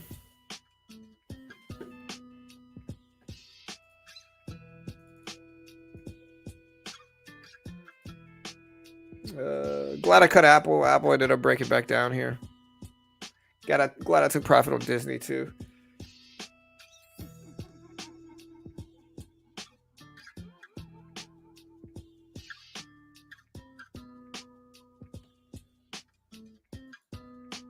I'm starting to break here, starting to test the lows right around the 200 moving average here. We'll see if we break underneath that.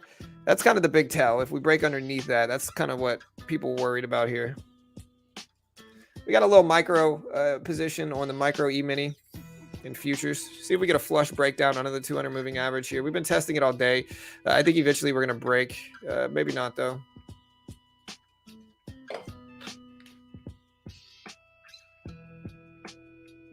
Starting to retrace here. There we go. Cut a piece.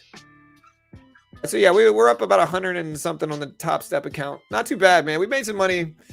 We're getting pretty good at futures trading too, bro. I'm not trying to toot my own horn. I'm definitely top 3 in the world right now. But no, we got our accuracy rate on Top Step over the last week over 80%. We're up about $1,400 on this Top Step account. So we're doing it. We're grinding it up.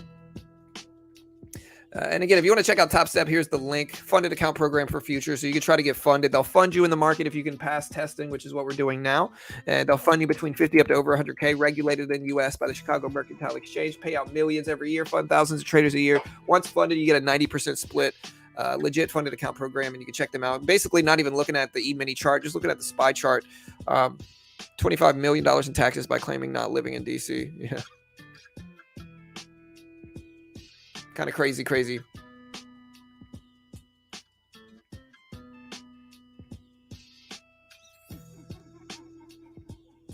Market's finally starting to break down here, so we'll start to maybe short into these pops.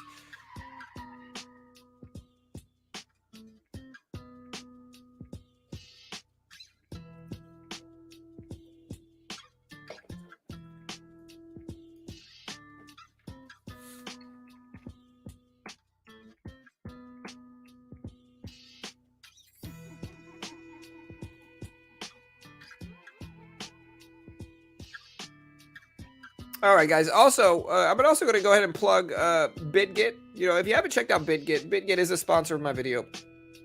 BitGet is really useful because what BitGet allows you to do is trade crypto futures with leverage. There's no PDT in crypto futures. You can trade them with leverage, and you can trade any of these futures here. You can trade USDT, USDC, Coin M futures, Coin Margin futures, and you can trade any of these lists here. They also have a bunch of good bonuses for signups here if you want to check out those bonuses. But you can trade with up to 125x leverage in cryptocurrency on BitGet in the US. You can trade them. So you can trade these in the US. They do allow US users to trade with KYC.